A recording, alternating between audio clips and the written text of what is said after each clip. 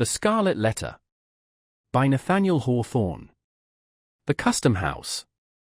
Introductory to The Scarlet Letter.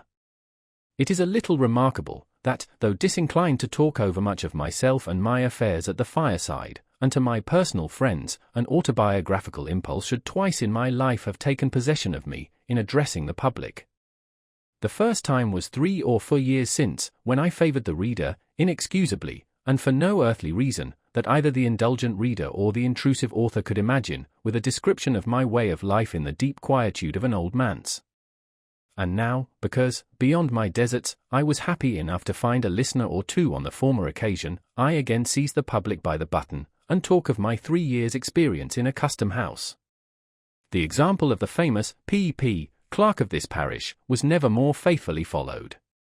The truth seems to be, however, that, when he casts his leaves forth upon the wind, the author addresses, not the many who will fling aside his volume, or never take it up, but the few who will understand him, better than most of his schoolmates or life-mates. Some authors, indeed, do far more than this, and indulge themselves in such confidential depths of revelation as could fittingly be addressed, only and exclusively, to the one heart and mind of perfect sympathy, as if the printed book, thrown at large on the wide world, were certain to find out the divided segment of the writer's own nature, and complete his circle of existence by bringing him into communion with it. It is scarcely decorous, however, to speak all, even where we speak impersonally. But, as thoughts are frozen and utterance benumbed, unless the speaker stand in some true relation with his audience, it may be pardonable to imagine that a friend, a kind and apprehensive, though not the closest friend, is listening to our talk, and then, a native reserve being thawed by this genial consciousness, we may prate of the circumstances that lie around us, and even of ourself, but still keep the inmost me behind its veil. To this extent, and within these limits, an author, methinks, may be autobiographical, without violating either the reader's rights or his own. It will be seen, likewise, that this custom-house sketch has a certain propriety, of a kind always recognized in literature, as explaining how a large portion of the following pages came into my possession, and as offering proofs of the authenticity of a narrative therein contained. This, in fact, a desire to put myself in my true position as editor, or very little more, of the most prolix among the tales that make up my volume, this, and no other, is my true reason for assuming a personal relation with the public. In accomplishing the main purpose, it has appeared allowable, by a few extra touches, to give a faint representation of a mode of life not heretofore described, together with some of the characters that move in it, among whom the author happened to make one. In my native town of Salem, at the head of what, half a century ago, in the days of old King Darby, was a bustling wharf, but which is now burdened with decayed wooden warehouses, and exhibits few or no symptoms of commercial life, except, perhaps, a bark or brig, halfway down its melancholy length, discharging hides, or, nearer at hand, a Nova Scotia schooner, pitching out her cargo of firewood, at the head, I say, of this dilapidated wharf, which the tide often overflows, and along which, at the base and in the rear of the row of buildings, the track of many languid years is seen in a border of unthrifty grass, here, with a view from its front windows adown this not very enlivening prospect, and thence across the harbour, stands a spacious edifice of brick. From the loftiest point of its roof, during precisely 3½ hours of each forenoon, floats or droops, in breeze or calm, the banner of the Republic, but with the 13 stripes turned vertically, instead of horizontally, and thus indicating that a civil, and not a military post of Uncle Sam's government is here established. Its front is ornamented with a portico of half a dozen wooden pillars, supporting a balcony, beneath which a flight of wide granite steps descends towards the street. Over the entrance hovers an enormous specimen of the American eagle, with outspread wings, a shield before her breast, and, if I recollect aright, a bunch of intermingled thunderbolts and barbed arrows in each claw. With the customary infirmity of temper that characterizes this unhappy fowl, she appears, by the fierceness of her beacon eye, and the general truculency of her attitude, to threaten mischief to the inoffensive community, and especially to warn all citizens, careful of their safety, against intruding on the premises which she overshadows with her wings. Nevertheless, vixenly as she looks, many people are seeking, at this very moment, to shelter themselves under the wing of the federal eagle, imagining, I presume, that her bosom has all the softness and snugness of an eider-down pillow. But she has no great tenderness, even in her best of moods, and, sooner or later, oftener soon than late, is apt to fling off her nestlings, with a scratch of her claw, a dab of her beak, or a rankling wound from her barbed arrows. The pavement round about the above-described edifice, which we may as well name at once as the custom house of the port, has grass enough growing in its chinks to show that it has not, of late days, been worn by any multitudinous resort of business. In some months of the year, however, there often chances a forenoon when affairs move onward with a livelier tread. Such occasions might remind the elderly citizen of that period before the last war with England, when Salem was a port by itself, not scorned, as she is now, by her own merchants and ship owners, who permit her wharves to crumble to ruin, while their ventures go to swell, needlessly and imperceptibly, the mighty flood of commerce at New York or Boston. On some such morning, when 3 or 4 vessels happen to have arrived at once, usually from Africa or South America, or to be on the verge of their departure thitherward, there is a sound of frequent feet, passing briskly up and down the granite steps. Here, before his own wife has greeted him, you may greet the sea-flushed shipmaster, just in port, with his vessel's papers under his arm, in a tarnished tin box. Here, too, comes his owner, cheerful or sombre, gracious or in the sulks, accordingly as his scheme of the now accomplished voyage has been realized in merchandise that will readily be turned to gold, or has buried him under a bulk of incommodities, such as nobody will care to rid him of. Here, likewise, the germ of the wrinkle-browed, grizzly-bearded, careworn merchant, we have the smart young clerk, who gets the taste of traffic as a wolf-cub does of blood, and already sends adventures in his master's ships, when he had better be sailing mimic boats upon a mill-pond. Another figure in the scene is the outward-bound sailor in quest of a protection, or the recently arrived one, pale and feeble, seeking a passport to the hospital. Nor must we forget the captains of the rusty little schooners that bring firewood from the British provinces, a rough-looking set of tarpaulins, without the alertness of the Yankee aspect, but contributing an item of no slight importance to our decaying trade. Cluster all these individuals together, as they sometimes were, with other miscellaneous ones to diversify the group, and, for the time being, it made the custom-house a stirring scene. More frequently, however, on ascending the steps, you would discern, in the entry, if it were summer time, or in their appropriate rooms, if wintry or inclement weather, a row of venerable figures, sitting in old-fashioned chairs, which were tipped on their hind legs back against the wall. Oftentimes they were asleep, but occasionally might be heard talking together, in voices between speech and a snore, and with that lack of energy that distinguishes the occupants of almshouses, and all other human beings who depend for subsistence on charity, on monopolized labor, or anything else, but their own independent exertions. These old gentlemen, seated, like Matthew, at the receipt of customs, but not very liable to be summoned thence, like him, for apostolic errands, were custom-house officers. Furthermore, on the left hand as you enter the front door, is a certain room or office, about 15 feet square, and of a lofty height, with 2 of its arched windows commanding a view of the aforesaid dilapidated wharf, and the third looking across a narrow lane, and along a portion of Derby Street. All 3 give glimpses of the shops of grocers, block-makers, slop-sellers, and ship-chandlers, around the doors of which are generally to be seen, laughing and gossiping, clusters of old salts, and such other wharf-rats as haunt the warping of a seaport. The room itself is cobwebbed, and dingy with old paint, its floor is strewn with grey sand, in a fashion that has elsewhere fallen into long disuse, and it is easy to conclude, from the general slovenliness of the place, that this is a sanctuary into which womankind, with her tools of magic, the broom and mop, has very infrequent access.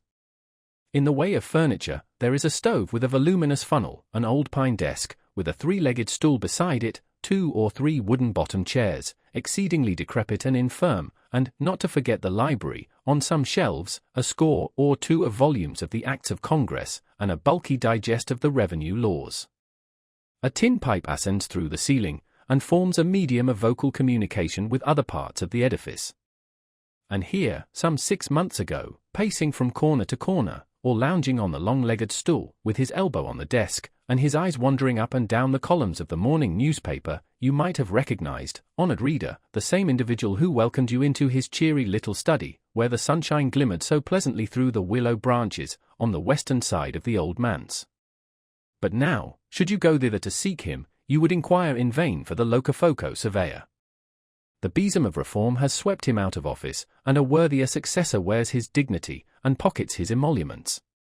This old town of Salem, my native place, though I have dwelt much away from it, both in boyhood and maturer years, possesses, or did possess, a hold on my affections, the force of which I have never realized during my seasons of actual residence here.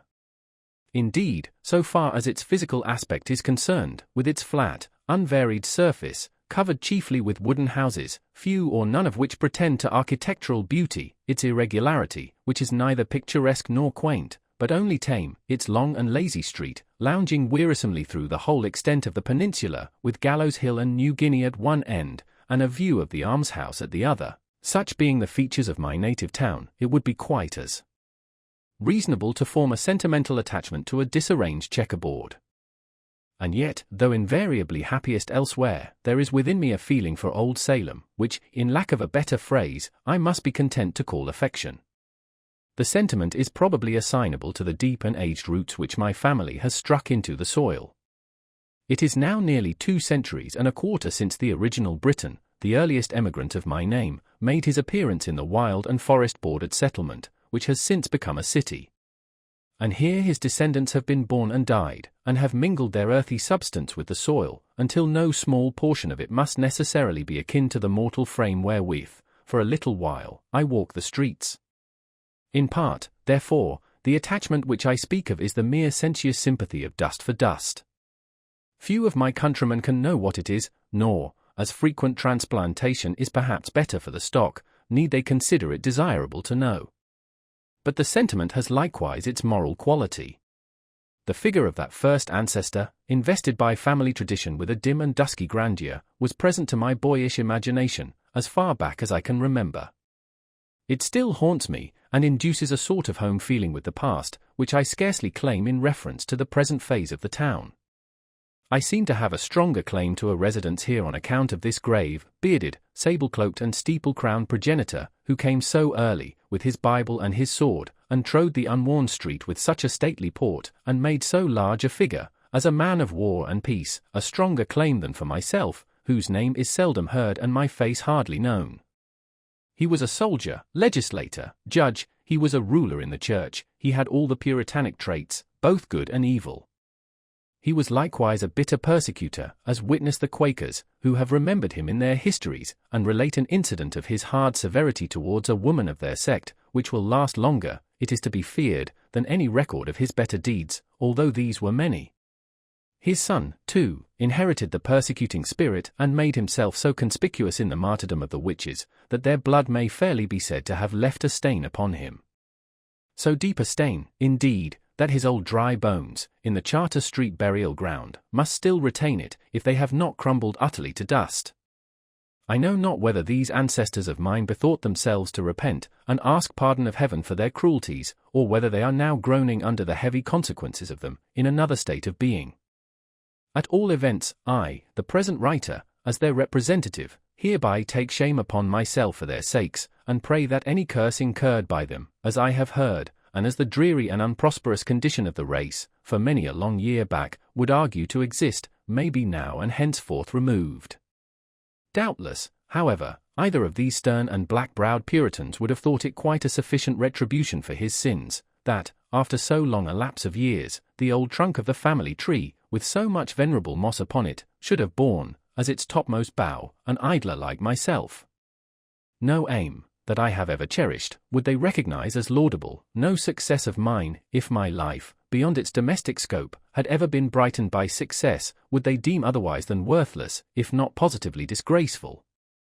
What is he, murmurs one grey shadow of my forefathers to the other? A writer of storybooks. What kind of a business in life, what mode of glorifying God, or being serviceable to mankind in his day and generation, may that be? Why, the degenerate fellow might as well have been a fiddler. Such are the compliments banded between my great-grandsires and myself, across the gulf of time. And yet, let them scorn me as they will, strong traits of their nature have intertwined themselves with mine. Planted deep, in the town's earliest infancy and childhood, by these two earnest and energetic men, the race has ever since subsisted here, always, too, in respectability, never, so far as I have known, disgraced by a single unworthy member, but seldom or never, on the other hand, after the first 2 generations, performing any memorable deed, or so much as putting forward a claim to public notice. Gradually, they have sunk almost out of sight, as old houses, here and there about the streets, get covered halfway to the eaves by the accumulation of new soil. From father to son, for above 100 years, they followed the sea, a grey-headed shipmaster, in each generation, retiring from the quarterdeck to the homestead, while a boy of 14 took the hereditary place before the mast, confronting the salt spray and the gale, which had blustered against his sire and grandsire. The boy, also, in due time, passed from the forecastle to the cabin, spent a tempestuous manhood, and returned from his world wanderings, to grow old, and die, and mingle his dust with the natal earth. This long connection of a family with one spot, as its place of birth and burial, creates a kindred between the human being and the locality, quite independent of any charm in the scenery or moral circumstances that surround him. It is not love, but instinct.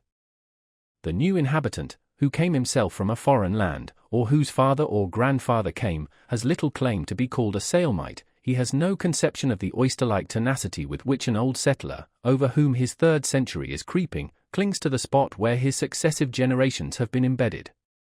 It is no matter that the place is joyless for him, that he is weary of the old wooden houses, the mud and dust, the dead level of sight and sentiment, the chill east wind, and the chillest of social atmospheres. All these, and whatever faults besides he may see or imagine, are nothing to the purpose.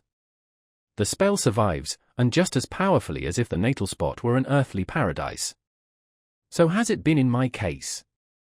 I felt it almost as a destiny to make Salem my home, so that the mold of features and cast of character which had all along been familiar here, ever, as one representative of the race laid down in his grave, another assuming, as it were, his centre march along the main street, might still in my little day be seen and recognized in the old town.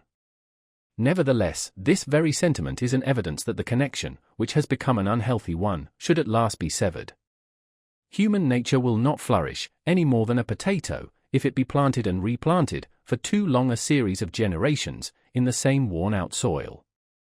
My children have had other birthplaces, and, so far as their fortunes may be within my control, shall strike their roots into unaccustomed earth. On emerging from the old manse, it was chiefly this strange, indolent, unjoyous attachment for my native town, that brought me to fill a place in Uncle Sam's brick edifice, when I might as well, or better, have gone somewhere else. My doom was on me. It was not the first time, nor the second, that I had gone away, as it seemed, permanently, but yet returned, like the bad halfpenny, or as if Salem were for me the inevitable centre of the universe.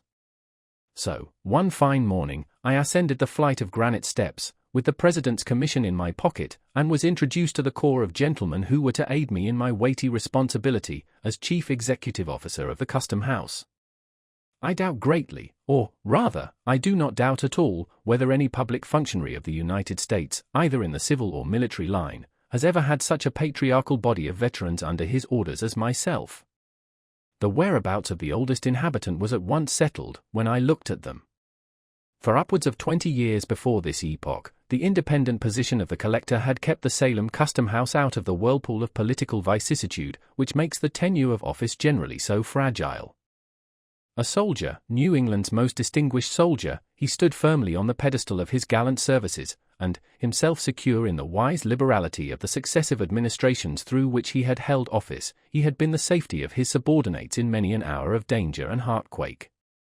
General Miller was radically conservative, a man over whose kindly nature habit had no slight influence, attaching himself strongly to familiar faces, and with difficulty moved to change, even when change might have brought unquestionable improvement. Thus, on taking charge of my department, I found few but aged men. They were ancient sea captains, for the most part, who, after being tossed on every sea, and standing up sturdily against life's tempestuous blasts, had finally drifted into this quiet nook, where, with little to disturb them, except the periodical terrors of a presidential election, they one and all acquired a new lease of existence. Though by no means less liable than their fellowmen to age and infirmity, they had evidently some talisman or other that kept death at bay. 2 or 3 of their number, as I was assured, being gouty and rheumatic, or perhaps bedridden, never dreamed of making their appearance at the Custom House during a large part of the year, but, after a torpid winter, would creep out into the warm sunshine of May or June, go lazily about what they termed duty, and, at their own leisure and convenience, betake themselves to bed again. I must plead guilty to the charge of abbreviating the official breath of more than one of these venerable servants of the Republic. They were allowed, on my representation, to rest from their arduous labors, and soon afterwards, as if their sole principle of life had been zeal for their country's service, as I verily believe it was, withdrew to a better world. It is a pious consolation to me, that, through my interference, a sufficient space was allowed them for repentance of the evil and corrupt practices into which, as a matter of course, every custom-house officer must be supposed to fall. Neither the front nor the back entrance of the custom-house opens on the road to paradise. The greater part of my officers were Whigs. It was well for their venerable brotherhood that the new surveyor was not a politician, and though a faithful Democrat in principle, neither received nor held his office with any reference to political services. Had it been otherwise, had an active politician been put into this influential post, to assume the easy task of making head against a Whig collector, whose infirmities withheld him from the personal administration of his office, hardly a man of the old corps would have drawn the breath of official life, within a month after the exterminating angel had come up the custom-house steps. According to the received code in such matters, it would have been nothing short of duty, in a politician, to bring every one of those white heads under the axe of the guillotine. It was plain enough to discern that the old fellows dreaded some such discourtesy at my hands. It pained, and at the same time amused me, to behold the terrors that attended my advent, to see a furrowed cheek, weather-beaten by half a century of storm, turn ashy pale at the glance of so harmless an individual as myself, to detect, as one or another addressed me, the tremor of a voice, which, in long past days, had been wont to bellow through a speaking trumpet, hoarsely enough to frighten Boreas himself to silence. They knew, these excellent old persons, that, by all established rule, and, as regarded some of them, weighed by their own lack of efficiency for business, they ought to have given place to younger men, more orthodox in politics, and altogether fitter than themselves to serve our common uncle. I knew it too, but could never quite find in my heart to act upon the knowledge. Much undeservedly to my own discredit, therefore, and considerably to the detriment of my official conscience, they continued, during my incumbency, to creep about the wharves, and loiter up and down the custom-house steps. They spent a good deal of time, also, asleep in their accustomed corners, with their chairs tilted back against the wall, awaking, however, once or twice in a forenoon, to bore one another with the several thousandth repetition of old sea stories and mouldy jokes, that had grown to be passwords and countersigns among them. The discovery was soon made, I imagine, that the new surveyor had no great harm in him. So, with lightsome hearts, and the happy consciousness of being usefully employed, in their own behalf, at least, if not for our beloved country, these good old gentlemen went through the various formalities of office. Sagaciously, under their spectacles, did they peep into the holds of vessels. Mighty was their fuss about little matters, and marvellous, sometimes, the obtuseness that allowed greater ones to slip between their fingers. Whenever such a mischance occurred, when a wagon-load of valuable merchandise had been smuggled ashore, at noonday, perhaps, and directly beneath their unsuspicious noses, nothing could exceed the vigilance and alacrity with which they proceeded to lock, and double-lock, and secure with tape and sealing wax, all the avenues of the delinquent vessel. Instead of a reprimand for their previous negligence, the case seemed rather to require an eulogium on their praiseworthy caution, after the mischief had happened, a grateful recognition of the promptitude of their zeal, the moment that there was no longer any remedy. Unless people are more than commonly disagreeable, it is my foolish habit to contract a kindness for them. The better part of my companion's character, if it have a better part, is that which usually comes uppermost in my regard, and forms the type whereby I recognize the man. As most of these old custom-house officers had good traits, and as my position in reference to them, being paternal and protective, was favorable to the growth of friendly sentiments, I soon grew to like them all. It was pleasant, in the summer forenoons, when the fervent heat, that almost liquefied the rest of the human family, merely communicated a genial warmth to their half-torpid systems, it was pleasant to hear them chatting in the back entry, a row of them all tipped against the wall, as usual, while the frozen witticisms of past generations were thawed out and came bubbling with laughter from their lips. Externally, the jollity of aged men has much in common with the mirth of children. The intellect, any more than a deep sense of humor, has little to do with the matter. It is, with both, a gleam that plays upon the surface, and imparts a sunny and cheery aspect alike to the green branch and grey, mouldering trunk. In one case, however, it is real sunshine, in the other, it more resembles the phosphorescent glow of decaying wood. It would be sad injustice, the reader must understand, to represent all my excellent old friends as in their dotage. In the first place, my coadjutors were not invariably old. There were men among them in their strength and prime, of marked ability and energy, and altogether superior to the sluggish and dependent mode of life on which their evil stars had cast them. Then, moreover, the white locks of age were sometimes found to be the thatch of an intellectual tenement in good repair. But, as respects the majority of my corps of veterans, there will be no wrong done, if I characterize them generally as a set of wearisome old souls, who had gathered nothing worth preservation from their varied experience of life. They seemed to have flung away all the golden grain of practical wisdom, which they had enjoyed so many opportunities of harvesting, and most carefully to have stored their memories with the husks. They spoke with far more interest and unction of their morning's breakfast, or yesterday's, today's, or tomorrow's dinner, than of the shipwreck of 40 or 50 years ago, and all the world's wonders which they had witnessed with their youthful eyes. The father of the custom house, the patriarch, not only of this little squad of officials, but, I am bold to say, of the respectable body of tide-waiters all over the United States, was a certain permanent inspector. He might truly be termed a legitimate son of the revenue system, dyed in the wool, or, rather, born in the purple, since his sire, a revolutionary colonel, and formerly collector of the port, had created an office for him, and appointed him to fill it, at a period of the early ages which few living men can now remember. This inspector, when I first knew him, was a man of 80 years, or thereabouts, and certainly one of the most wonderful specimens of wintergreen that you would be likely to discover in a lifetime's search. With his florid cheek, his compact figure, smartly arrayed in a bright buttoned blue coat, his brisk and vigorous step, and his hale and hearty aspect, altogether he seemed, not young, indeed, but a kind of new contrivance of Mother Nature in the shape of man, whom age and infirmity had no business to touch. His voice and laugh, which perpetually re-echoed through the custom-house, had nothing of the tremulous quaver and cackle of an old man's utterance. They came strutting out of his lungs, like the crow of a cock, or the blast of a clarion.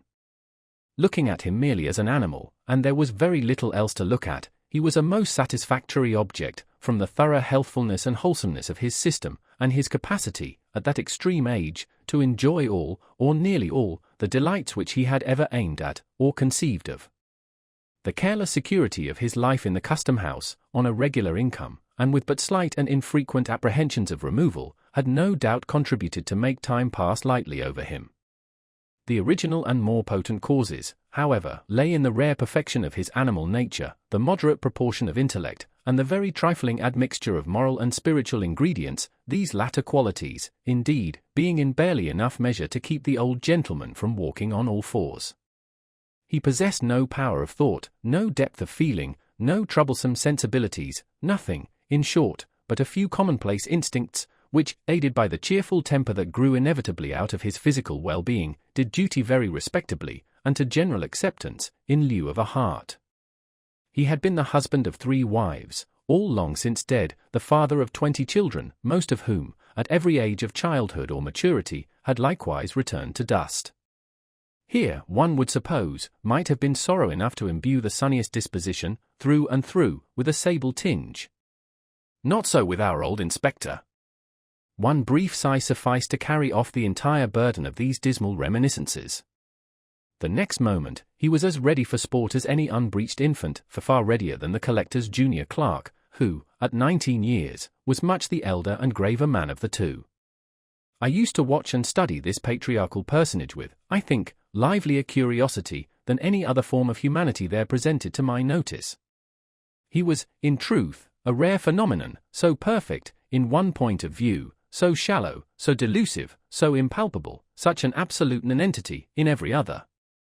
My conclusion was that he had no soul, no heart, no mind, nothing, as I have already said, but instincts, and yet, withal, so cunningly had the few materials of his character been put together, that there was no painful perception of deficiency, but, on my part, an entire contentment with what I found in him.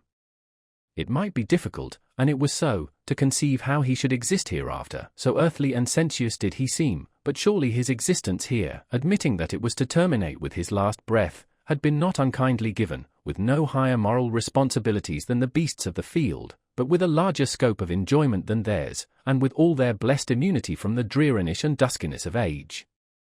One point, in which he had vastly the advantage over his four-footed brethren, was his ability to recollect the good dinners which it had made no small portion of the happiness of his life to eat. His gourmandism was a highly agreeable trait, and to hear him talk of roast meat was as appetizing as a pickle or an oyster. As he possessed no higher attribute, and neither sacrificed nor vitiated any spiritual endowment by devoting all his energies and ingenuities to subserve the delight and profit of his maw, it always pleased and satisfied me to hear him expatiate on fish, poultry, and butcher's meat, and the most eligible methods of preparing them for the table. His reminiscences of good cheer, however ancient the date of the actual banquet, seemed to bring the savour of pig or turkey under one's very nostrils. There were flavours on his palate that had lingered there not less than 60 or 70 years, and were still apparently as fresh as that of the mutton chop which he had just devoured for his breakfast. I have heard him smack his lips over dinners, every guest at which, except himself, had long been food for worms. It was marvellous to observe how the ghosts of bygone meals were continually rising up before him, not in anger or retribution, but as if grateful for his former appreciation and seeking to resuscitate an endless series of enjoyment, at once shadowy and sensual. A tenderloin of beef, a hind-quarter of veal, a spare rib of pork, a particular chicken, or a remarkably praiseworthy turkey, which had perhaps adorned his board in the days of the elder Adams, would be remembered, while all the subsequent experience of our race, and all the events that brightened or darkened his individual career, had gone over him with as little permanent effect as the passing breeze. The chief tragic event of the old man's life, so far as I could judge, was his mishap with a certain goose which lived and died some 20 or 40 years ago, a goose of most promising figure, but which, at table, proved so inveterately tough that the carving knife would make no impression on its carcass, and it could only be divided with an axe and handsaw. But it is time to quit this sketch, on which, however, I should be glad to dwell at considerably more length because, of all men whom I have ever known, this individual was fittest to be a custom-house officer. Most persons, owing to causes which I may not have space to hint at, suffer moral detriment from this peculiar mode of life. The old inspector was incapable of it, and, were he to continue in office to the end of time, would be just as good as he was then, and sit down to dinner with just as good an appetite. There is one likeness, without which my gallery of custom-house portraits would be strangely incomplete, but which my comparatively few opportunities for observation enable me to sketch only in the merest outline. It is that of the collector, our gallant old general, who, after his brilliant military service, subsequently to which he had ruled over a wild western territory, had come hither, 20 years before, to spend the decline of his varied and honourable life. The brave soldier had already numbered, nearly or quite, his 80 years and 10, and was pursuing the remainder of his earthly march, burdened with infirmities which even the martial music of his own spirit-stirring recollections could do little towards lightening. The step was palsied now that had been foremost in the charge. It was only with the assistance of a servant, and by leaning his hand heavily on the iron balustrade, that he could slowly and painfully ascend the custom-house steps, and, with a toilsome progress across the floor, attain his customary chair beside the fireplace. There he used to sit, gazing with a somewhat dim serenity of aspect at the figures that came and went, amid the rustle of papers, the administering of oaths, the discussion of business, and the casual talk of the office, all which sounds and circumstances seemed but indistinctly to impress his senses, and hardly to make their way into his inner sphere of contemplation. His countenance, in this repose, was mild and kindly. If his notice was sought, an expression of courtesy and interest gleamed out upon his features, proving that there was light within him, and that it was only the outward medium of the intellectual lamp that obstructed the rays in their passage. The closer you penetrated to the substance of his mind, the sounder it appeared. When no longer called upon to speak, or listen, either of which operations cost him an evident effort, his face would briefly subside into its former not uncheerful quietude. It was not painful to behold this look, for, though dim, it had not the imbecility of decaying age.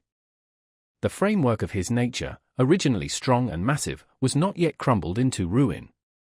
To observe and define his character, however, under such disadvantages, was as difficult a task as to trace out and build up anew, in imagination, an old fortress, like Ticonderoga, from a view of its grey and broken ruins. Here and there, perchance, the walls may remain almost complete, but elsewhere may be only a shapeless mound, cumbrous with its very strength, and overgrown, through long years of peace and neglect, with grass and alien weeds. Nevertheless, looking at the old warrior with affection, for, slight as was the communication between us, my feeling towards him, like that of all bipeds and quadrupeds who knew him, might not improperly be termed so, I could discern the main points of his portrait. It was marked with the noble and heroic qualities which showed it to be not by a mere accident, but of good right, that he had won a distinguished name.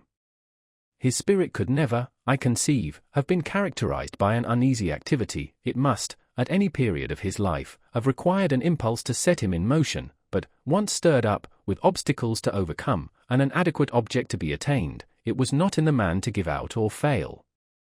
The heat that had formerly pervaded his nature, and which was not yet extinct, was never of the kind that flashes and flickers in a blaze, but, rather, a deep, red glow, as of iron in a furnace. Weight, solidity, firmness, this was the expression of his repose, even in such decay as had crept untimely over him, at the period of which I speak. But I could imagine, even then, that, under some excitement which should go deeply into his consciousness, roused by a trumpet peal, loud enough to awaken all his energies that were not dead, but only slumbering, he was yet capable of flinging off his infirmities like a sick man's gown, dropping the staff of age to seize a battle-sword, and starting up once more a warrior. And, in so intense a moment, his demeanor would have still been calm. Such an exhibition, however, was but to be pictured in fancy, not to be anticipated, nor desired.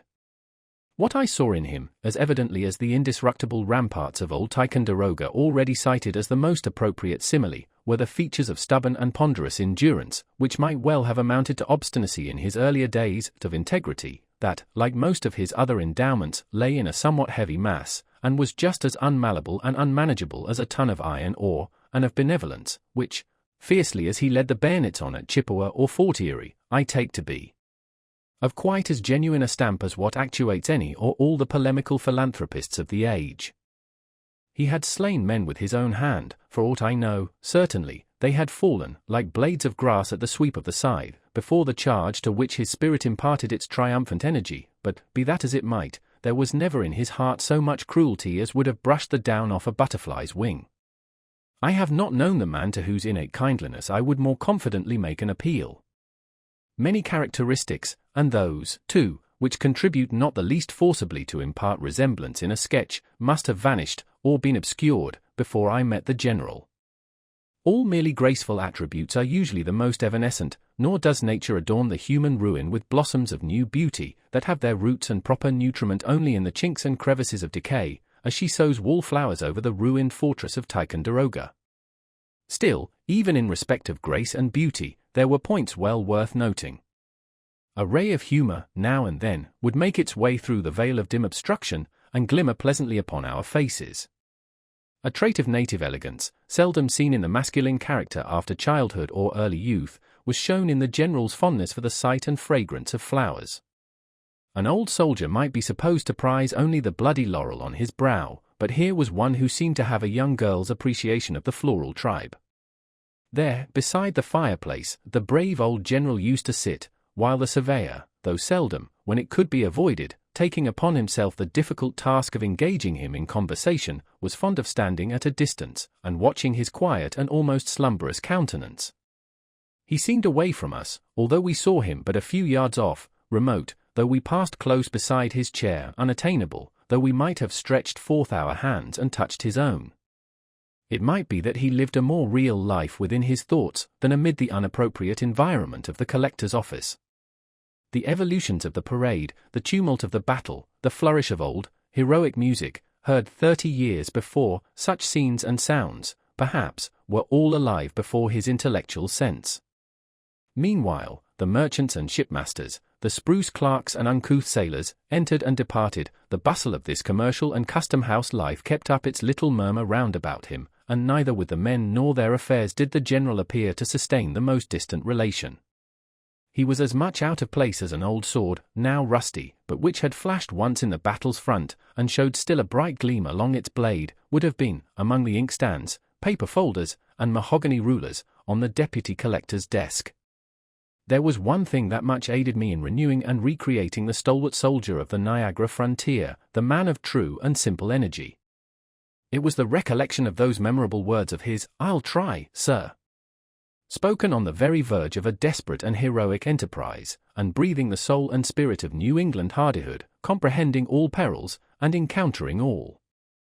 If, in our country, valor were rewarded by heraldic honor, this phrase, which it seems so easy to speak, but which only he, with such a task of danger and glory before him, has ever spoken, would be the best and fittest of all mottos for the general's shield of arms. It contributes greatly towards a man's moral and intellectual health to be brought into habits of companionship with individuals unlike himself, who care little for his pursuits, and whose sphere and abilities he must go out of himself to appreciate. The accidents of my life have often afforded me this advantage, but never with more fullness and variety than during my continuance in office. There was one man, especially, the observation of whose character gave me a new idea of talent. His gifts were emphatically those of a man of business, prompt, acute, clear-minded, with an eye that saw through all perplexities, and a faculty of arrangement that made them vanish as by the waving of an enchanter's wand. Bred up from boyhood in the custom house, it was his proper field of activity, and the many intricacies of business, so harassing to the interloper, presented themselves before him with the regularity of a perfectly comprehended system. In my contemplation, he stood as the ideal of his class. He was, indeed, the custom house in himself, or, at all events, the mainspring that kept its variously revolving wheels in motion, for, in an institution like this, where its officers are appointed to subserve their own profit and convenience, and seldom with a leading reference to their fitness for the duty to be performed, they must perforce seek elsewhere the dexterity which is not in them. Thus, by an inevitable necessity, as a magnet attracts steel filings, so did our man of business draw to himself the difficulties which everybody met with. With an easy condescension and kind forbearance towards our stupidity, which, to his order of mind, must have seemed little short of crime, would he forthwith, by the merest touch of his finger, make the incomprehensible as clear as daylight. The merchants valued him not less than we, his esoteric friends. His integrity was perfect, it was a law of nature with him, rather than a choice or a principle, nor can it be otherwise than the main condition of an intellect so remarkably clear and accurate as his, to be honest and regular in the administration of affairs. A stain on his conscience, as to anything that came within the range of his vocation, would trouble such a man very much in the same way, though to a far greater degree, that an error in the balance of an account or an inkblot on the fair page of a book of record. Here, in a word, and it is a rare instance in my life, I had met with a person thoroughly adapted to the situation which he held. Such were some of the people with whom I now found myself connected. I took it in good part, at the hands of Providence, that I was thrown into a position so little akin to my past habits, and set myself seriously to gather from it whatever profit was to be had. After my fellowship of toil and impracticable schemes with the dreamy brethren of Brook Farm, after living for 3 years within the subtle influence of an intellect like Emerson's, after those wild, free days on the Asabeth, indulging fantastic speculations, beside our fire of fallen boughs, with Ellery Channing, after talking with Thoreau about pine trees and Indian relics, in his hermitage at Walden, after growing fastidious by sympathy with the classic refinement of Hillard's culture, after becoming imbued with poetic sentiment at Longfellow's hearthstone, it was time, at length, that I should exercise other faculties of my nature, and nourish myself with food for which I had hitherto had little appetite. Even the old inspector was desirable, as a change of diet, to a man who had known Alcott.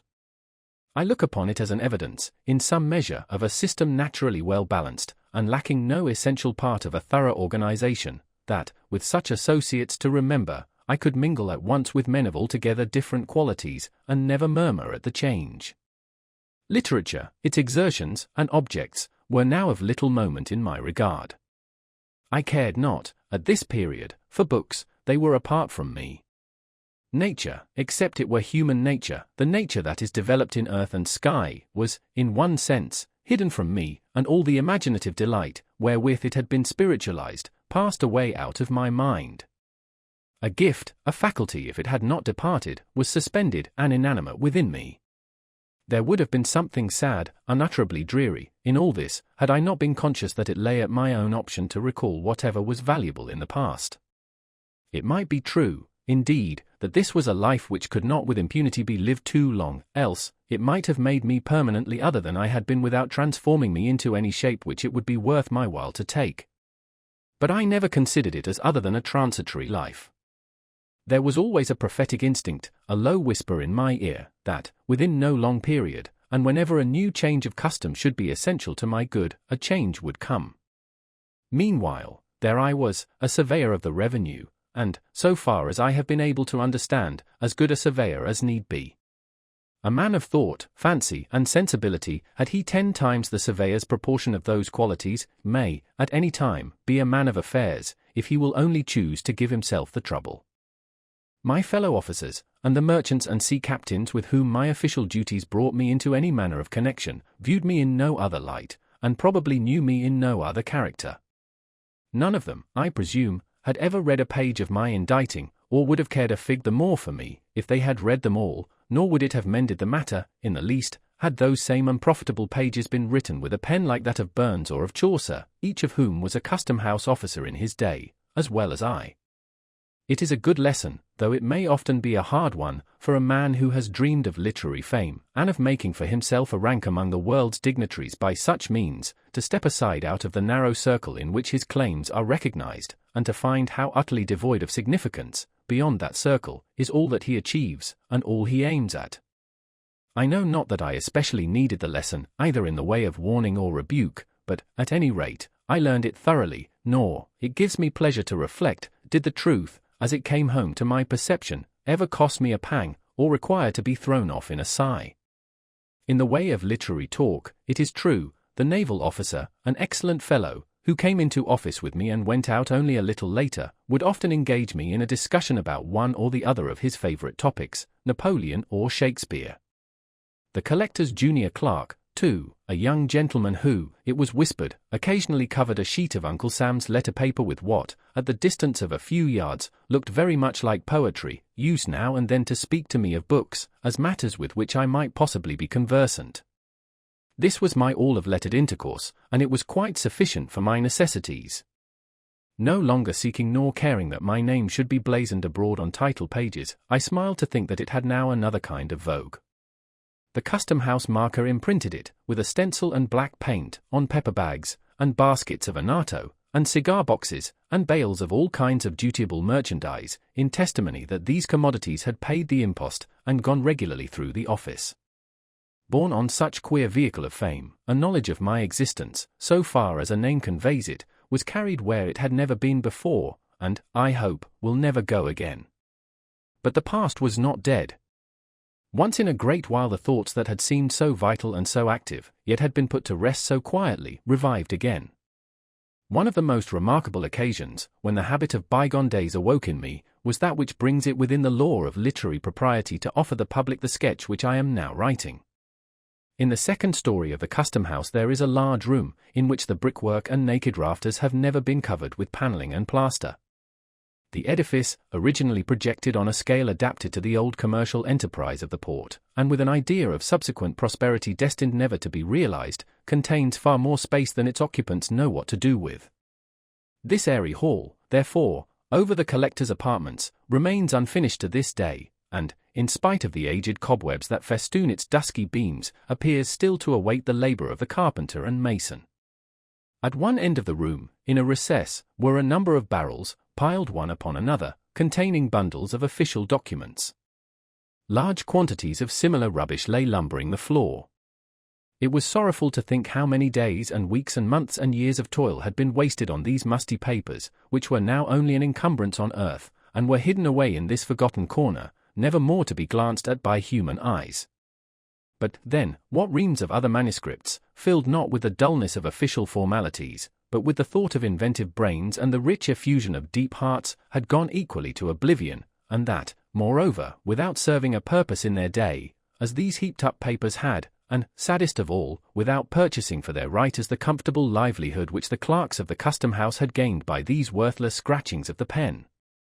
Yet not altogether worthless, perhaps, as materials of local history.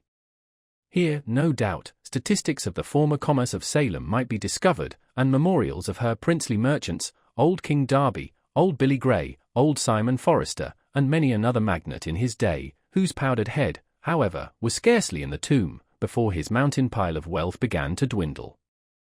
the founders of the greater part of the families which now compose the aristocracy of Salem might here be traced, from the petty and obscure beginnings of their traffic, at periods generally much posterior to the Revolution, upward to what their children look upon as long-established rank.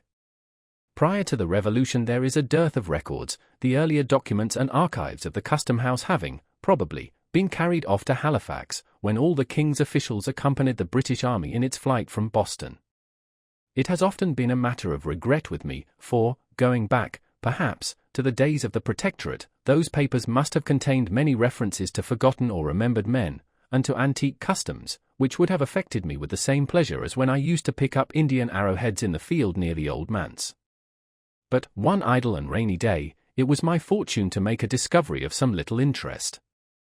Poking and burrowing into the heaped-up rubbish in the corner, unfolding one and another document, and reading the names of vessels that had long ago foundered at sea or rotted at the wharves, and those of merchants, never heard of now on a change, nor very readily decipherable on their mossy tombstones, glancing at such matters with the saddened, weary, half-reluctant interest which we bestow on the corpse of dead activity, and exerting my fancy, sluggish with little use, to raise up from these dry bones an image of the old town's brighter aspect, when India was a new region, and only Salem knew the way thither, I chanced to lay my hand on a small package, carefully done up in a piece of ancient yellow parchment.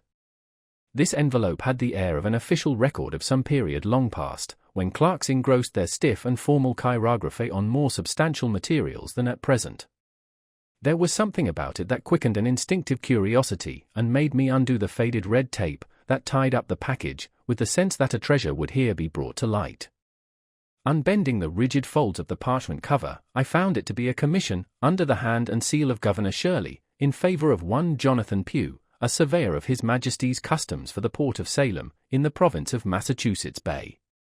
I remember to have read, probably in Felt's Annals, the notice of the decease of Mr. Surveyor Pugh, about 80 years ago, and likewise, in a newspaper of recent times, an account of the digging up of his remains in the little graveyard of St. Peter's Church, during the renewal of that edifice. Nothing, if I rightly call to mind, was left of my respected predecessor, save an imperfect skeleton, and some fragments of apparel, and a wig of majestic frizzle, which, unlike the head that it once adorned, was in very satisfactory preservation. But, on examining the papers which the parchment commission served to envelop, I found more traces of Mr. Pugh's mental part, and the internal operations of his head, than the frizzled wig had contained of the venerable skull itself. They were documents, in short, not official, but of a private nature, or at least written in his private capacity, and apparently with his own hand.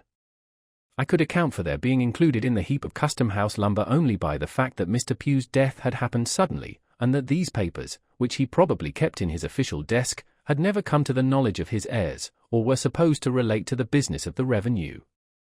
On the transfer of the archives to Halifax, this package, proving to be of no public concern, was left behind, and had remained ever since unopened.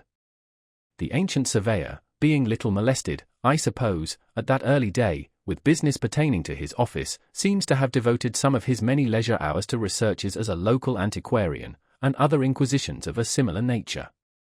These supplied material for petty activity to a mind that would otherwise have been eaten up with rust. A portion of his facts, by the by, did me good service in the preparation of the article entitled Main Street, included in the present volume. The remainder may perhaps be applied to purposes equally valuable, hereafter, or not impossibly may be worked up, so far as they go, into a regular history of Salem, should my veneration for the natal soil ever impel me to so pious a task.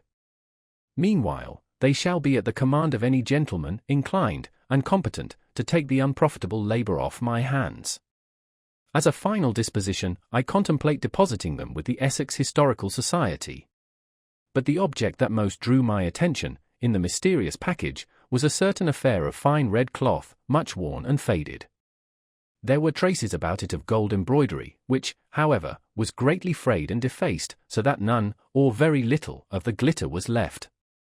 It had been wrought, as was easy to perceive, with wonderful skill of needlework, and the stitch, as I am assured by ladies conversant with such mysteries, gives evidence of a now forgotten art, not to be recovered even by the process of picking out the threads.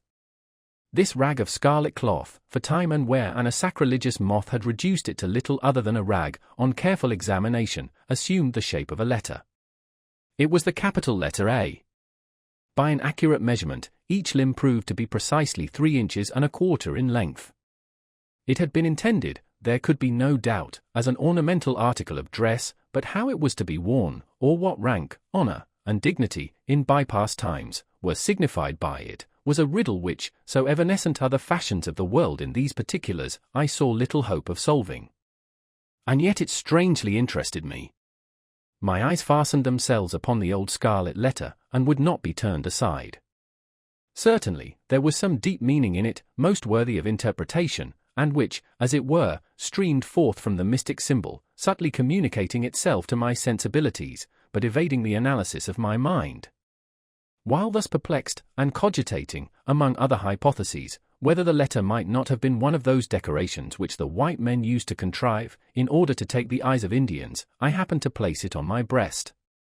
It seemed to me, the reader may smile, but must not doubt my word, it seemed to me, then, that I experienced a sensation not altogether physical, yet almost so, of burning heat, and as if the letter were not of red cloth, but red-hot iron. I shuddered, and involuntarily let it fall upon the floor. In the absorbing contemplation of the Scarlet Letter, I had hitherto neglected to examine a small roll of dingy paper, around which it had been twisted. This I now opened, and had the satisfaction to find, recorded by the old surveyor's pen, a reasonably complete explanation of the whole affair. There were several foolscap sheets containing many particulars respecting the life and conversation of one Hester Prynne, who appeared to have been rather a noteworthy personage in the view of our ancestors. She had flourished during the period between the early days of Massachusetts and the close of the 17th century. Aged persons, alive in the time of Mr. Surveyor Pugh, and from whose oral testimony he had made up his narrative, remembered her, in their youth, as a very old, but not decrepit woman of a stately and solemn aspect. It had been her habit, from an almost immemorial date, to go about the country as a kind of voluntary nurse, and doing whatever miscellaneous good she might, taking upon herself, likewise, to give advice in all matters, especially those of the heart, by which means, as a person of such propensities inevitably must, she gained from many people the reverence due to an angel, but, I should imagine, was looked upon by others as an intruder and a nuisance. Prying further into the manuscript, I found the record of other doings and sufferings of this singular woman, for most of which the reader is referred to the story entitled The Scarlet Letter, and it should be borne carefully in mind that the main facts of that story are authorized and authenticated by the document of Mr. Surveyor Pugh. The original papers, together with the Scarlet Letter itself, a most curious relic, are still in my possession, and shall be freely exhibited to whomsoever, induced by the great interest of the narrative, may desire a sight of them. I must not be understood as affirming that, in the dressing up of the tale, and imagining the motives and modes of passion that influence the characters who figure in it, I have invariably confined myself within the limits of the old surveyor's 6 sheets of foolscap. On the contrary, I have allowed myself, as to such points, nearly or altogether as much license as if the facts had been entirely of my own invention. What I contend for is the authenticity of the outline. This incident recalled my mind, in some degree, to its old track. There seemed to be here the groundwork of a tale. It impressed me as if the ancient surveyor, in his garb of 100 years gone by, and wearing his immortal wig, which was buried with him, but did not perish in the grave, had met me in the deserted chamber of the custom house. In his port was the dignity of one who had borne his Majesty's commission, and who was therefore illuminated by a ray of the splendor that shone so dazzlingly about the throne. How unlike, alas! the hangdog look of a republican official, who, as the servant of the people, feels himself less than the least, and below the lowest, of his masters. With his own ghostly hand, the obscurely seen but majestic figure had imparted to me the scarlet symbol, and the little roll of explanatory manuscript. With his own ghostly voice, he had exhorted me, on the sacred consideration of my filial duty and reverence towards him, who might reasonably regard himself as my official ancestor, to bring his mouldy and moth-eaten lucubrations before the public. "Do this," said the ghost of Mr. Surveyor Pugh, emphatically nodding the head that looked so imposing within its memorable wig, "do this, and the profit shall be all your own. You will shortly need it, for it is not in your days as it was in mine, when a man's office was a life lease, and oftentimes an heirloom. But, I charge you, in this matter of old Mistress Prynne, give to your predecessor's memory the credit which will be rightfully due. And I said to the ghost of Mr. Surveyor Pugh, I will. On Hester Prynne's story, therefore, I bestowed much thought. It was the subject of my meditations for many an hour, while pacing to and fro across my room, or traversing, with a hundredfold repetition, the long extent from the front door of the custom house to the side entrance and back again. Great were the weariness and annoyance of the old inspector and the weighers and gaugers, whose slumbers were disturbed by the unmercifully lengthened tramp of my passing and returning footsteps. Remembering their own former habits, they used to say that the surveyor was walking the quarter-deck. They probably fancied that my sole object, and, indeed, the sole object for which a sane man could ever put himself into voluntary motion, was to get an appetite for dinner. And to say the truth, an appetite, sharpened by the east wind that generally blew along the passage, was the only valuable result of so much indefatigable exercise. So little adapted is the atmosphere of a custom house to the delicate harvest of fancy and sensibility, that, had I remained there through 10 presidencies yet to come, I doubt whether the tale of the Scarlet Letter would ever have been brought before the public eye. My imagination was a tarnished mirror. It would not reflect, or only with miserable dimness, the figures with which I did my best to people it. The characters of the narrative would not be warmed and rendered malleable by any heat that I could kindle at my intellectual forge. They would take neither the glow of passion nor the tenderness of sentiment, but retained all the rigidity of dead corpses, and stared me in the face with a fixed and ghastly grin of contemptuous defiance. What have you to do with us? That expression seemed to say. The little power you might once have possessed over the tribe of unrealities is gone. You have bartered it for a pittance of the public gold. Go, then, and earn your wages. In short, the almost torpid creatures of my own fancy twitted me with imbecility, and not without fair occasion. It was not merely during the 3 hours and a half which Uncle Sam claimed as his share of my daily life, that this wretched numbness held possession of me. It went with me on my seashore walks, and rambles into the country, whenever, which was seldom and reluctantly, I bestirred myself to seek that invigorating charm of nature, which used to give me such freshness and activity of thought the moment that I stepped across the threshold of the old manse. The same torpor, as regarded the capacity for intellectual effort, accompanied me home, and weighed upon me in the chamber which I most absurdly termed my study. Nor did it quit me, when, late at night, I sat in the deserted parlour, lighted only by the glimmering coal fire and the moon, striving to picture forth imaginary scenes, which, the next day, might flow out on the brightening page in many-hued description. If the imaginative faculty refused to act at such an hour, it might well be deemed a hopeless case. Moonlight, in a familiar room, falling so white upon the carpet, and showing all its figures so distinctly, making every object so minutely visible, yet so unlike a morning or noontide visibility, is a medium the most suitable for a romance writer to get acquainted with his elusive guests. There is the little domestic scenery of the well-known apartment, the chairs, with each its separate individuality, the centre table, sustaining a work basket, a volume or two, and an extinguished lamp, the sofa, the bookcase, the picture on the wall. All these details, so completely seen, are so spiritualized by the unusual light, that they seem to lose their actual substance, and become things of intellect. Nothing is too small or too trifling to undergo this change, and acquire dignity thereby. A child's shoe, the doll, seated in her little wicker carriage, the hobby-horse, whatever, in a word, has been used or played with, during the day, is now invested with a quality of strangeness and remoteness, though still almost as vividly present as by daylight. Thus, therefore, the floor of our familiar room has become a neutral territory, somewhere between the real world and fairyland, where the actual and the imaginary may meet, and each imbue itself with the nature of the other. Ghosts might enter here, without affrighting us. It would be too much in keeping with the scene to excite surprise, were we to look about us and discover a form beloved, but gone hence, now sitting quietly in a streak of this magic moonshine, with an aspect that would make us doubt whether it had returned from afar, or had never once stirred from our fireside. The somewhat dim coal fire has an essential influence in producing the effect which I would describe. It throws its unobtrusive tinge throughout the room, with a faint ruddiness upon the walls and ceiling, and a reflected gleam from the polish of the furniture. This warmer light mingles itself with the cold spirituality of the moonbeams, and communicates, as it were, a heart and sensibilities of human tenderness to the forms which fancy summons up. It converts them from snow images into men and women. glancing at the looking-glass, we behold, deep within its haunted verge, the smouldering glow of the half-extinguished anthracite, the white moonbeams on the floor, and a repetition of all the gleam and shadow of the picture, with one remove further from the actual, and nearer to the imaginative.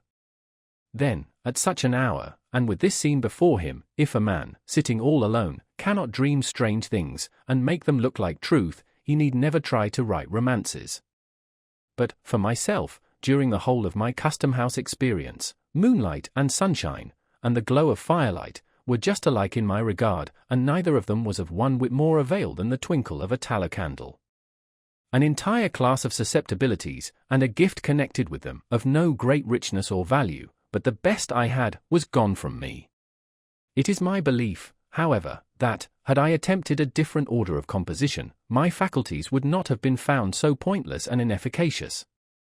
I might, for instance, have contented myself with writing out the narratives of a veteran shipmaster, one of the inspectors, whom I should be most ungrateful not to mention, since scarcely a day passed that he did not stir me to laughter and admiration by his marvelous gifts as a storyteller. Could I have preserved the picturesque force of his style, and the humorous coloring which nature taught him how to throw over his descriptions, the result, I honestly believe, would have been something new in literature. Or I might readily have found a more serious task.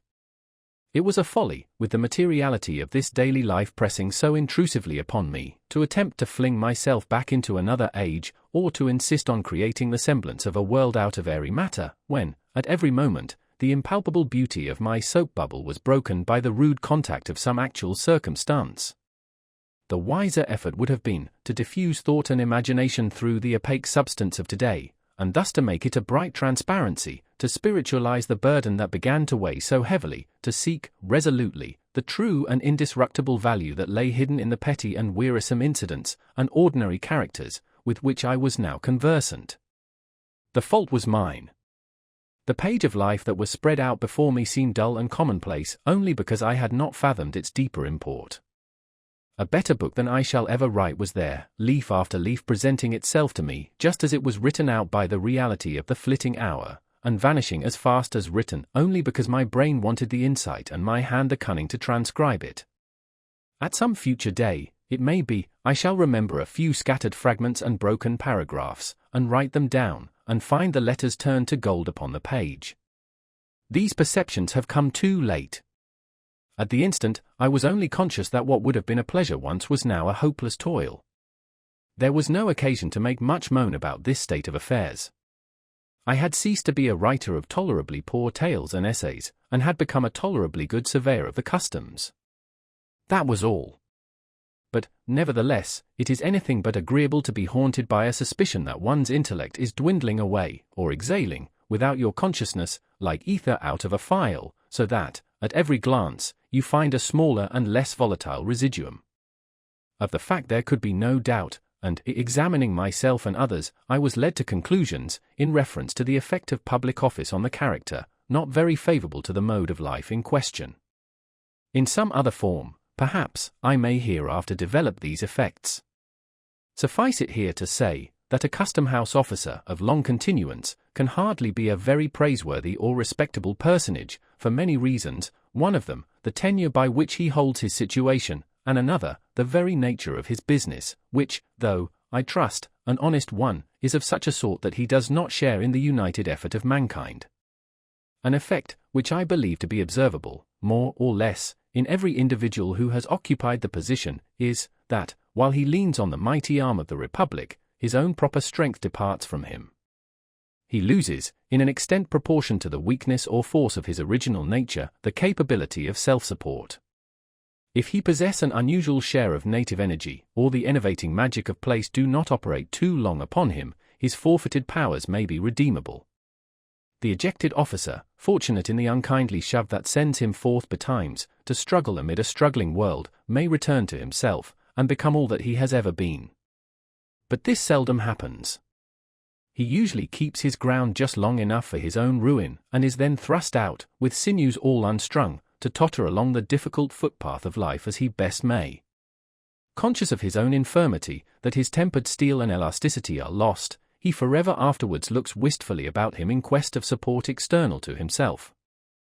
his pervading and continual hope, a hallucination which, in the face of all discouragement, and making light of impossibilities, haunts him while he lives, and, I fancy, like the convulsive throes of the cholera, torments him for a brief space after death, is, that finally, and in no long time, by some happy coincidence of circumstances, he shall be restored to office. This faith, more than anything else, steals the pith and availability out of whatever enterprise he may dream of undertaking.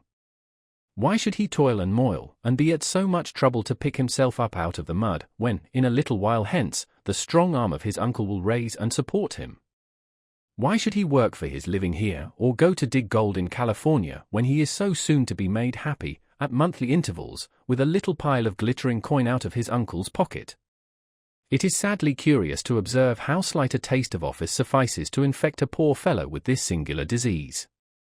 Uncle Sam's gold, meaning no disrespect to the worthy old gentleman, has, in this respect, a quality of enchantment like that of the devil's wages.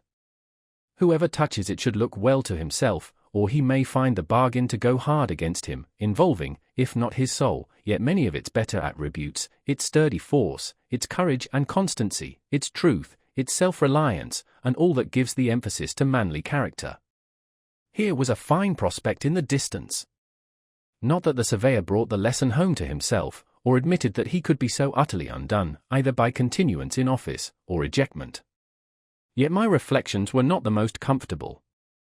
I began to grow melancholy and restless, continually prying into my mind, to discover which of its poor properties were gone, and what degree of detriment had already accrued to the remainder. I endeavored to calculate how much longer I could stay in the custom house, and yet go forth a man. To confess the truth, it was my greatest apprehension, as it would never be a measure of policy to turn out so quiet an individual as myself, and it being hardly in the nature of a public officer to resign, it was my chief trouble, therefore, that I was likely to grow grey and decrepit in the surveyorship, and become much such another animal as the old inspector. Might it not, in the tedious lapse of official life that lay before me, finally be with me as it was with this venerable friend, to make the dinner hour the nucleus of the day, and to spend the rest of it, as an old dog spends it, asleep in the sunshine or in the shade? A dreary look forward this, for a man who felt it to be the best definition of happiness to live throughout the whole range of his faculties and sensibilities. But, all this while, I was giving myself very unnecessary alarm. Providence had meditated better things for me than I could possibly imagine for myself. A remarkable event of the third year of my surveyorship, to adopt the tone of P. was the election of General Taylor to the presidency. It is essential, in order to form a complete estimate of the advantages of official life, to view the incumbent at the incoming of a hostile administration.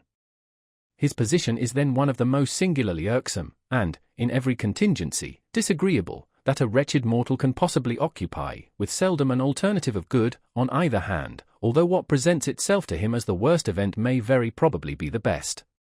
But it is a strange experience, to a man of pride and sensibility, to know that his interests are within the control of individuals who neither love nor understand him, and by whom, since one or the other must needs happen, he would rather be injured than obliged.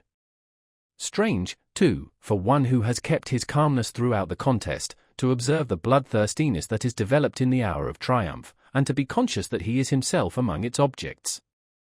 There are few uglier traits of human nature than this tendency, which I now witnessed in men no worse than their neighbors, to grow cruel, merely because they possessed the power of inflicting harm.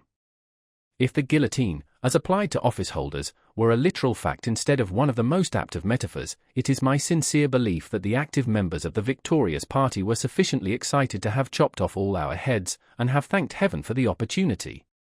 It appears to me, who have been a calm and curious observer, as well in victory as defeat, that this fierce and bitter spirit of malice and revenge has never distinguished the many triumphs of my own party as it now did that of the Whigs. The Democrats take the offices, as a general rule, because they need them, and because the practice of many years has made it the law of political warfare, which, unless a different system be proclaimed, it were weakness and cowardice to murmur at. But the long habit of victory has made them generous. They know how to spare when they see occasion, and when they strike, the axe may be sharp, indeed, but its edge is seldom poisoned with ill will, nor is it their custom ignominiously to kick the head which they have just struck off.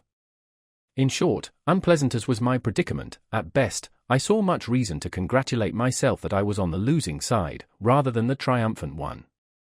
If, heretofore, I had been none of the warmest of partisans, I began now, at this season of peril and adversity, to be pretty acutely sensible with which party my predilections lay, nor was it without something like regret and shame, that, according to a reasonable calculation of chances, I saw my own prospect of retaining office to be better than those of my democratic brethren. But who can see an inch into futurity, beyond his nose? My own head was the first that fell. The moment when a man's head drops off is seldom or never, I am inclined to think, precisely the most agreeable of his life. Nevertheless, like the greater part of our misfortunes, even so serious a contingency brings its remedy and consolation with it, if the sufferer will but make the best, rather than the worst, of the accident which has befallen him. In my particular case, the consolatory topics were close at hand, and, indeed, had suggested themselves to my meditations a considerable time before it was requisite to use them. In view of my previous weariness of office, and vague thoughts of resignation, my fortune somewhat resembled that of a person who should entertain an idea of committing suicide, and, although beyond his hopes, meet with the good hap to be murdered. In the custom house, as before in the old manse, I had spent 3 years, a term long enough to rest a weary brain, long enough to break off old intellectual habits, and make room for new ones, long enough, and too long, to have lived in an unnatural state, doing what was really of no advantage nor delight to any human being, and withholding myself from toil that would, at least, have stilled an unquiet impulse in me. Then, moreover, as regarded his unceremonious ejectment, the late surveyor was not altogether ill-pleased to be recognized by the Whigs as an enemy, since his inactivity in political affairs, his tendency to roam, at will, in that broad and quiet field where all mankind may meet, rather than confine himself to those narrow paths where brethren of the same household must diverge from one another, had sometimes made it questionable with his brother Democrats whether he was a friend. Now, after he had won the crown of martyrdom, though with no longer a head to wear it on, the point might be looked upon as settled. Finally, little heroic as he was, it seemed more decorous to be overthrown in the downfall of the party with which he had been content to stand, than to remain a forlorn survivor when so many worthier men were falling, and, at last, after subsisting for 4 years on the mercy of a hostile administration, to be compelled then to define his position anew, and claim the yet more humiliating mercy of a friendly one. Meanwhile the press had taken up my affair, and kept me, for a week or two, careering through the public prints, in my decapitated state, like Irving's headless horseman, ghastly and grim, and longing to be buried, as a politically dead man ought. So much for my figurative self. The real human being, all this time, with his head safely on his shoulders, had brought himself to the comfortable conclusion that everything was for the best, and, making an investment in ink, paper, and steel pens, had opened his long-disused writing desk, and was again a literary man. Now it was that the lucubrations of my ancient predecessor, Mr. Surveyor Pugh, came into play. Rusty through long idleness, some little space was requisite before my intellectual machinery could be brought to work upon the tale, with an effect in any degree satisfactory. Even yet, though my thoughts were ultimately much absorbed in the task, it wears, to my eye, a stern and sombre aspect, too much ungladdened by genial sunshine, too little relieved by the tender and familiar influences which soften almost every scene of nature and real life, and, undoubtedly, should soften every picture of them. This uncaptivating effect is perhaps due to the period of hardly accomplished revolution, and still seething turmoil, in which the story shaped itself. It is no indication, however, of a lack of cheerfulness in the writer's mind, for he was happier, while straying through the gloom of these sunless fantasies, than at any time since he had quitted the old manse. Some of the briefer articles, which contribute to make up the volume, have likewise been written since my involuntary withdrawal from the toils and honours of public life, and the remainder are gleaned from annuals and magazines of such antique date that they have gone round the circle, and come back to novelty again. Keeping up the metaphor of the political guillotine, the whole may be considered as the posthumous papers of a decapitated surveyor, and the sketch which I am now bringing to a close, if too autobiographical for a modest person to publish in his lifetime, will readily be excused in a gentleman who writes from beyond the grave. Peace be with all the world. My blessing on my friends. My forgiveness to my enemies. For I am in the realm of quiet. The life of the custom house lies like a dream behind me. The old inspector, who, by the by, I regret to say, was overthrown and killed by a horse some time ago, else he would certainly have lived forever. He, and all those other venerable personages who sat with him at the receipt of custom, are but shadows in my view, white-headed and wrinkled images, which my fancy used to sport with, and has now flung aside forever. The merchants, Pingree, Phillips, Shepherd, Upton, Kimball, Bertram, Hunt, these, and many other names, which had such a classic familiarity for my ear 6 months ago, these men of traffic, who seem to occupy so important a position in the world, how little time has it required to disconnect me from them all, not merely in act, but recollection. It is with an effort that I recall the figures and appellations of these few. Soon, likewise, my old native town will loom upon me through the haze of memory, a mist brooding over and around it, as if it were no portion of the real earth, but an overgrown village in cloudland, with only imaginary inhabitants to people its wooden houses, and walk its homely lanes, and the unpicturesque prolixity of its main street. Henceforth it ceases to be a reality of my life. I am a citizen of somewhere else. My good townspeople will not much regret me, for, though it has been as dear an object as any, in my literary efforts, to be of some importance in their eyes, and to win myself a pleasant memory in this abode and burial place of so many of my forefathers, there has never been, for me, the genial atmosphere which a literary man requires, in order to ripen the best harvest of his mind. I shall do better amongst other faces, and these familiar ones, it need hardly be said, will do just as well without me. It may be, however, transporting and triumphant thought, that the great-grandchildren of the present race may sometimes think kindly of the scribbler of bygone days, when the antiquary of days to come, among the sights memorable in the town's history, shall point out the locality of the town pump. The Scarlet Letter. 1. The prison door. A throng of bearded men, in sad-coloured garments and grey, steeple-crowned hats, intermixed with women, some wearing hoods and others bareheaded, was assembled in front of a wooden edifice, the door of which was heavily timbered with oak, and studded with iron spikes. The founders of a new colony, whatever utopia of human virtue and happiness they might originally project, have invariably recognized it among their earliest practical necessities to allot a portion of the virgin soil as a cemetery, and another portion as the site of a prison. In accordance with this rule, it may safely be assumed that the forefathers of Boston had built the first prison house somewhere in the vicinity of Cornhill, almost as seasonably as they marked out the first burial ground, on Isaac Johnson's lot, and round about his grave, which subsequently became the nucleus of all the congregated sepulchres in the old churchyard of King's Chapel. Certain it is, that, some 15 or 20 years after the settlement of the town, the wooden jail was already marked with weather stains and other indications of age, which gave a yet darker aspect to its beetle-browed and gloomy front. The rust on the ponderous ironwork of its oaken door looked more antique than anything else in the New World. Like all that pertains to crime, it seemed never to have known a youthful era. Before this ugly edifice, and between it and the wheel track of the street, was a grass plot, much overgrown with burdock, pigweed, apple peru, and such unsightly vegetation, which evidently found something congenial in the soil that had so early borne the black flower of civilized society, a prison.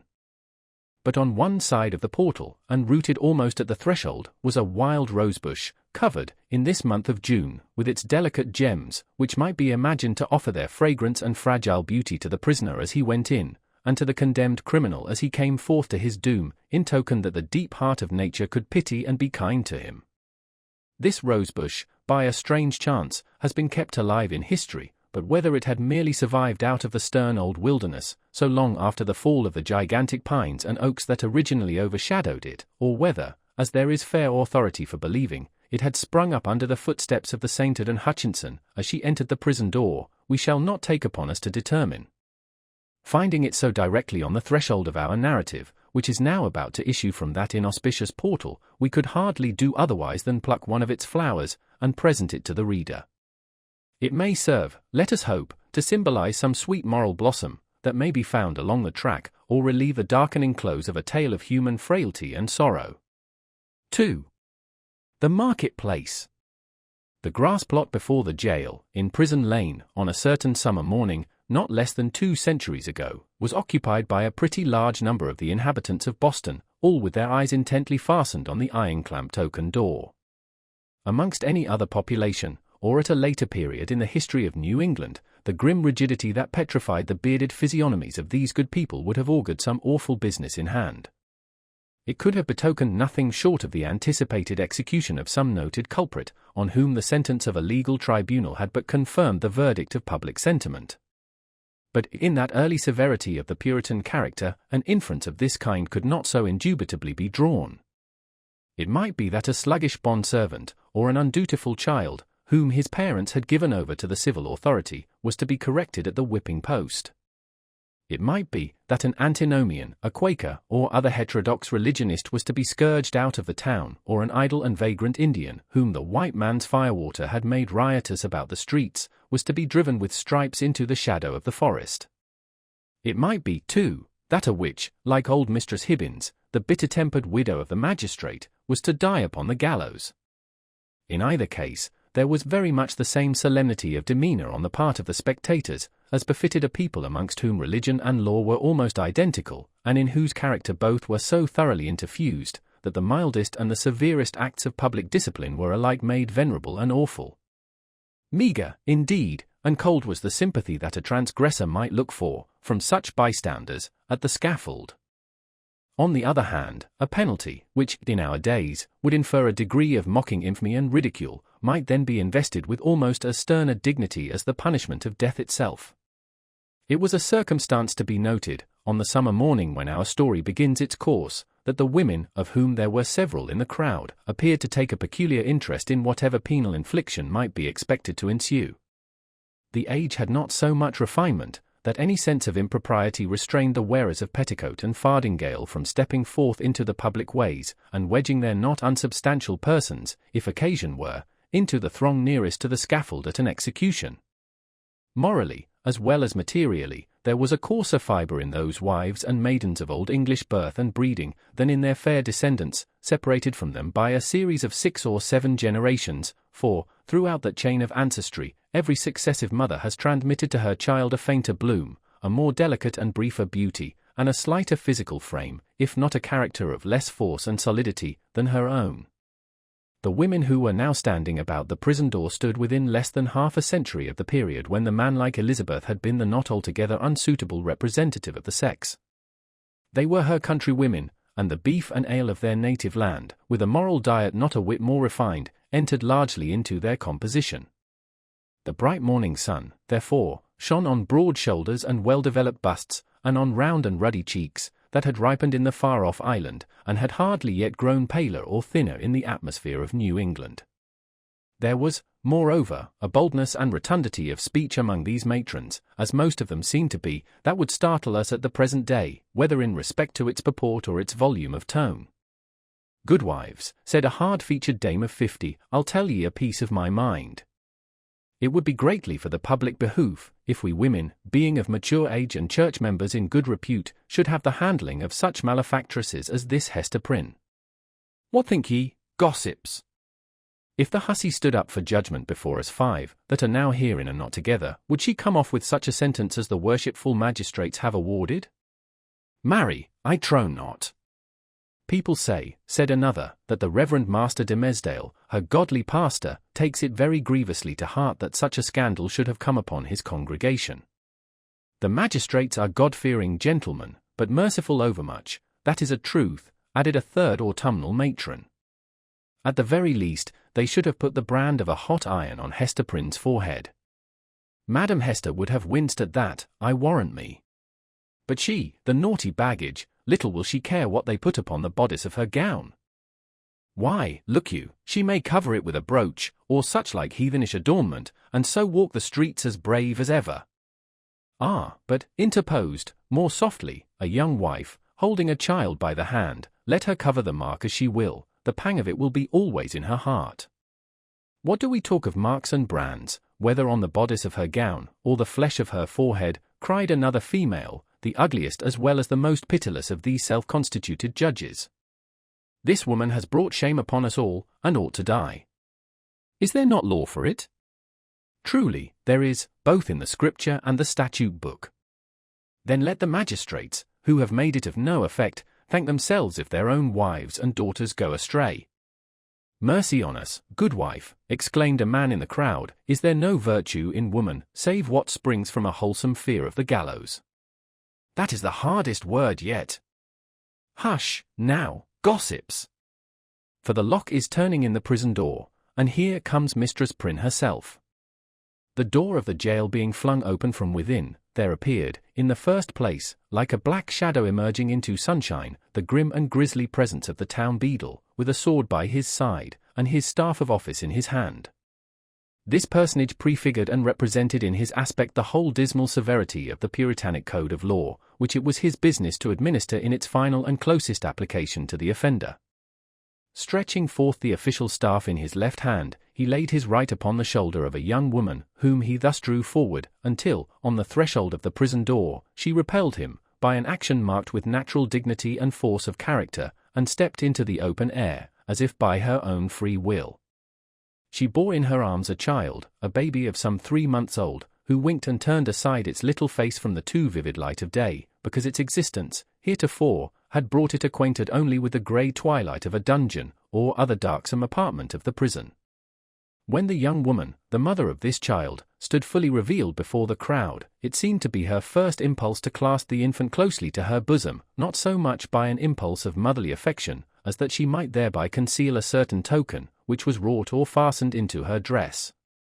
In a moment, however, wisely judging that one token of her shame would but poorly serve to hide another, she took the baby on her arm, and, with a burning blush, and yet a haughty smile, and a glance that would not be abashed, looked around at her townspeople and neighbours.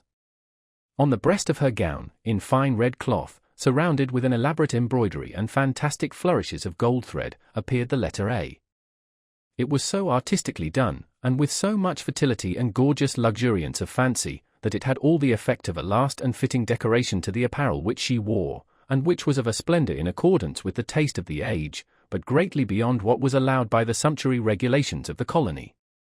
The young woman was tall, with a figure of perfect elegance on a large scale.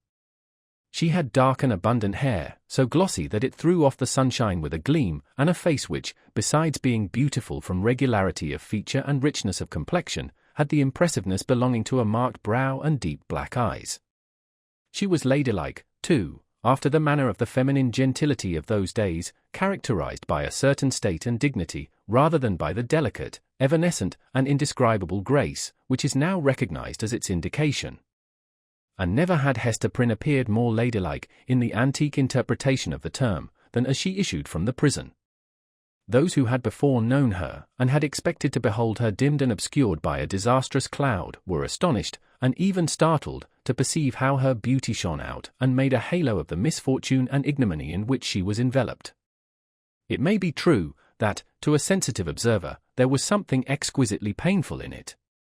Her attire, which, indeed, she had wrought for the occasion, in prison, and had modelled much after her own fancy, seemed to express the attitude of her spirit, the desperate recklessness of her mood, by its wild and picturesque peculiarity. But the point which drew all eyes, and, as it were, transfigured the wearer, so that both men and women, who had been familiarly acquainted with Hester Prynne, were now impressed as if they beheld her for the first time, was that scarlet letter, so fantastically embroidered and illuminated upon her bosom. It had the effect of a spell, taking her out of the ordinary relations with humanity, and enclosing her in a sphere by herself. "She hath good skill at her needle, that's certain," remarked one of her female spectators, but did ever a woman, before this brazen hussy, contrive such a way of showing it? Why, gossips, what is it but to laugh in the faces of our godly magistrates, and make a pride out of what they, worthy gentlemen, meant for a punishment? It were well, muttered the most iron-visaged of the old dames, if we stripped Madam Hester's rich gown off her dainty shoulders, and as for the red letter, which she hath stitched so curiously, I'll bestow a rag of mine own rheumatic flannel, to make a fitter one. Oh, peace, neighbours, peace, whispered their youngest companion, do not let her hear you. Not a stitch in that embroidered letter but she has felt it in her heart. The grim beadle now made a gesture with his staff. Make way, good people, make way, in the king's name, cried he. Open a passage, and, I promise ye, Mistress Prynne shall be set where man, woman, and child may have a fair sight of her brave apparel, from this time till an hour past meridian. A blessing on the righteous colony of the Massachusetts, where iniquity is dragged out into the sunshine. Come along, Madam Hester, and show your scarlet letter in the market-place. A lane was forthwith opened through the crowd of spectators. preceded by the beadle, and attended by an irregular procession of stern-browed men and unkindly visaged women, Hester Prynne set forth towards the place appointed for her punishment. A crowd of eager and curious schoolboys, understanding little of the matter in hand, except that it gave them a half-holiday, ran before her progress, turning their heads continually to stare into her face, and at the winking baby in her arms, and at the ignominious letter on her breast. It was no great distance, in those days, from the prison door to the marketplace. Measured by the prisoner's experience, however, it might be reckoned a journey of some length, for, haughty as her demeanour was, she perchance underwent an agony from every footstep of those that thronged to see her, as if her heart had been flung into the street for them all to spurn and trample upon. In our nature, however, there is a provision, alike marvellous and merciful, that the sufferer should never know the intensity of what he endures by its present torture, but chiefly by the pang that rankles after it. With almost a serene deportment, therefore, Hester Prynne passed through this portion of her ordeal, and came to a sort of scaffold, at the western extremity of the market-place. It stood nearly beneath the eaves of Boston's earliest church, and appeared to be a fixture there. In fact, this scaffold constituted a portion of a penal machine, which now, for 2 or 3 generations past, has been merely historical and traditionary among us, but was held, in the old time, to be as effectual an agent, in the promotion of good citizenship, as ever was the guillotine among the terrorists of France. It was, in short, the platform of the pillory, and above it rose the framework of that instrument of discipline, so fashioned as to confine the human head in its tight grasp, and thus hold it up to the public gaze. The very ideal of ignominy was embodied and made manifest in this contrivance of wood and iron. There can be no outrage, methinks, against our common nature, whatever be the delinquencies of the individual, no outrage more flagrant than to forbid the culprit to hide his face for shame, as it was the essence of this punishment to do. In Hester Prynne's instance, however, as not unfrequently in other cases, her sentence bore, that she should stand a certain time upon the platform, but without undergoing that gripe about the neck and confinement of the head, the proneness to which was the most devilish characteristic of this ugly engine. Knowing well her part, she ascended a flight of wooden steps, and was thus displayed to the surrounding multitude, at about the height of a man's shoulders above the street. Had there been a papist among the crowd of Puritans, he might have seen in this beautiful woman, so picturesque in her attire and mien, and with the infant at her bosom, an object to remind him of the image of divine maternity, which so many illustrious painters have vied with one another to represent, something which should remind him, indeed, but only by contrast, of that sacred image of sinless motherhood, whose infant was to redeem the world. Here, there was the taint of deepest sin in the most sacred quality of human life, working such effect, that the world was only the darker for this woman's beauty, and the more lost for the infant that she had borne.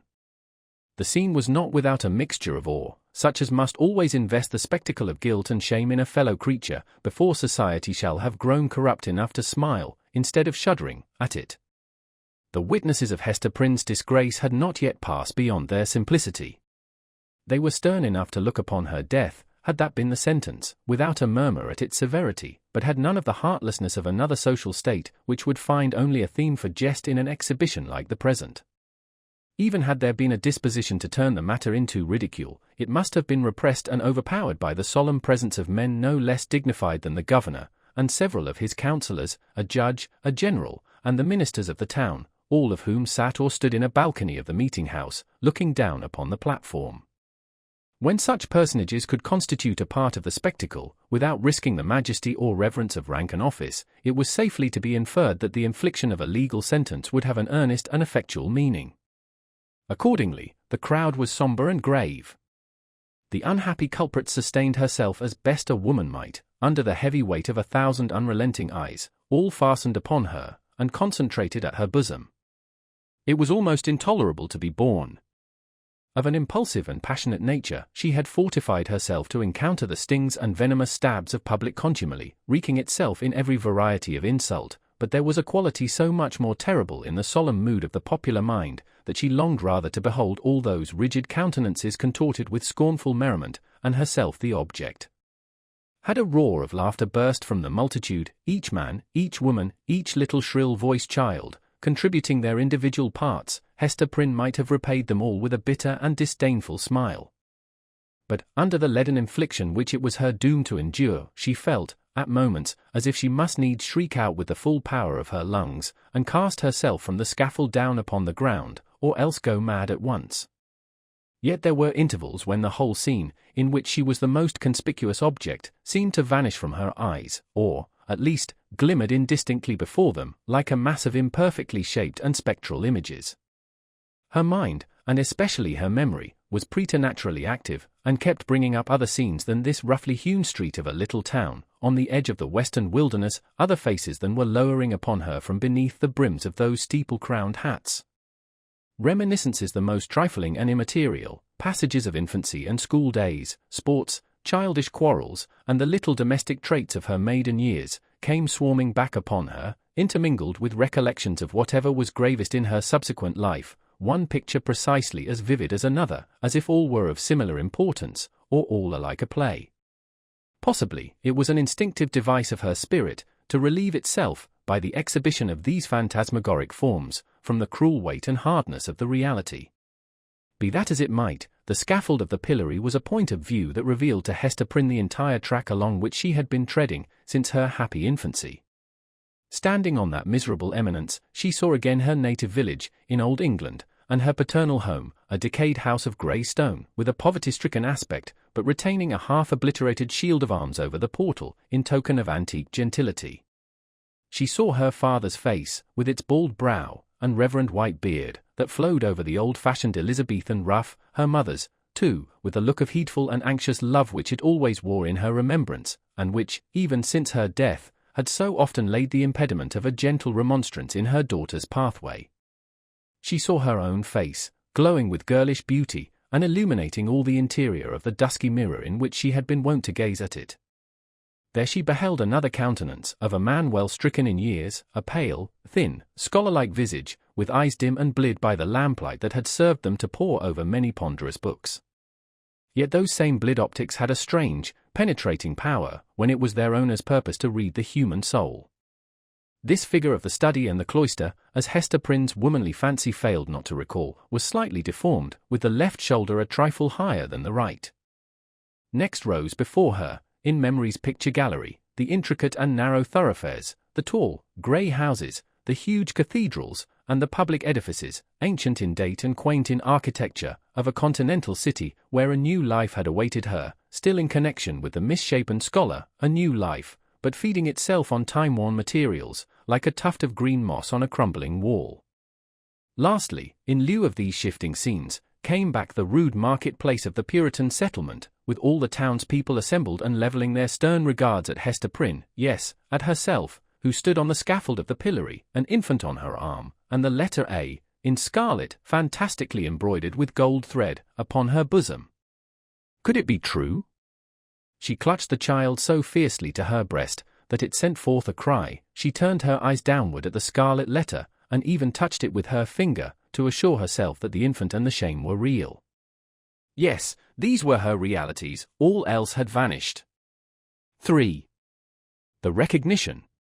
From this intense consciousness of being the object of severe and universal observation, the wearer of the scarlet letter was at length relieved, by discerning, on the outskirts of the crowd, a figure which irresistibly took possession of her thoughts.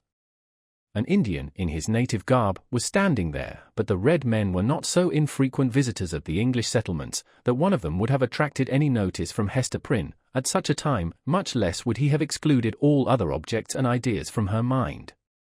By the Indian's side, and evidently sustaining a companionship with him, stood a white man, clad in a strange disarray of civilized and savage costume. He was small in stature, with a furrowed visage, which, as yet, could hardly be termed aged.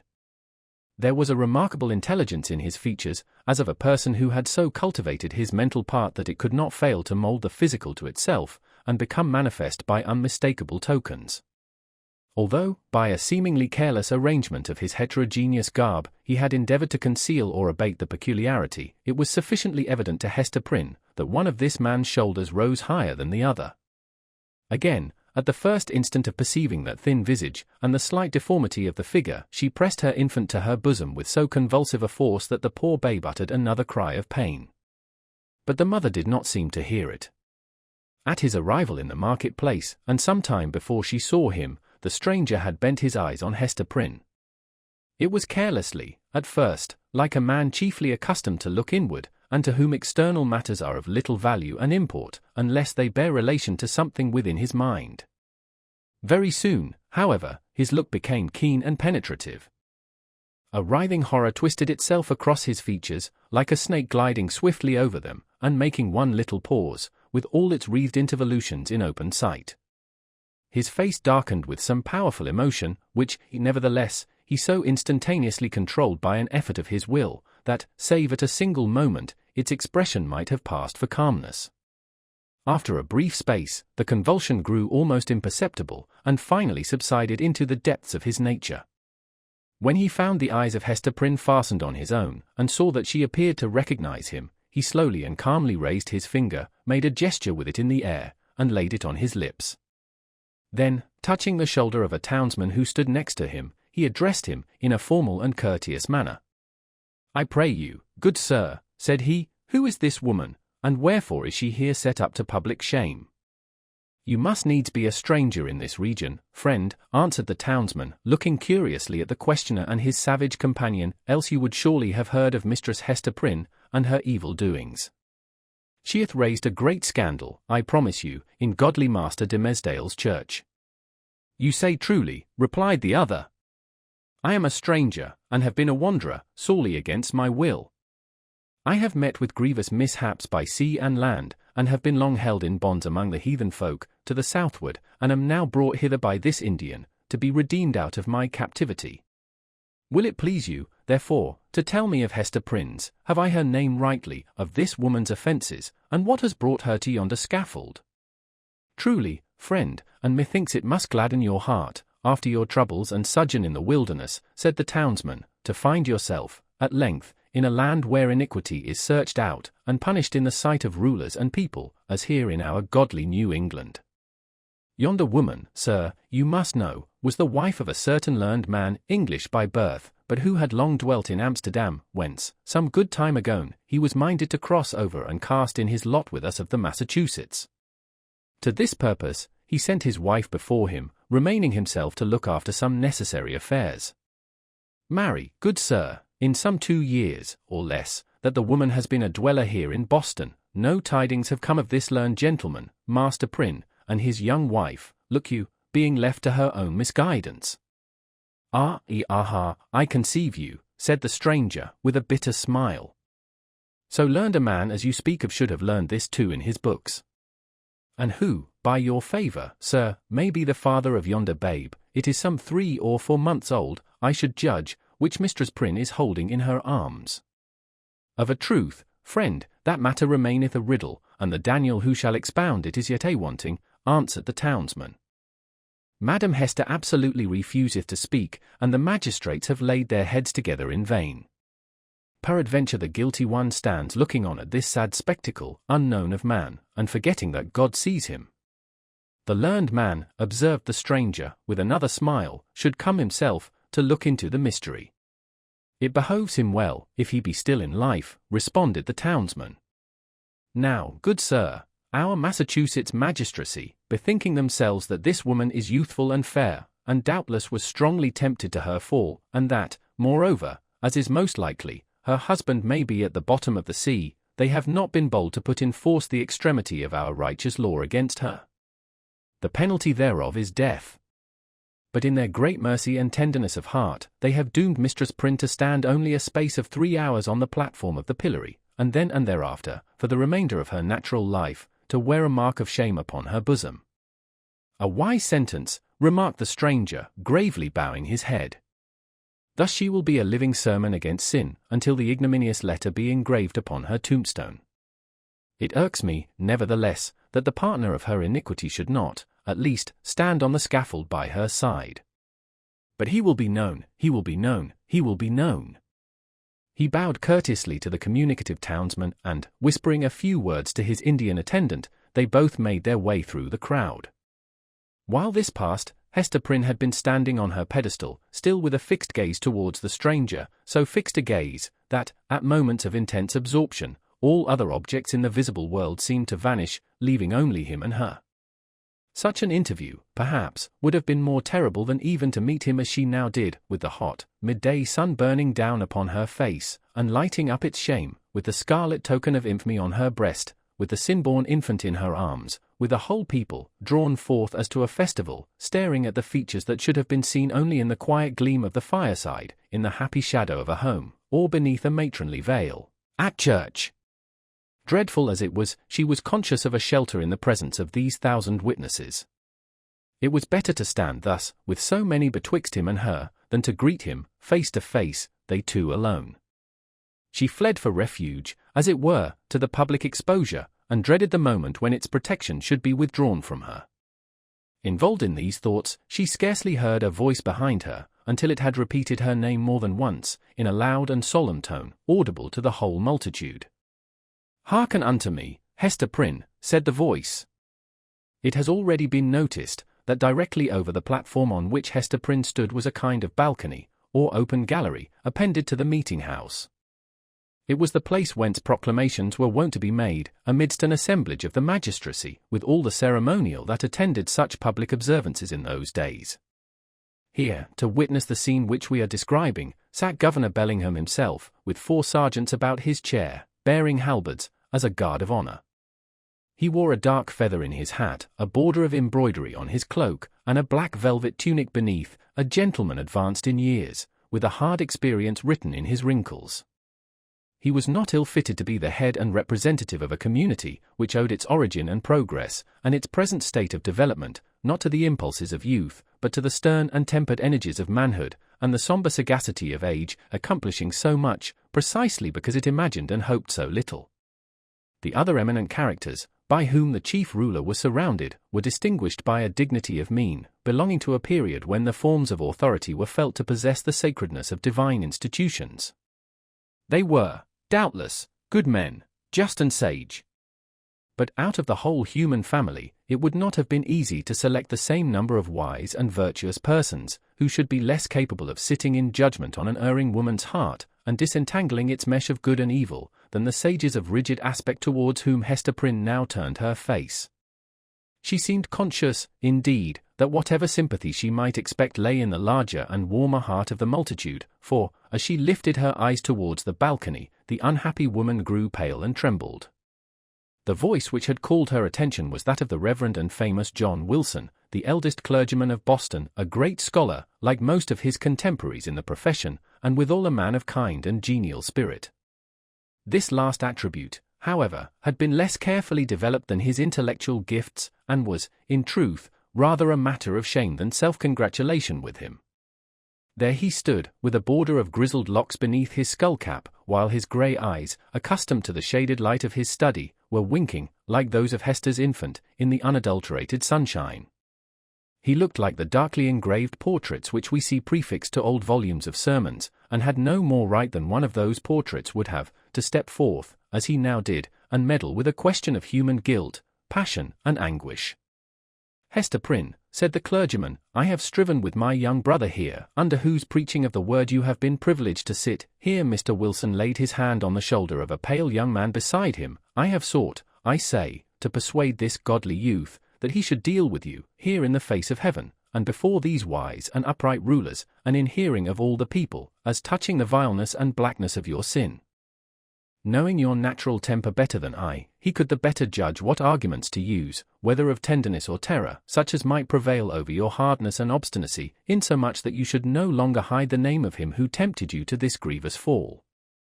But he opposes to me, with a young man's over-softness, albeit wise beyond his years, that it were wronging the very nature of woman to force her to lay open her heart's secrets in such broad daylight, and in presence of so great a multitude. Truly, as I sought to convince him, the shame lay in the commission of the sin, and not in the showing of it forth. What say you to it, once again, brother Dimmesdale? Must it be thou, or I, that shall deal with this poor sinner's soul?" There was a murmur among the dignified and reverend occupants of the balcony, and Governor Bellingham gave expression to its purport, speaking in an authoritative voice, although tempered with respect towards the youthful clergyman whom he addressed. "Good Master Dimmesdale," said he, "the responsibility of this woman's soul lies greatly with you. It behoves you, therefore, to exhort her to repentance and to confession as a proof and consequence thereof. The directness of this appeal drew the eyes of the whole crowd upon the Reverend Mr. Dimmesdale, a young clergyman who had come from one of the great English universities, bringing all the learning of the age into our wild forest land. His eloquence and religious fervour had already given the earnest of high eminence in his profession. He was a person of very striking aspect, with a white, lofty, and impending brow, large brown, melancholy eyes, and a mouth which, unless when he forcibly compressed it, was apt to be tremulous, expressing both nervous sensibility and a vast power of self-restraint. Notwithstanding his high native gifts and scholarlike attainments, there was an air about this young minister, an apprehensive, a startled, a half-frightened look, as of a being who felt himself quite astray and at a loss in the pathway of human existence, and could only be at ease in some seclusion of his own. Therefore, so far as his duties would permit, he trod in the shadowy bypaths, and thus kept himself simple and childlike, coming forth, when occasion was, with a freshness, and fragrance, and dewy purity of thought, which, as many people said, affected them like the speech of an angel. Such was the young man whom the Reverend Mr. Wilson and the governor had introduced so openly to the public notice, bidding him speak, in the hearing of all men, to that mystery of a woman's soul, so sacred even in its pollution. The trying nature of his position drove the blood from his cheek, and made his lips tremulous. "Speak to the woman, my brother," said Mr. Wilson. "It is of moment to her soul, and therefore, as the worshipful governor says, momentous to thine own, in whose charge hers is. Exhort her to confess the truth." The Reverend Mr. Dimmesdale bent his head, in silent prayer, as it seemed, and then came forward. "Hester Prynne," said he, leaning over the balcony and looking down steadfastly into her eyes, "thou hearest what this good man says, and sayest the accountability under which I labour. If thou feelest it to be for thy soul's peace, and that thy earthly punishment will thereby be made more effectual to salvation, I charge thee to speak out the name of thy fellow sinner and fellow sufferer. Be not silent from any mistaken pity and tenderness for him, for, believe me, Hester, though he were to step down from a high place, and stand there beside thee, on thy pedestal of shame, yet better were it so than to hide a guilty heart through life. What can thy silence do for him, except it tempt him, yea, compel him, as it were, to add hypocrisy to sin? Heaven hath granted thee an open ignominy, that thereby thou mayest work out an open triumph over the evil within thee, and the sorrow without. Take heed how thou deniest to him, who, perchance, hath not the courage to grasp it for himself, the bitter, but wholesome, cup that is now presented to thy lips." The young pastor's voice was tremulously sweet, rich, deep, and broken. The feeling that it so evidently manifested, rather than the direct purport of the words, caused it to vibrate within all hearts, and brought the listeners into one accord of sympathy. Even the poor baby, at Hester's bosom, was affected by the same influence, for it directed its hitherto vacant gaze towards Mr. Dimmesdale, and held up its little arms, with a half-pleased, half-plaintive murmur. So powerful seemed the minister's appeal, that the people could not believe but that Hester Prynne would speak out the guilty name, or else that the guilty one himself, in whatever high or lowly place he stood, would be drawn forth by an inward and inevitable necessity, and compelled to ascend to the scaffold. Hester shook her head. "Woman, transgress not beyond the limits of heaven's mercy," cried the Reverend Mr. Wilson, more harshly than before. "That little babe hath been gifted with a voice, to second and confirm the counsel which thou hast heard. Speak out the name. That, and thy repentance, may avail to take the scarlet letter off thy breast." "Never," replied Hester Prynne, looking, not at Mr. Wilson, but into the deep and troubled eyes of the younger clergyman. "It is too deeply branded. Ye cannot take it off. And would that I might endure his agony, as well as mine." "Speak, woman," said another voice, coldly and sternly, proceeding from the crowd about the scaffold. "Speak, and give your child a father." "I will not speak," answered Hester, turning pale as death, but responding to this voice, which she too surely recognized. "And my child must seek a heavenly father, she shall never know an earthly one."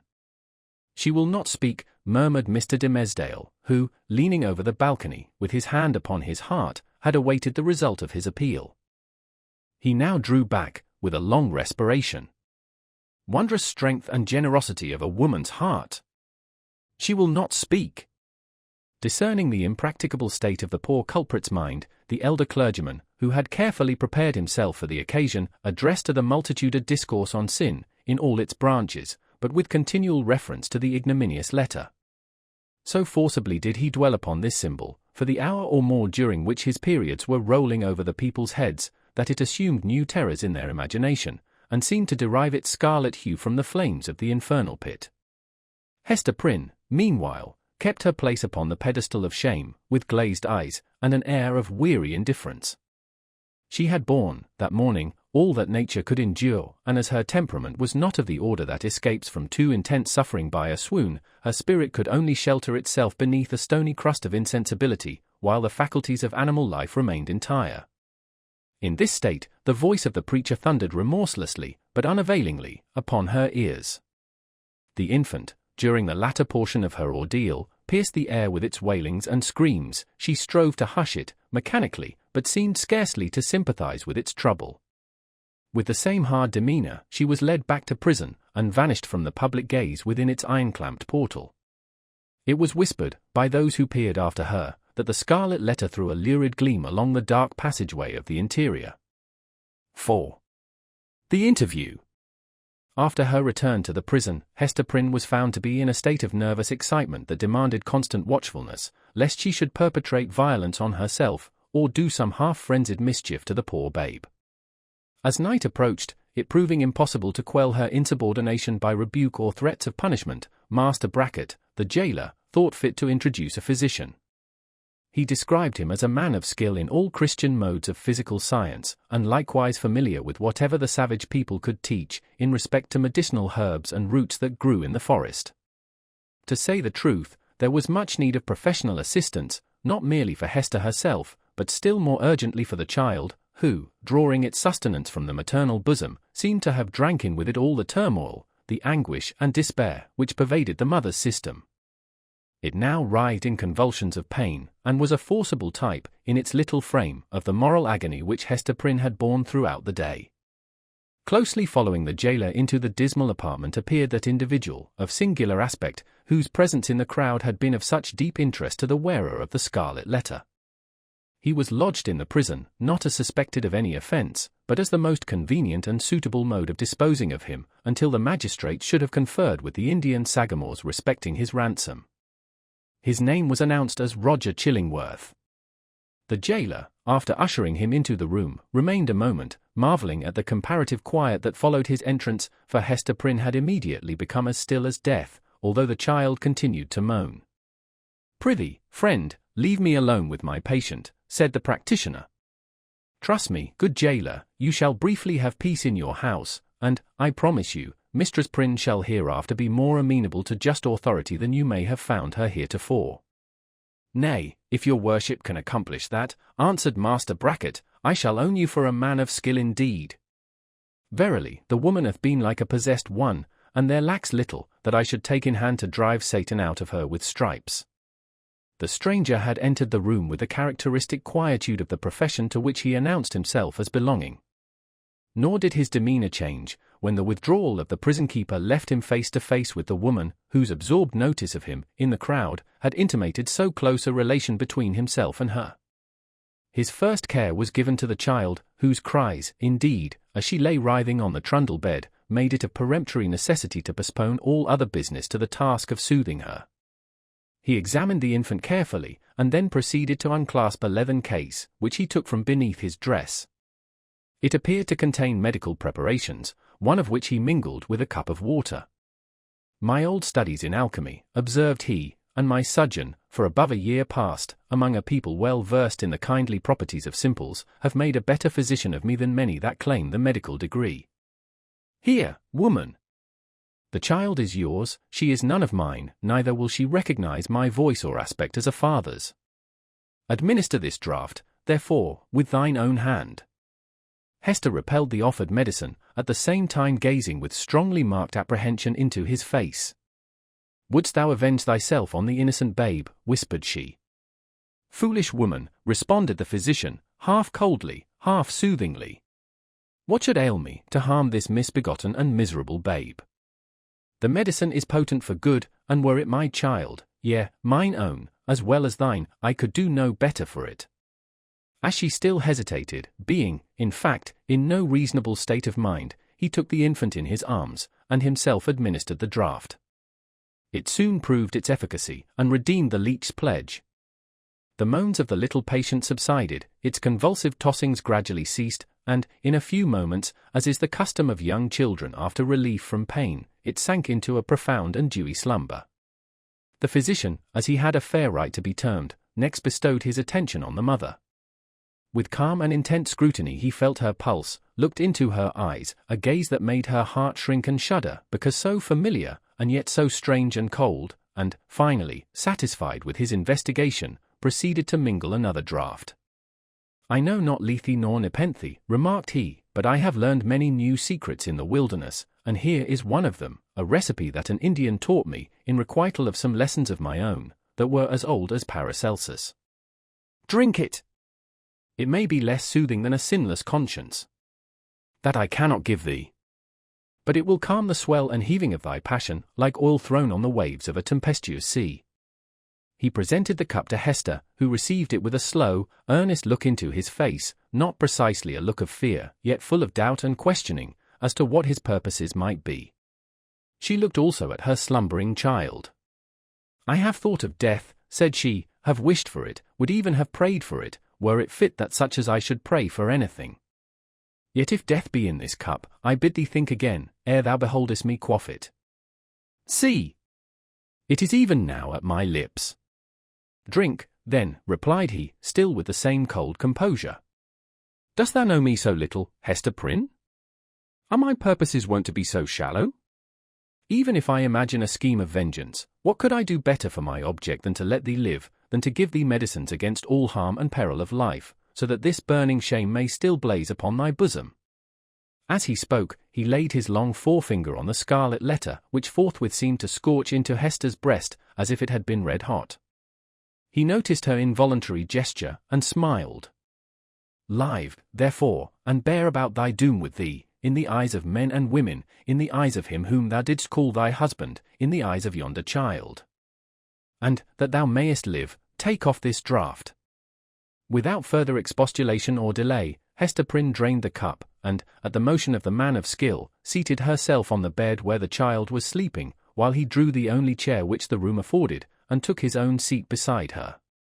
She could not but tremble at these preparations, for she felt that, having now done all that humanity or principle, or, if so it were, a refined cruelty, impelled him to do, for the relief of physical suffering, he was next to treat with her as the man whom she had most deeply and irreparably injured. "Hester," said he, "I ask not wherefore, nor how, thou hast fallen into the pit, or say, rather, thou hast ascended to the pedestal of infamy, on which I found thee. The reason is not far to seek. It was my folly, and thy weakness. I, a man of thought, the bookworm of great libraries, a man already in decay, having given my best years to feed the hungry dream of knowledge, what had I to do with youth and beauty like thine own? Misshapen from my birth hour, how could I delude myself with the idea that intellectual gifts might veil physical deformity in a young girl's fantasy? Men call me wise. If sages were ever wise in their own behoof, I might have foreseen all this.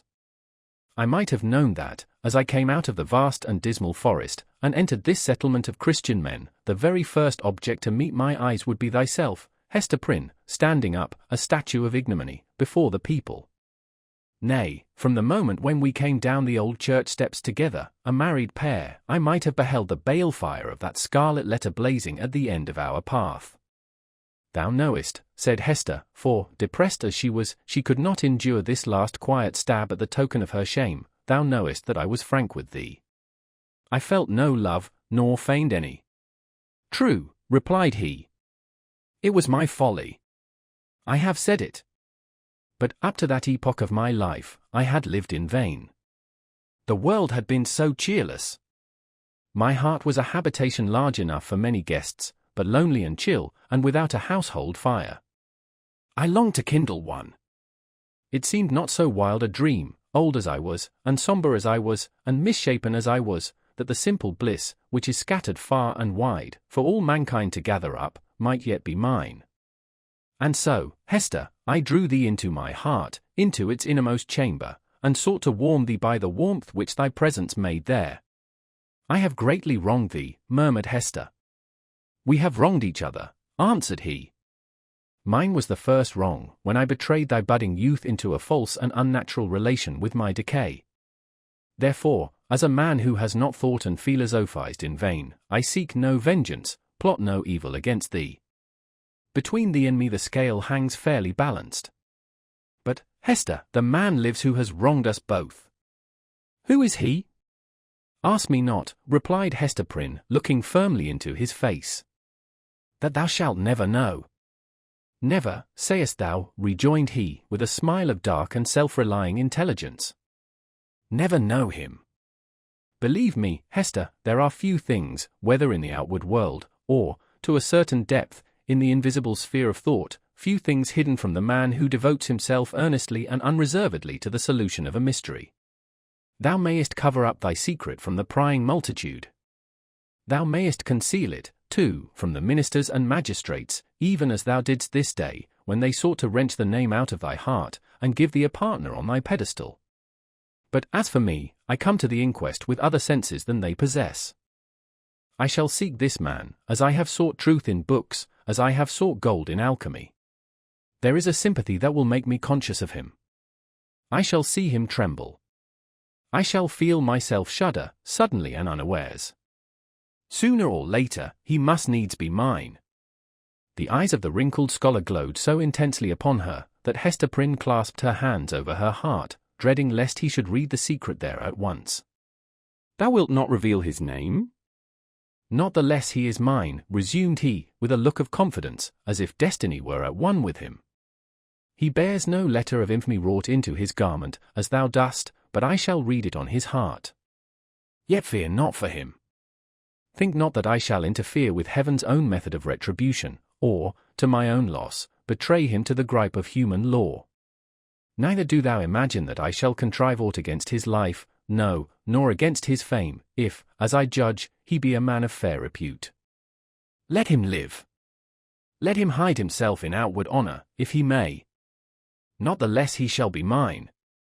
Thy acts are like mercy, said Hester, bewildered and appalled. But thy words interpret thee as a terror. One thing, thou that wast my wife, I would enjoin upon thee, continued the scholar. Thou hast kept the secret of thy paramour. Keep, likewise, mine. There are none in this land that know me. Breathe not, to any human soul, that thou didst ever call me husband. Here, on this wild outskirt of the earth, I shall pitch my tent, for, elsewhere a wanderer, and isolated from human interests, I find here a woman, a man, a child, amongst whom and myself there exist the closest ligaments. No matter whether of love or hate, no matter whether of right or wrong. Thou and thine, Hester Prynne, belong to me. My home is where thou art, and where he is. But betray me not. Wherefore dost thou desire it? Inquired Hester, shrinking, she hardly knew why, from this secret bond. Why not announce thyself openly, and cast me off at once? It may be, he replied, because I will not encounter the dishonor that besmirches the husband of a faithless woman. It may be for other reasons. Enough, it is my purpose to live and die unknown. Let, therefore, thy husband be to the world as one already dead, and of whom no tidings shall ever come. Recognize me not, by word, by sign, by look. Breathe not the secret, above all, to the man thou wottest of. Shouldst thou fail me in this, beware. His fame, his position, his life, will be in my hands. Beware. I will keep thy secret, as I have his, said Hester. Swear it, rejoined he. And she took the oath. And now, Mistress Prynne, said old Roger Chillingworth, as he was hereafter to be named, I leave thee alone, alone with thy infant, and the Scarlet Letter. How is it, Hester? Doth thy sentence bind thee to wear the token in thy sleep? Art thou not afraid of nightmares and hideous dreams? Why dost thou smile so at me? Inquired Hester, troubled at the expression of his eyes. Art thou like the black man that haunts the forest round about us? Hast thou enticed me into a bond that will prove the ruin of my soul? Not thy soul, he answered, with another smile. No, not thine. 5. Hester at her needle. Hester Prynne's term of confinement was now at an end. Her prison door was thrown open, and she came forth into the sunshine, which, falling on all alike, seemed, to her sick and morbid heart, as if meant for no other purpose than to reveal the scarlet letter on her breast. Perhaps there was a more real torture in her first unattended footsteps from the threshold of the prison, than even in the procession and spectacle that have been described, where she was made the common infamy, at which all mankind was summoned to point its finger. Then, she was supported by an unnatural tension of the nerves, and by all the combative energy of her character, which enabled her to convert the scene into a kind of lurid triumph. It was, moreover, a separate and insulated event, to occur but once in her lifetime, and to meet which, therefore, reckless of economy, she might call up the vital strength that would have sufficed for many quiet years. The very law that condemned her, a giant of stern features, but with vigor to support, as well as to annihilate, in his iron arm, had held her up, through the terrible ordeal of her ignominy. But now, with this unattended walk from her prison door, began the daily custom, and she must either sustain and carry it forward by the ordinary resources of her nature, or sink beneath it. She could no longer borrow from the future to help her through the present grief. Tomorrow would bring its own trial with it, so would the next day, and so would the next, each its own trial, and yet the very same that was now so unutterably grievous to be borne.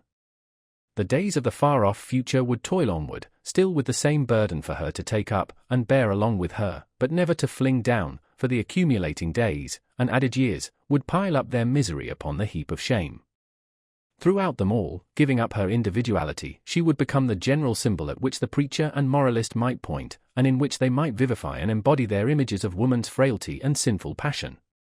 Thus the young and pure would be taught to look at her, with the scarlet letter flaming on her breast, at her, the child of honorable parents, at her, the mother of a babe, that would hereafter be a woman, at her, who had once been innocent, as the figure, the body, the reality of sin.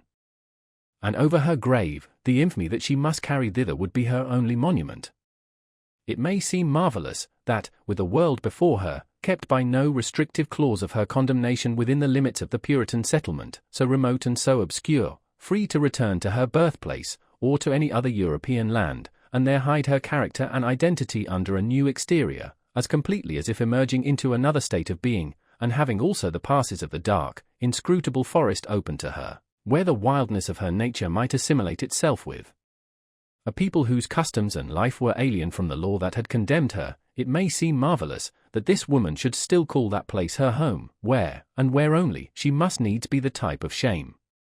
But there is a fatality, a feeling so irresistible and inevitable that it has the force of doom, which almost invariably compels human beings to linger around and haunt, ghost-like, the spot where some great and marked event has given the color to their lifetime, and still the more irresistibly, the darker the tinge that saddens it. Her sin, her ignominy, were the roots which she had struck into the soil. It was as if a new birth, with stronger assimilations than the first, had converted the forest land, still so uncongenial to every other pilgrim and wanderer, into Hester Prynne's wild and dreary, but lifelong home.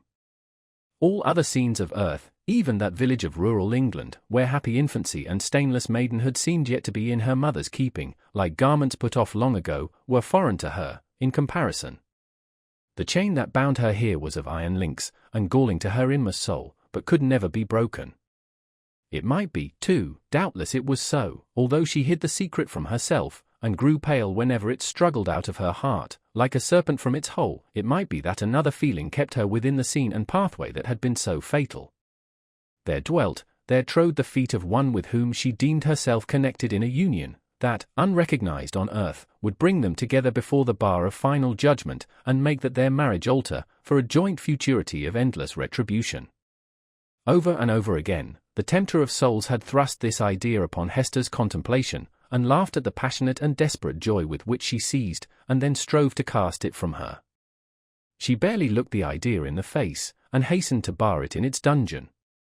What she compelled herself to believe, what, finally, she reasoned upon, as her motive for continuing a resident of New England, was half a truth, and half a self-delusion.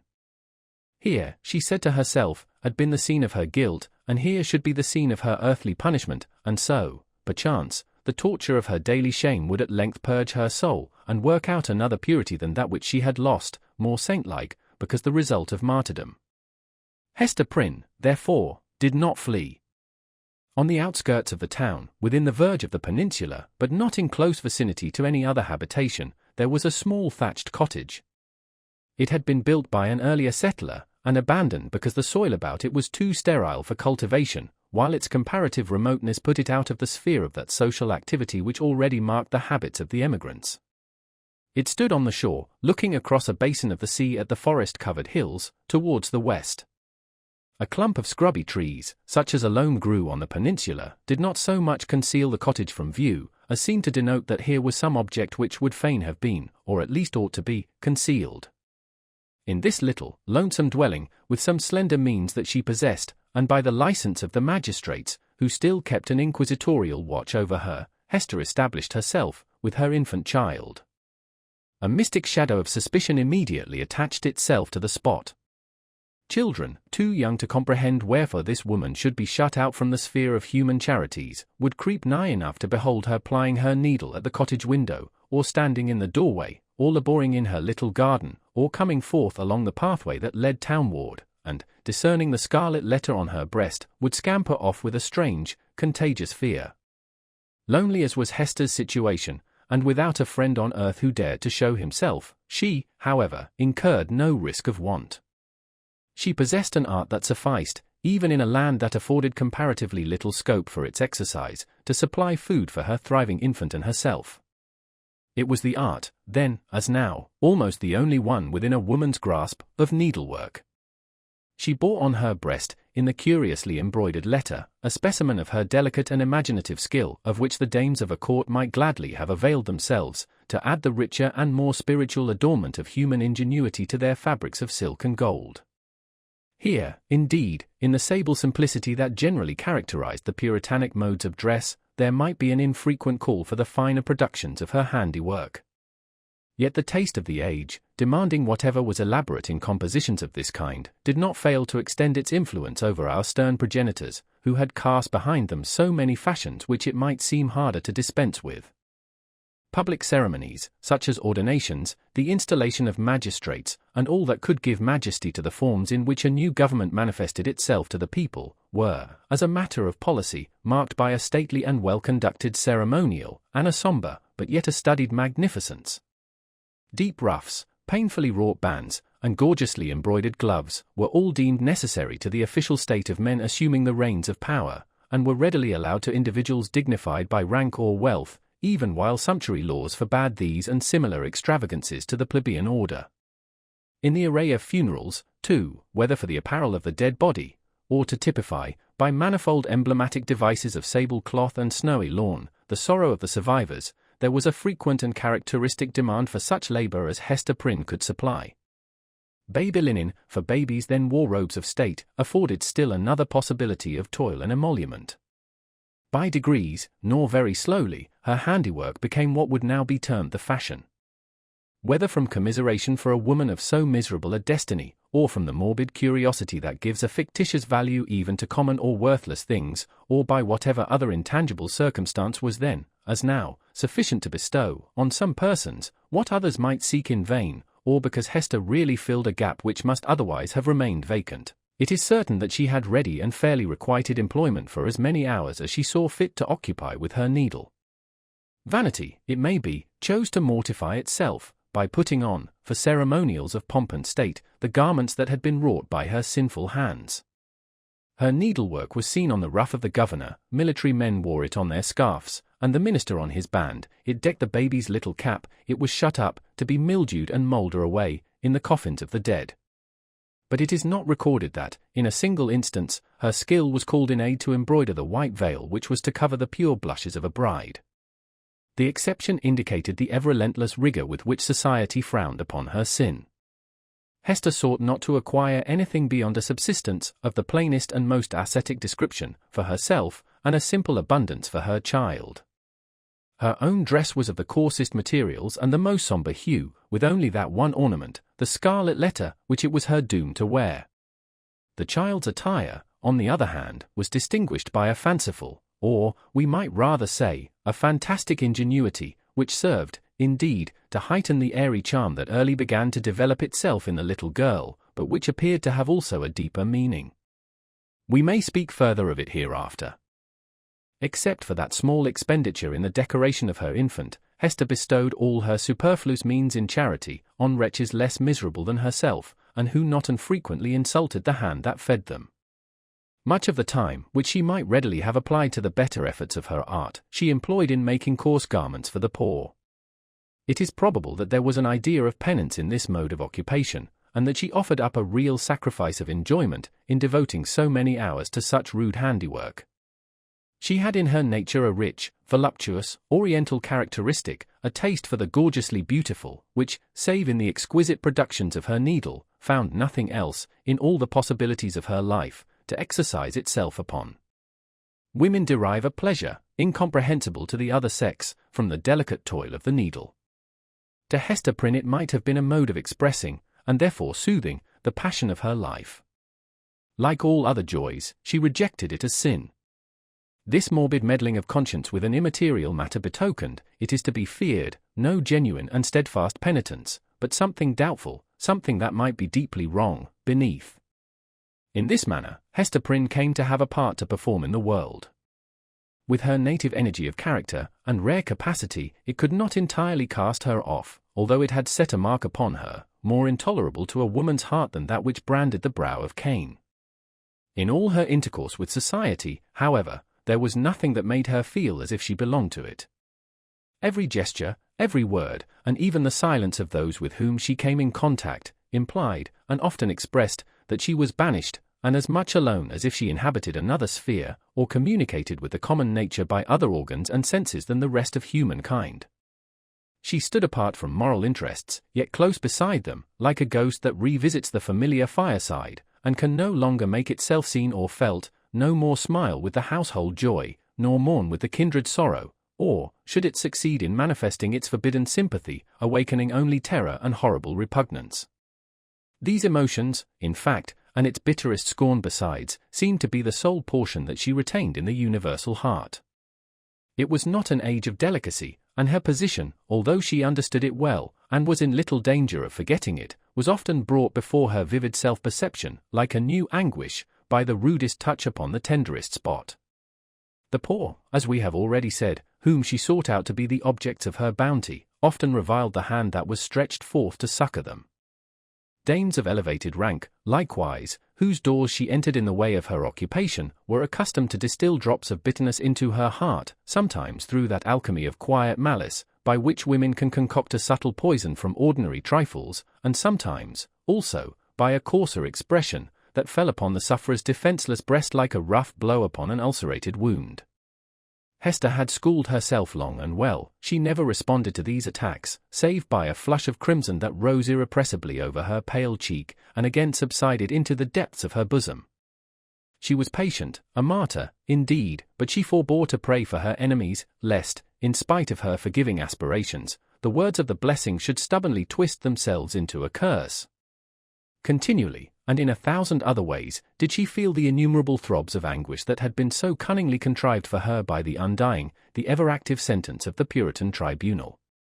Clergymen paused in the street to address words of exhortation, that brought a crowd, with its mingled grin and frown, around the poor, sinful woman. If she entered a church, trusting to share the Sabbath smile of the universal Father, it was often her mishap to find herself the text of the discourse. She grew to have a dread of children, for they had imbibed from their parents a vague idea of something horrible in this dreary woman, gliding silently through the town, with never any companion but one only child. Therefore, first allowing her to pass, they pursued her at a distance with shrill cries, and the utterance of a word that had no distinct purport to their own minds, but was none the less terrible to her, as proceeding from lips that babbled it unconsciously. It seemed to argue so wide a diffusion of her shame, that all nature knew of it. It could have caused her no deeper pang, had the leaves of the trees whispered the dark story among themselves, had the summer breeze murmured about it, had the wintry blast shrieked it aloud. Another peculiar torture was felt in the gaze of a new eye. When strangers looked curiously at the Scarlet Letter, and none ever failed to do so, they branded it afresh into Hester's soul, so that, oftentimes, she could scarcely refrain, yet always did refrain, from covering the symbol with her hand. But then, again, an accustomed eye had likewise its own anguish to inflict. Its cool stare of familiarity was intolerable. From first to last, in short, Hester Prynne had always this dreadful agony in feeling a human eye upon the token. The spot never grew callous, it seemed, on the contrary, to grow more sensitive with daily torture. But sometimes, once in many days, or perchance in many months, she felt an eye, a human eye, upon the ignominious brand, that seemed to give a momentary relief, as if half of her agony were shared. The next instant, back it all rushed again, with still a deeper throb of pain, for, in that brief interval, she had sinned anew. Had Hester sinned alone?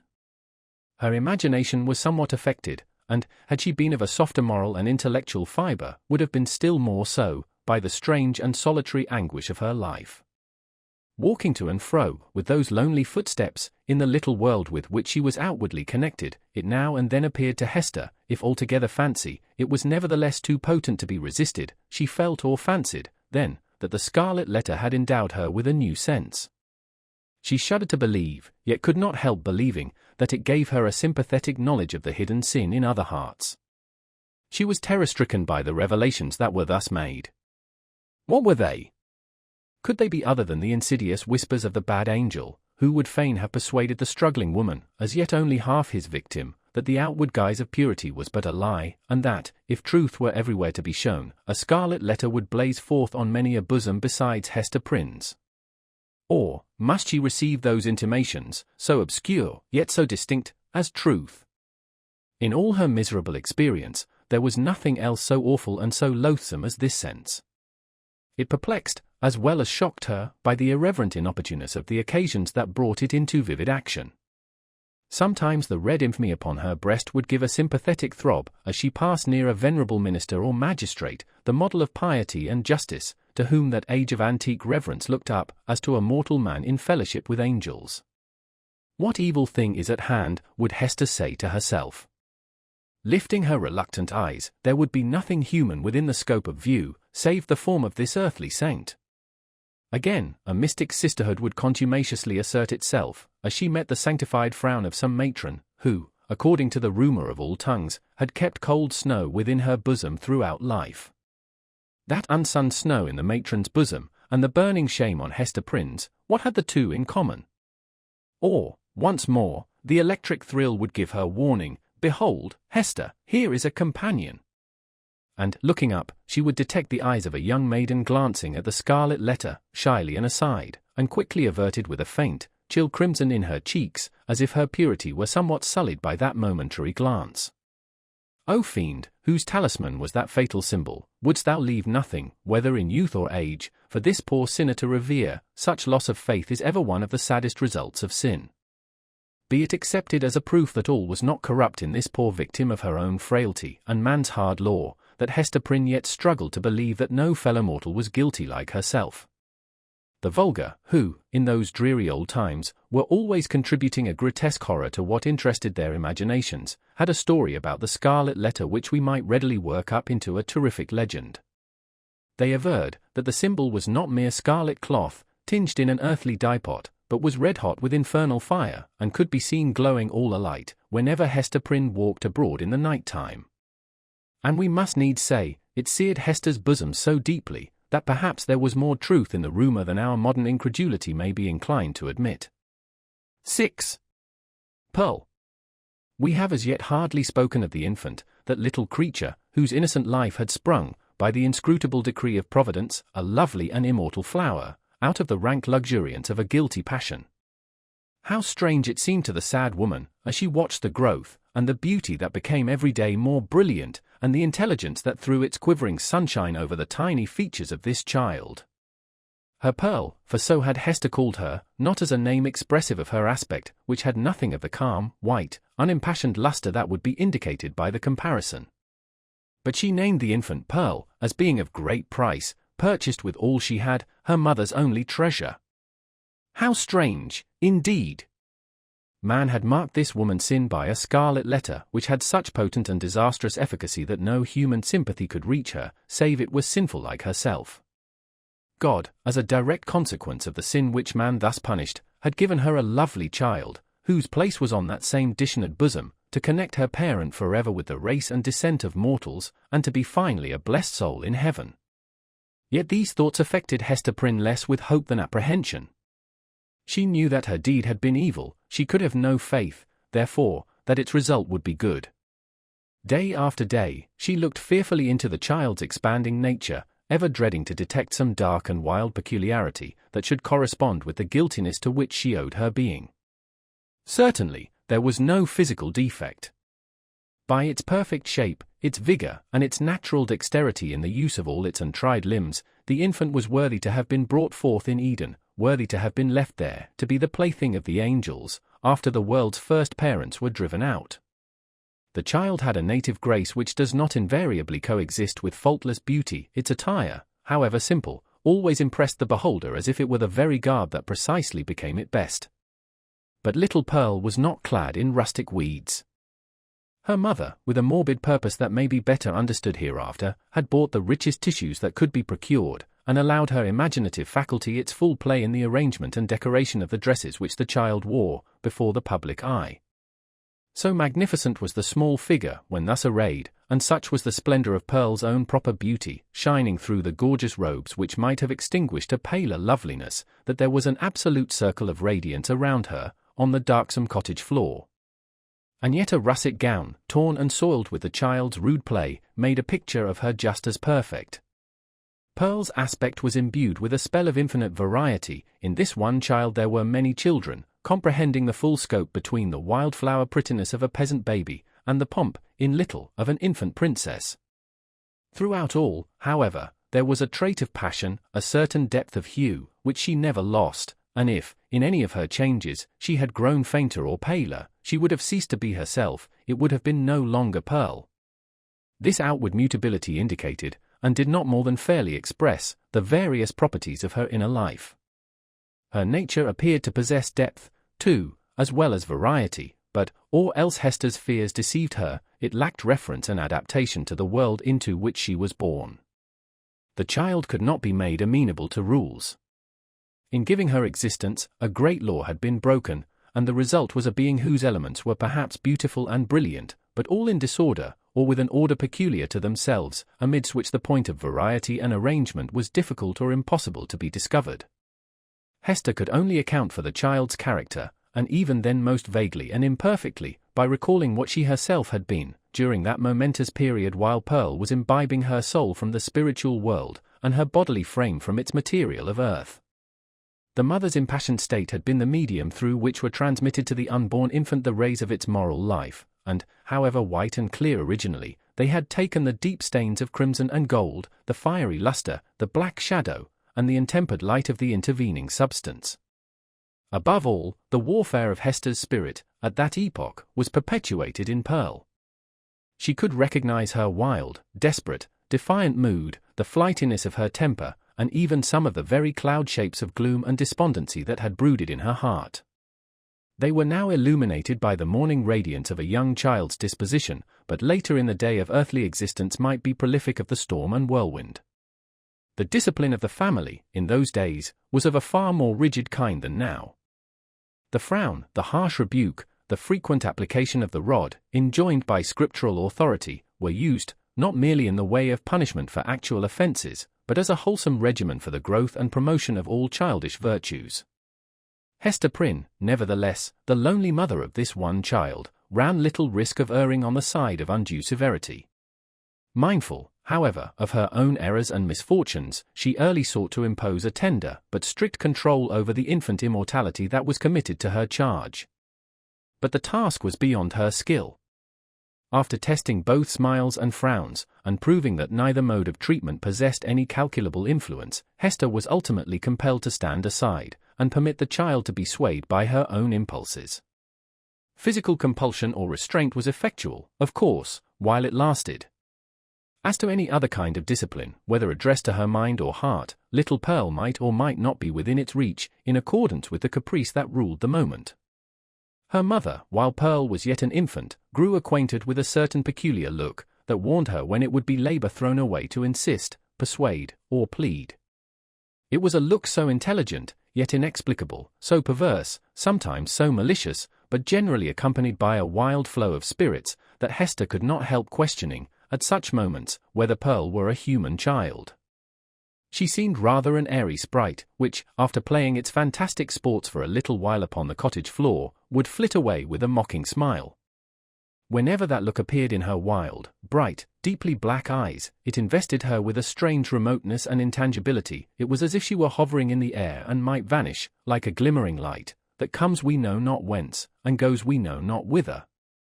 Beholding it, Hester was constrained to rush towards the child, to pursue the little elf in the flight which she invariably began, to snatch her to her bosom, with a close pressure and earnest kisses, not so much from overflowing love, as to assure herself that Pearl was flesh and blood, and not utterly delusive.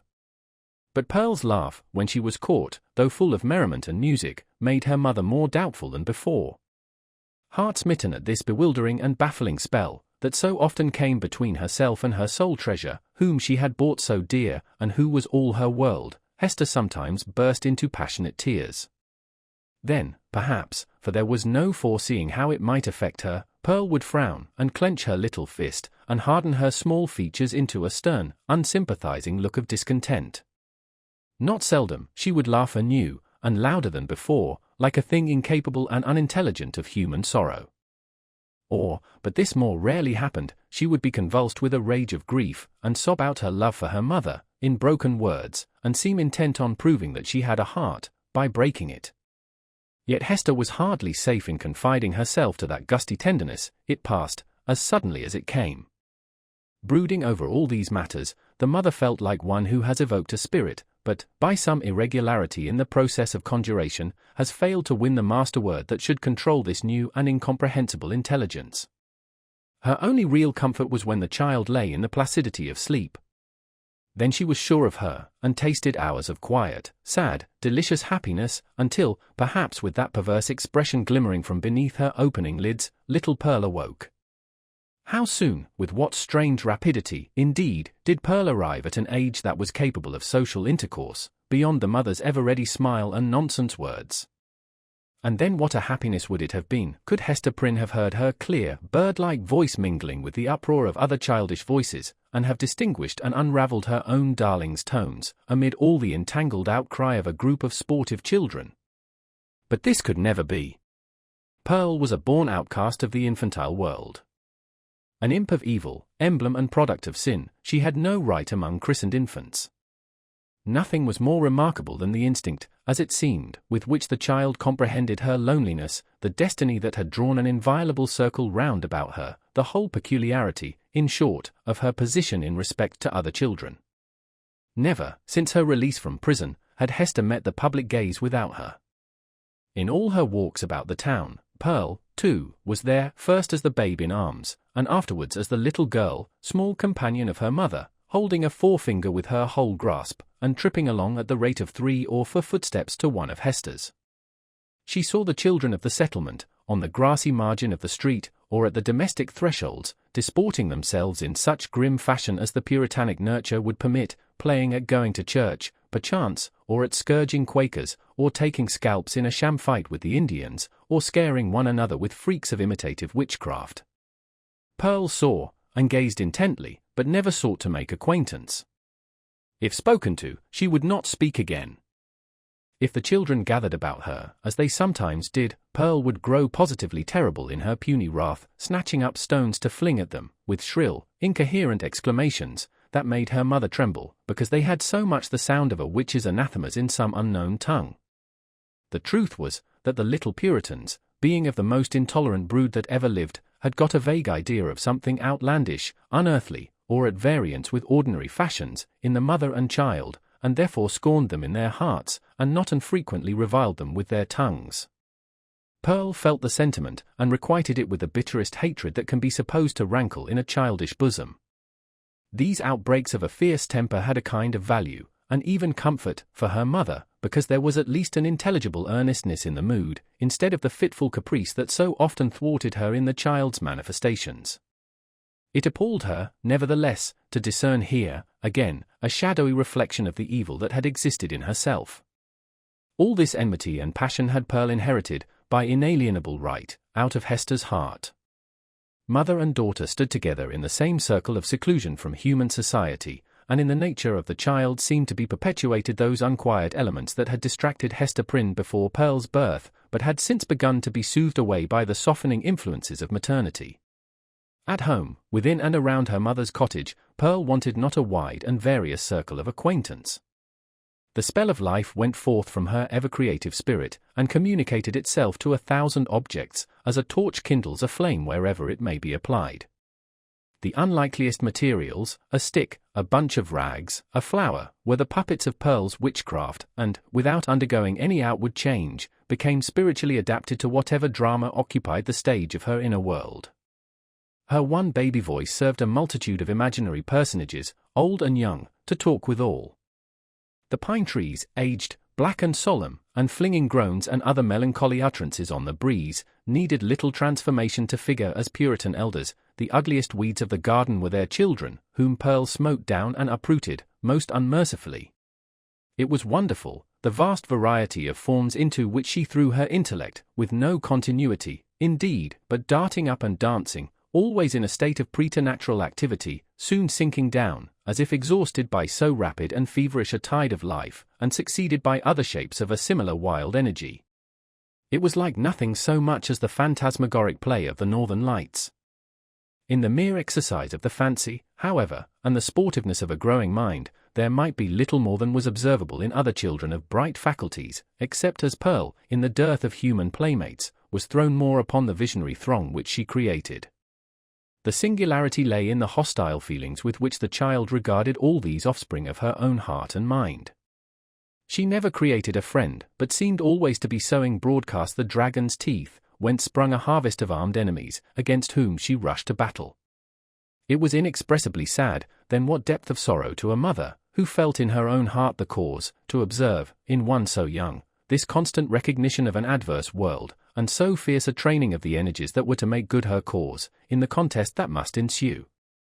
Gazing at Pearl, Hester Prynne often dropped her work upon her knees, and cried out with an agony which she would fain have hidden, but which made utterance for itself, betwixt speech and a groan, "O Father in heaven, if thou art still my Father, what is this being which I have brought into the world?" And Pearl, overhearing the ejaculation, or aware, through some more subtle channel, of those throbs of anguish, would turn her vivid and beautiful little face upon her mother, smile with sprite-like intelligence, and resume her play. One peculiarity of the child's deportment remains yet to be told.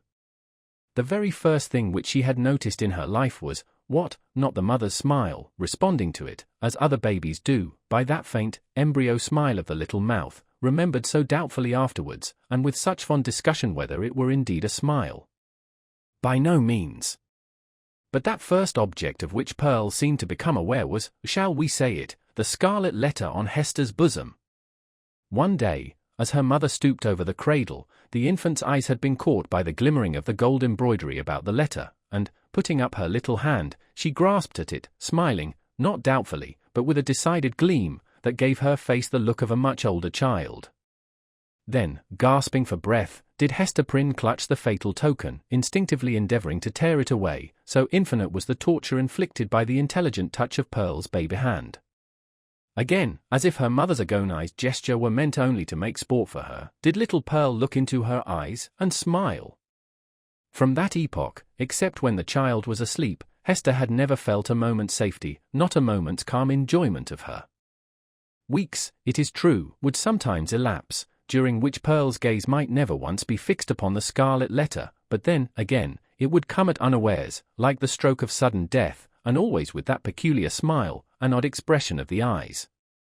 Once, this freakish, elvish cast came into the child's eyes, while Hester was looking at her own image in them, as mothers are fond of doing, and, suddenly, for women in solitude, and with troubled hearts, are pestered with unaccountable delusions, she fancied that she beheld, not her own miniature portrait, but another face, in the small black mirror of Pearl's eye.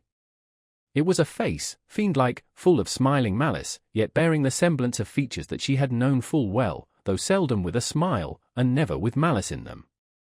It was as if an evil spirit possessed the child, and had just then peeped forth in mockery. Many a time afterwards had Hester been tortured, though less vividly, by the same illusion.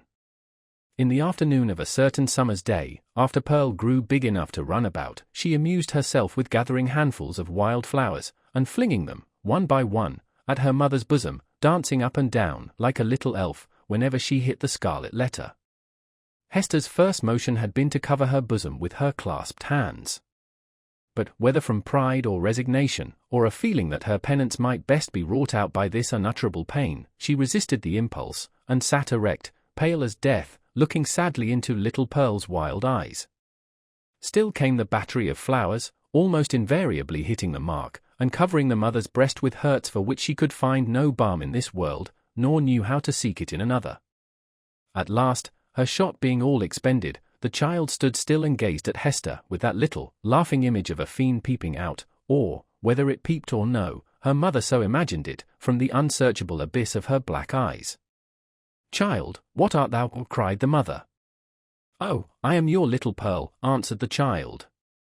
But, while she said it, Pearl laughed and began to dance up and down, with the humoursome gesticulation of a little imp, whose next freak might be to fly up the chimney.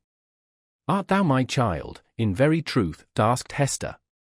Nor did she put the question altogether idly, but, for the moment, with a portion of genuine earnestness, for, such was Pearl's wonderful intelligence, that her mother half doubted whether she were not acquainted with the secret spell of her existence, and might not now reveal herself. "Yes, I am little Pearl," repeated the child, continuing her antics. "Thou art not my child." "Thou art no Pearl of mine," said the mother, half playfully, for it was often the case that a sportive impulse came over her, in the midst of her deepest suffering. "Tell me, then, what thou art, and who sent thee hither." "Tell me, mother," said the child, seriously, coming up to Hester, and pressing herself close to her knees. "Do thou tell me."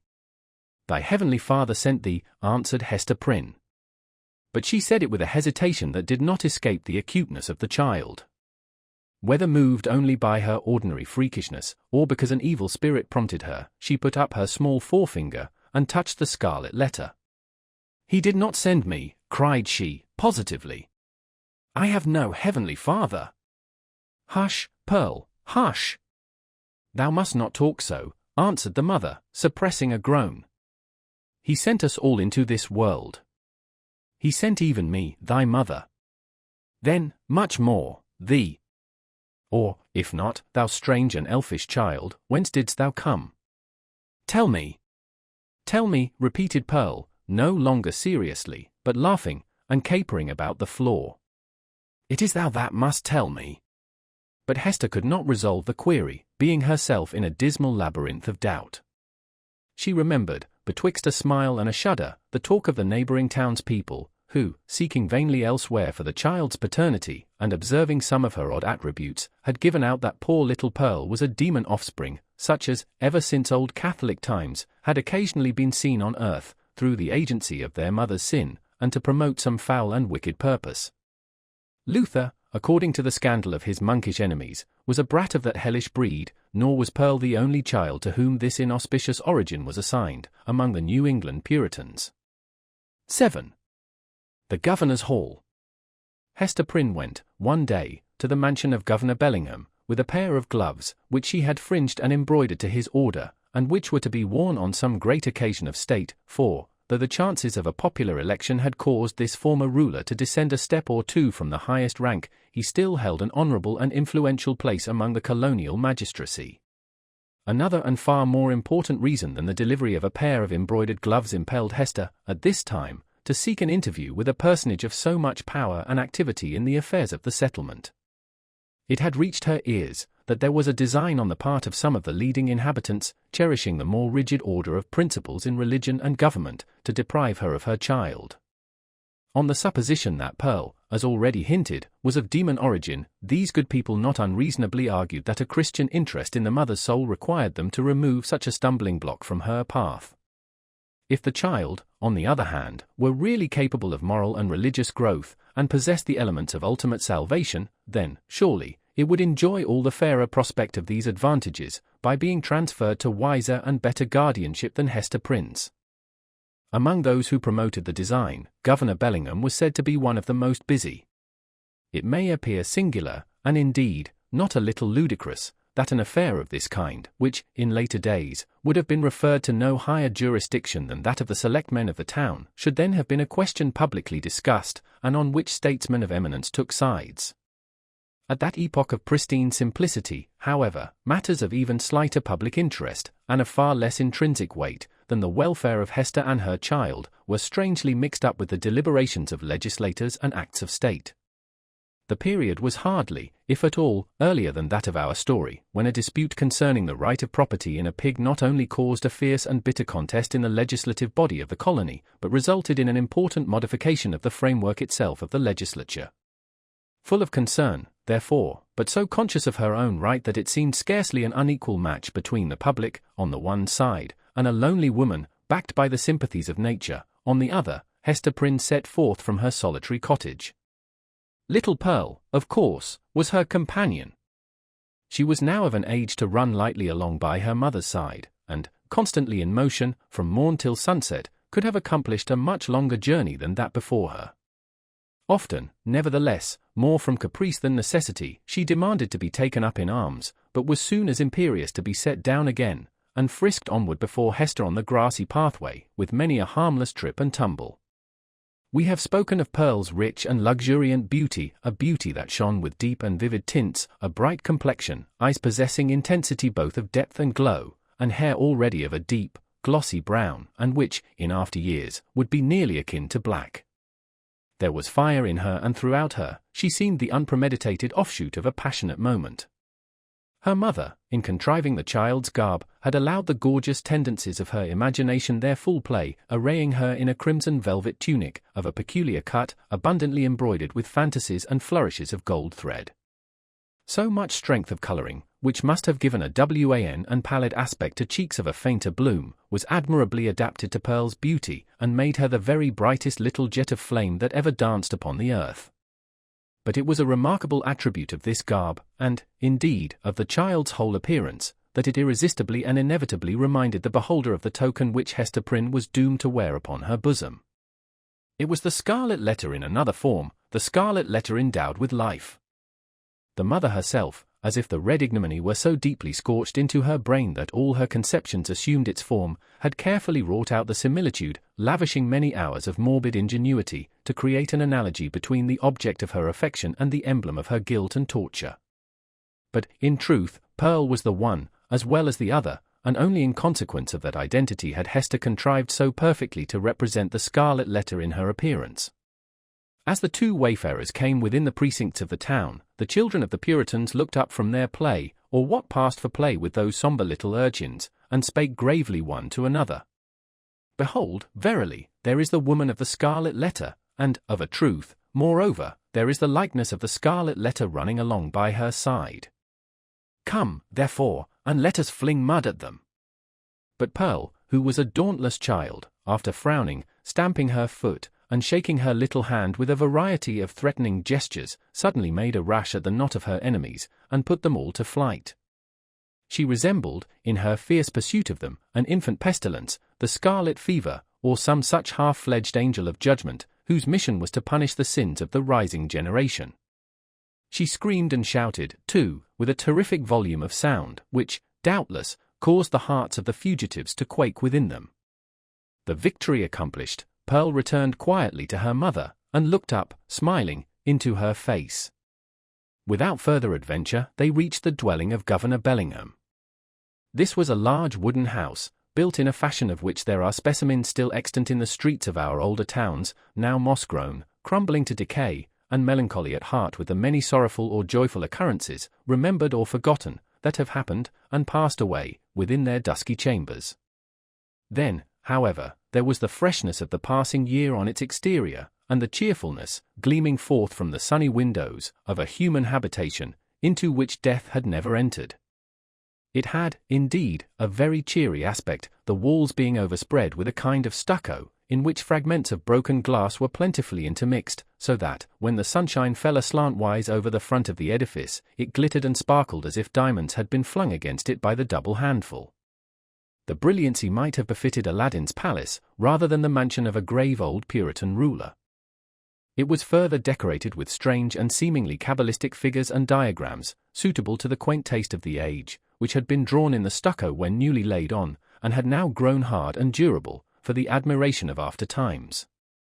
Pearl, looking at this bright wonder of a house, began to caper and dance, and imperatively required that the whole breadth of sunshine should be stripped off its front and given her to play with.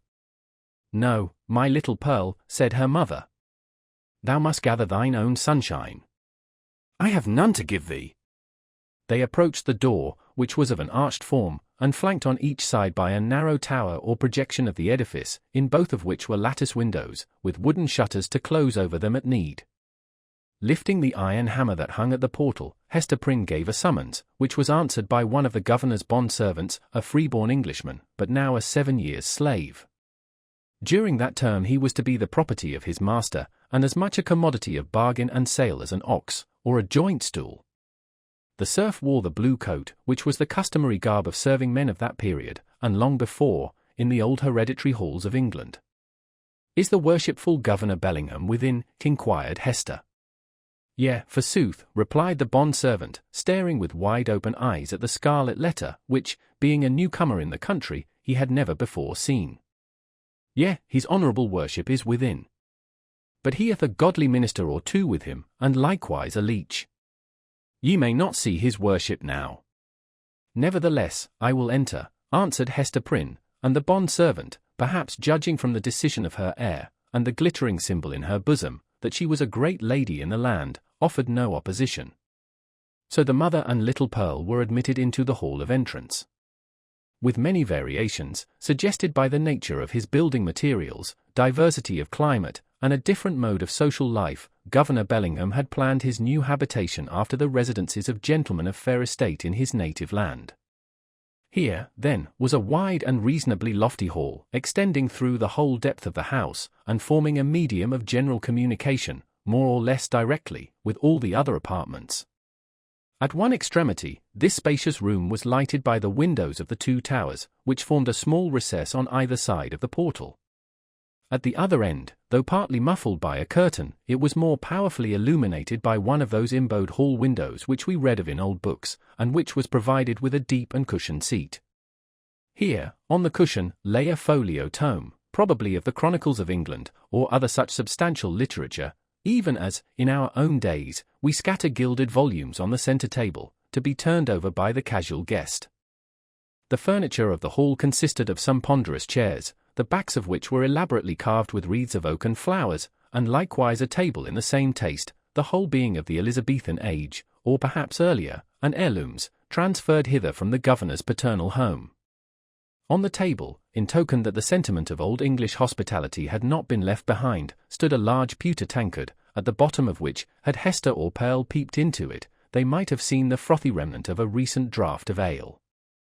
On the wall hung a row of portraits, representing the forefathers of the Bellingham lineage, some with armour on their breasts, and others with stately ruffs and robes of peace. All were characterized by the sternness and severity which old portraits so invariably put on, as if they were the ghosts, rather than the pictures, of departed worthies, and were gazing with harsh and intolerant criticism at the pursuits and enjoyments of living men. At about the centre of the oaken panels, that lined the hall, was suspended a suit of mail, not, like the pictures, an ancestral relic, but of the most modern date, for it had been manufactured by a skilful armourer in London, the same year in which Governor Bellingham came over to New England. There was a steel headpiece, a cuirass, a gorget and greaves, with a pair of gauntlets and a sword hanging beneath, all, and especially the helmet and breastplate, so highly burnished as to glow with white radiance, and scatter an illumination everywhere about upon the floor. This bright panoply was not meant for mere idle show, but had been worn by the governor on many a solemn muster and training field, and had glittered, moreover, at the head of a regiment in the Pequod War. For, though bred a lawyer, and accustomed to speak of Bacon, Coke, Noy, and Finch as his professional associates, the exigencies of this new country had transformed Governor Bellingham into a soldier, as well as a statesman and ruler. Little Pearl, who was as greatly pleased with the gleaming armour as she had been with the glittering frontispiece of the house, spent some time looking into the polished mirror of the breastplate. "Mother," cried she, "I see you here. Look! Look!" Hester looked, by way of humouring the child, and she saw that, owing to the peculiar effect of this convex mirror, the Scarlet Letter was represented in exaggerated and gigantic proportions, so as to be greatly the most prominent feature of her appearance. In truth, she seemed absolutely hidden behind it. Pearl pointed upward, also, at a similar picture in the headpiece, smiling at her mother, with the elfish intelligence that was so familiar an expression on her small physiognomy. That look of naughty merriment was likewise reflected in the mirror, with so much breadth and intensity of effect, that it made Hester Prynne feel as if it could not be the image of her own child, but of an imp who was seeking to mold itself into Pearl's shape. "Come along, Pearl," said she, drawing her away. "Come and look into this fair garden. It may be we shall see flowers there, more beautiful ones than we find in the woods." Pearl, accordingly, ran to the bow window, at the farther end of the hall, and looked along the vista of a garden walk, carpeted with closely shaven grass, and bordered with some rude and immature attempt at shrubbery. But the proprietor appeared already to have relinquished, as hopeless, the effort to perpetuate on this side of the Atlantic, in a hard soil and amid the close struggle for subsistence, the native English taste for ornamental gardening. Cabbages grew in plain sight, and a pumpkin vine, rooted at some distance, had run across the intervening space, and deposited one of its gigantic products directly beneath the hall window, as if to warn the governor that this great lump of vegetable gold was as rich an ornament as New England earth would offer him. There were a few rose bushes, however, and a number of apple trees, probably the descendants of those planted by the Reverend Mr. Blackstone, the first settler of the peninsula, that half-mythological personage, who rides through our early annals, seated on the back of a bull. Pearl, seeing the rose bushes, began to cry for a red rose, and would not be pacified. "Hush, child, hush," said her mother, earnestly. "Do not cry, dear little Pearl. I hear voices in the garden. The governor is coming, and gentlemen along with him." In fact, adown the vista of the garden avenue a number of persons were seen approaching towards the house. Pearl, in utter scorn of her mother's attempt to quiet her, gave an eldritch scream, and then became silent, not from any notion of obedience, but because the quick and mobile curiosity of her disposition was excited by the appearance of these new personages. 8. The ELF child and the minister. Governor Bellingham, in a loose gown and easy cap, such as elderly gentlemen love to endue themselves with, in their domestic privacy, walked foremost, and appeared to be showing off his estate, and expatiating on his projected improvements. The wide circumference of an elaborate ruff, beneath his grey beard, in the antiquated fashion of King James's reign, caused his head to look not a little like that of John the Baptist in a charger. The impression made by his aspect, so rigid and severe, and frostbitten with more than autumnal age, was hardly in keeping with the appliances of worldly enjoyment wherewith he had evidently done his utmost to surround himself. But it is an error to suppose that our grey forefathers, though accustomed to speak and think of human existence as a state merely of trial and warfare, and though unfeignedly prepared to sacrifice goods and life at the behest of duty, made it a matter of conscience to reject such means of comfort, or even luxury, as lay fairly within their grasp. This creed was never taught, for instance, by the venerable pastor, John Wilson, whose beard, white as a snowdrift, was seen over Governor Bellingham's shoulder, while its wearer suggested that pears and peaches might yet be naturalized in the New England climate, and that purple grapes might possibly be compelled to nourish, against the sunny garden wall. The old clergyman, nurtured at the rich bosom of the English Church, had a long-established and legitimate taste for all good and comfortable things, and however stern he might show himself in the pulpit, or in his public reproof of such transgressions as that of Hester Prynne, still the genial benevolence of his private life had won him warmer affection than was accorded to any of his professional contemporaries. Behind the governor and Mr. Wilson came two other guests, one the Reverend Arthur Dimmesdale, whom the reader may remember as having taken a brief and reluctant part in the scene of Hester Prynne's disgrace, and, in close companionship with him, old Roger Chillingworth, a person of great skill in physic, who, for 2 or 3 years past, had been settled in the town. It was understood that this learned man was the physician as well as friend of the young minister, whose health had severely suffered, of late, by his too unreserved self-sacrifice to the labours and duties of the pastoral relation. The governor, in advance of his visitors, ascended 1 or 2 steps, and, throwing open the leaves of the great hall window, found himself close to little Pearl. The shadow of the curtain fell on Hester Prynne, and partially concealed her. "What have we here?" said Governor Bellingham, looking with surprise at the scarlet little figure before him. "I profess, I have never seen the like, since my days of vanity, in old King James's time, when I was wont to esteem it a high favour to be admitted to a court masque. There used to be a swarm of these small apparitions, in holiday time, and we called them children of the Lord of Misrule. But how gat such a guest into my hall?" Indeed," cried good old Mr. Wilson. "What little bird of scarlet plumage may this be? Methinks I have seen just such figures, when the sun has been shining through a richly painted window, and tracing out the golden and crimson images across the floor. But that was in the old land. Prithee, young one, who art thou, and what has ailed thy mother to bedizen thee in this strange fashion? Art thou a Christian child, ha? Dost know thy catechism? Or art thou one of those naughty elves or fairies, whom we thought to have left behind us, with other relics of papistry, in merry old England?" "I am mother's child," answered the scarlet vision, "and my name is Pearl." "Pearl, ruby, rather, or coral, or red rose, at the very least, judging from thy hue," responded the old minister, putting forth his hand in a vain attempt to pat little Pearl on the cheek. "But where is this mother of thine? Ah, I see," he added, and, turning to Governor Bellingham, whispered, "This is the selfsame child of whom we have held speech together, and behold here the unhappy woman, Hester Prynne, her mother." "Sayest thou so?" cried the governor. "Nay, we might have judged that such a child's mother must needs be a scarlet woman, and a worthy type of her of Babylon. But she comes at a good time, and we will look into this matter forthwith." Governor Bellingham stepped through the window into the hall, followed by his 3 guests. "Hester Prynne," said he, fixing his naturally stern regard on the wearer of the scarlet letter, "there hath been much question concerning thee, of late. The point hath been weightily discussed, whether we, that are of authority and influence, do well discharge our consciences by trusting an immortal soul, such as there is in yonder child, to the guidance of one who hath stumbled and fallen amid the pitfalls of this world. Speak thou, the child's own mother. Were it not, thinkest thou, for thy little one's temporal and eternal welfare that she be taken out of thy charge, and clad soberly, and disciplined strictly, and instructed in the truths of heaven and earth? What canst thou do for the child, in this kind?" "I can teach my little Pearl what I have learned from this," answered Hester Prynne, laying her finger on the red token.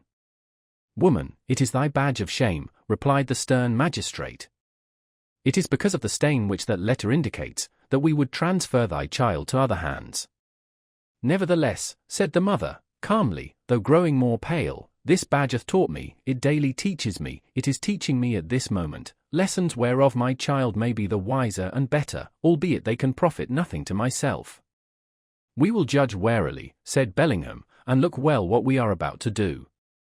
Good Master Wilson, I pray you, examine this Pearl, since that is her name, and see whether she hath had such Christian nurture as befits a child of her age." The old minister seated himself in an armchair, and made an effort to draw Pearl betwixt his knees. But the child, unaccustomed to the touch or familiarity of any but her mother, escaped through the open window, and stood on the upper step, looking like a wild tropical bird of rich plumage, ready to take flight into the upper air. Mr. Wilson, not a little astonished at this outbreak, for he was a grandfatherly sort of personage, and usually a vast favourite with children, essayed, however, to proceed with the examination. "Pearl," said he, with great solemnity, "thou must take heed to instruction, that so, in due season, thou mayest wear in thy bosom the pearl of great price. Canst thou tell me, my child, who made thee?" Now Pearl knew well enough who made her, for Hester Prynne, the daughter of a pious home, very soon after her talk with the child about her heavenly Father, had begun to inform her of those truths which the human spirit, at whatever stage of immaturity, imbibes with such eager interest. Pearl, therefore, so large were the attainments of her 3 years' lifetime, could have borne a fair examination in the New England Primer, or the first column of the Westminster Catechisms, although unacquainted with the outward form of either of those celebrated works. But that perversity which all children have more or less of, and of which little Pearl had a tenfold portion, now, at the most inopportune moment, took thorough possession of her, and closed her lips, or impelled her to speak words amiss. after putting her finger in her mouth, with many ungracious refusals to answer good Mr. Wilson's question, the child finally announced that she had not been made at all, but had been plucked by her mother off the bush of wild roses that grew by the prison door. This fantasy was probably suggested by the near proximity of the governor's red roses, as Pearl stood outside of the window, together with her recollection of the prison rosebush, which she had passed in coming hither. Old Roger Chillingworth, with a smile on his face, whispered something in the young clergyman's ear. Hester Prynne looked at the man of skill, and even then, with her fate hanging in the balance, was startled to perceive what a change had come over his features, how much uglier they were, how his dark complexion seemed to have grown duskier, and his figure more misshapen, since the days when she had familiarly known him. She met his eyes for an instant, but was immediately constrained to give all her attention to the scene now going forward. "This is awful," cried the governor, slowly recovering from the astonishment into which Pearl's response had thrown him. "Here is a child of 3 years old, and she cannot tell who made her. Without question, she is equally in the dark as to her soul, its present depravity, and future destiny. Methinks, gentlemen, we need inquire no further." Hester caught hold of Pearl, and drew her forcibly into her arms, confronting the old Puritan magistrate with almost a fierce expression. Alone in the world, cast off by it, and with this sole treasure to keep her heart alive, she felt that she possessed indefeasible rights against the world, and was ready to defend them to the death. "God gave me the child," cried she. "He gave her in requital of all things else, which he had taken from me. She is my happiness, she is my torture, none the less. Pearl keeps me here in life. Pearl punishes me too. See ye not, she is the Scarlet Letter, only capable of being loved, and so endowed with a millionfold the power of retribution for my sin. Ye shall not take her. I will die first." "My poor woman," said the not unkind old minister, "the child shall be well cared for, far better than thou canst do it." "God gave her into my keeping," repeated Hester Prynne, raising her voice almost to a shriek. "I will not give her up." And here, by a sudden impulse, she turned to the young clergyman, Mr. Dimmesdale, at whom, up to this moment, she had seemed hardly so much as once to direct her eyes. "Speak thou for me," cried she. "Thou wast my pastor, and hadst charge of my soul, and knowest me better than these men can. I will not lose the child. Speak for me.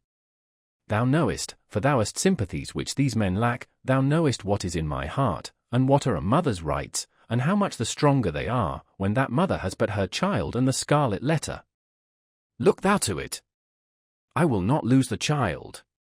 Look to it." At this wild and singular appeal, which indicated that Hester Prynne's situation had provoked her to little less than madness, the young minister at once came forward, pale, and holding his hand over his heart, as was his custom whenever his peculiarly nervous temperament was thrown into agitation. He looked now more careworn and emaciated than as we described him at the scene of Hester's public ignominy, and whether it were his failing health, or whatever the cause might be, his large dark eyes had a world of pain in their troubled and melancholy depth. "There is truth in what she says," began the minister, with a voice sweet, tremulous, but powerful, insomuch that the hall re-echoed, and the hollow armor rang with it, "truth in what Hester says, and in the feeling which inspires her. God gave her the child, and gave her, too, an instinctive knowledge of its nature and requirements, both seemingly so peculiar, which no other mortal being can possess. And, moreover, is there not a quality of awful sacredness in the relation between this mother and this child?" How is that, good Master Dimmesdale?" interrupted the governor. "Make that plain, I pray you." "It must be even so," resumed the minister.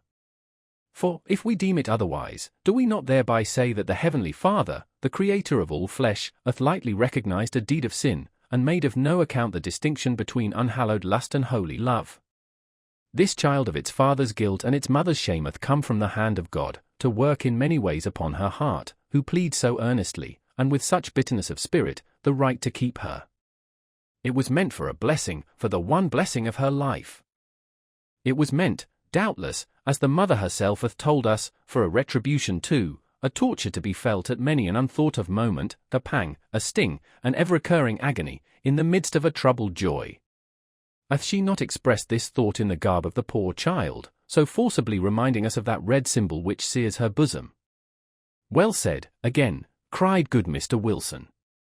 "I feared the woman had no better thought than to make a mountebank of her child." "Oh, not so, not so," continued Mr. Dimmesdale. "She recognizes, believe me, the solemn miracle which God hath wrought in the existence of that child. And may she feel, too, what, methinks, is the very truth, that this boon was meant, above all things else, to keep the mother's soul alive, and to preserve her from blacker depths of sin into which Satan might else have sought to plunge her. Therefore it is good for this poor, sinful woman that she hath an infant immortality, a being capable of eternal joy or sorrow, confided to her care, to be trained up by her to righteousness, to remind her, at every moment, of her fall, but yet to teach her, as it were by the Creator's sacred pledge, that, if she bring the child to heaven, the child also will bring its parent thither. Herein is the sinful mother happier than the sinful father. For Hester Prynne's sake, then, and no less for the poor child's sake, let us leave them as Providence hath seen fit to place them." "You speak, my friend, with a strange earnestness," said old Roger Chillingworth, smiling at him. "And there is a weighty import in what my young brother hath spoken," added the Reverend Mr. Wilson. "What say you, worshipful Master Bellingham? Hath he not pleaded well for the poor woman?" "Indeed hath he," answered the magistrate, "and hath adduced such arguments, that we will even leave the matter as it now stands, so long, at least, as there shall be no further scandal in the woman. Care must be had, nevertheless, to put the child to due and stated examination in the catechism, at thy hands or Master Dimmesdale's. Moreover, at a proper season, the tithing men must take heed that she go both to school and to meeting." The young minister, on ceasing to speak, had withdrawn a few steps from the group, and stood with his face partially concealed in the heavy folds of the window curtain, while the shadow of his figure, which the sunlight cast upon the floor, was tremulous with the vehemence of his appeal. Pearl, that wild and flighty little elf, stole softly towards him, and taking his hand in the grasp of both her own, laid her cheek against it, a caress so tender, and withal so unobtrusive, that her mother, who was looking on, asked herself, "Is that my Pearl?" Yet she knew that there was love in the child's heart, although it mostly revealed itself in passion, and hardly twice in her lifetime had been softened by such gentleness as now. The minister, for, save the long-sought regards of woman, nothing is sweeter than these marks of childish preference, accorded spontaneously by a spiritual instinct, and therefore seeming to imply in us something truly worthy to be loved, the minister looked round, laid his hand on the child's head, hesitated an instant, and then kissed her brow. Little Pearl's unwonted mood of sentiment lasted no longer. She laughed, and went capering down the hall, so airily, that old Mr. Wilson raised a question whether even her tiptoes touched the floor.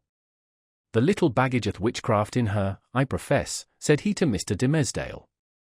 "She needs no old woman's broomstick to fly withal." "A strange child," remarked old Roger Chillingworth. "It is easy to see the mother's part in her. Would it be beyond a philosopher's research, think ye, gentlemen, to analyze that child's nature, and, from its make and mould, to give a shrewd guess at the father?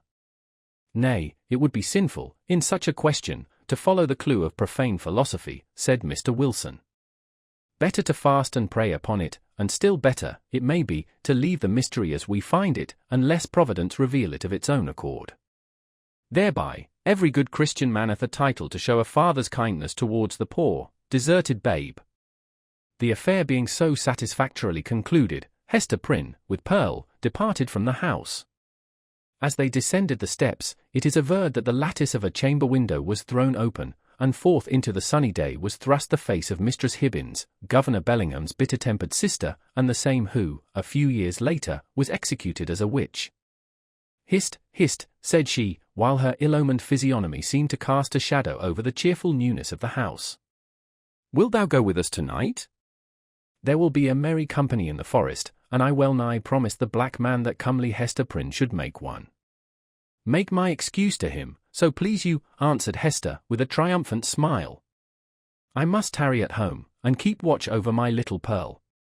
Had they taken her from me, I would willingly have gone with thee into the forest, and signed my name in the black man's book too, and that with mine own blood." "We shall have thee there anon," said the witch lady, frowning, as she drew back her head.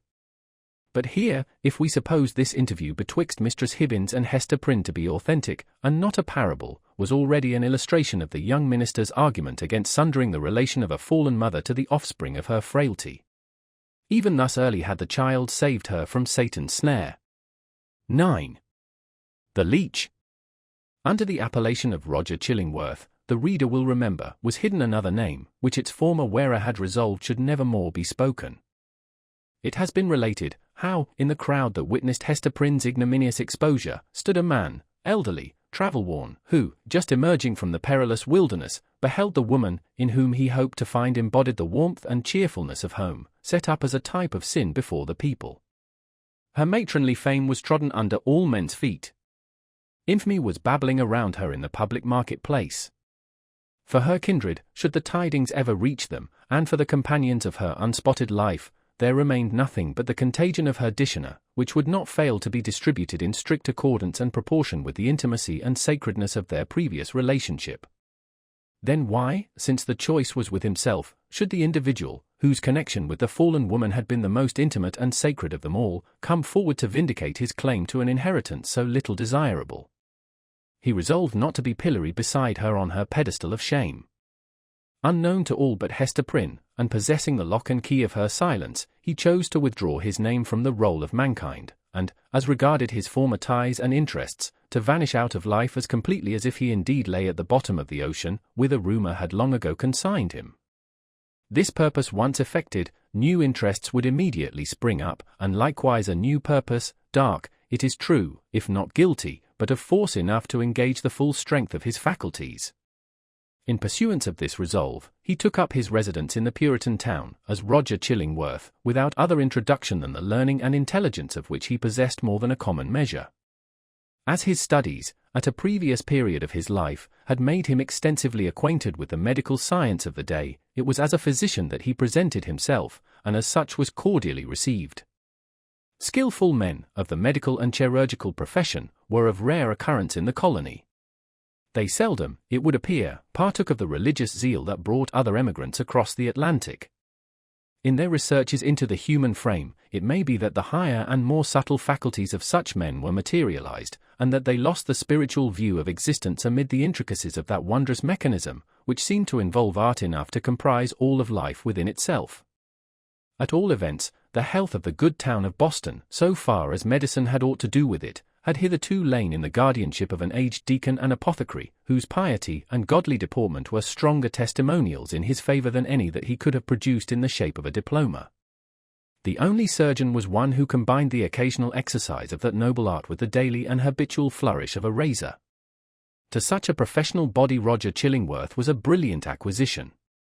He soon manifested his familiarity with the ponderous and imposing machinery of antique physic, in which every remedy contained a multitude of far-fetched and heterogeneous ingredients, as elaborately compounded as if the proposed result had been the elixir of life.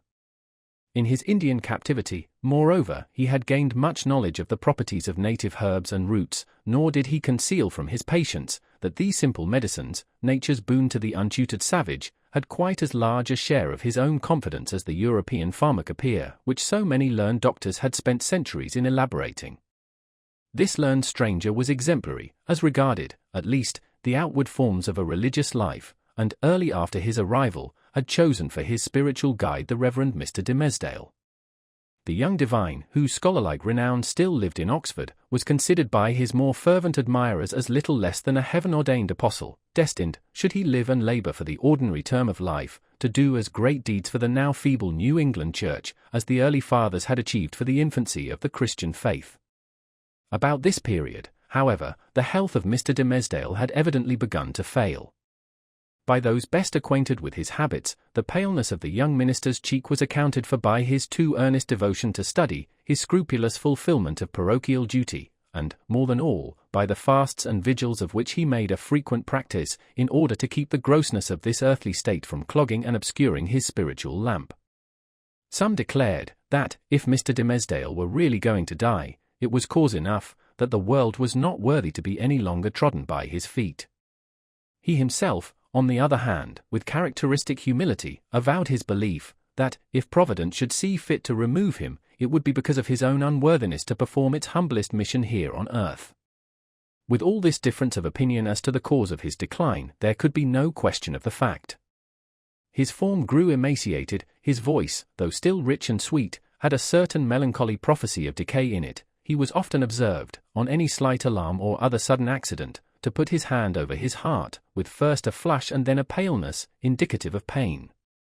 Such was the young clergyman's condition, and so imminent the prospect that his dawning light would be extinguished, all untimely, when Roger Chillingworth made his advent to the town.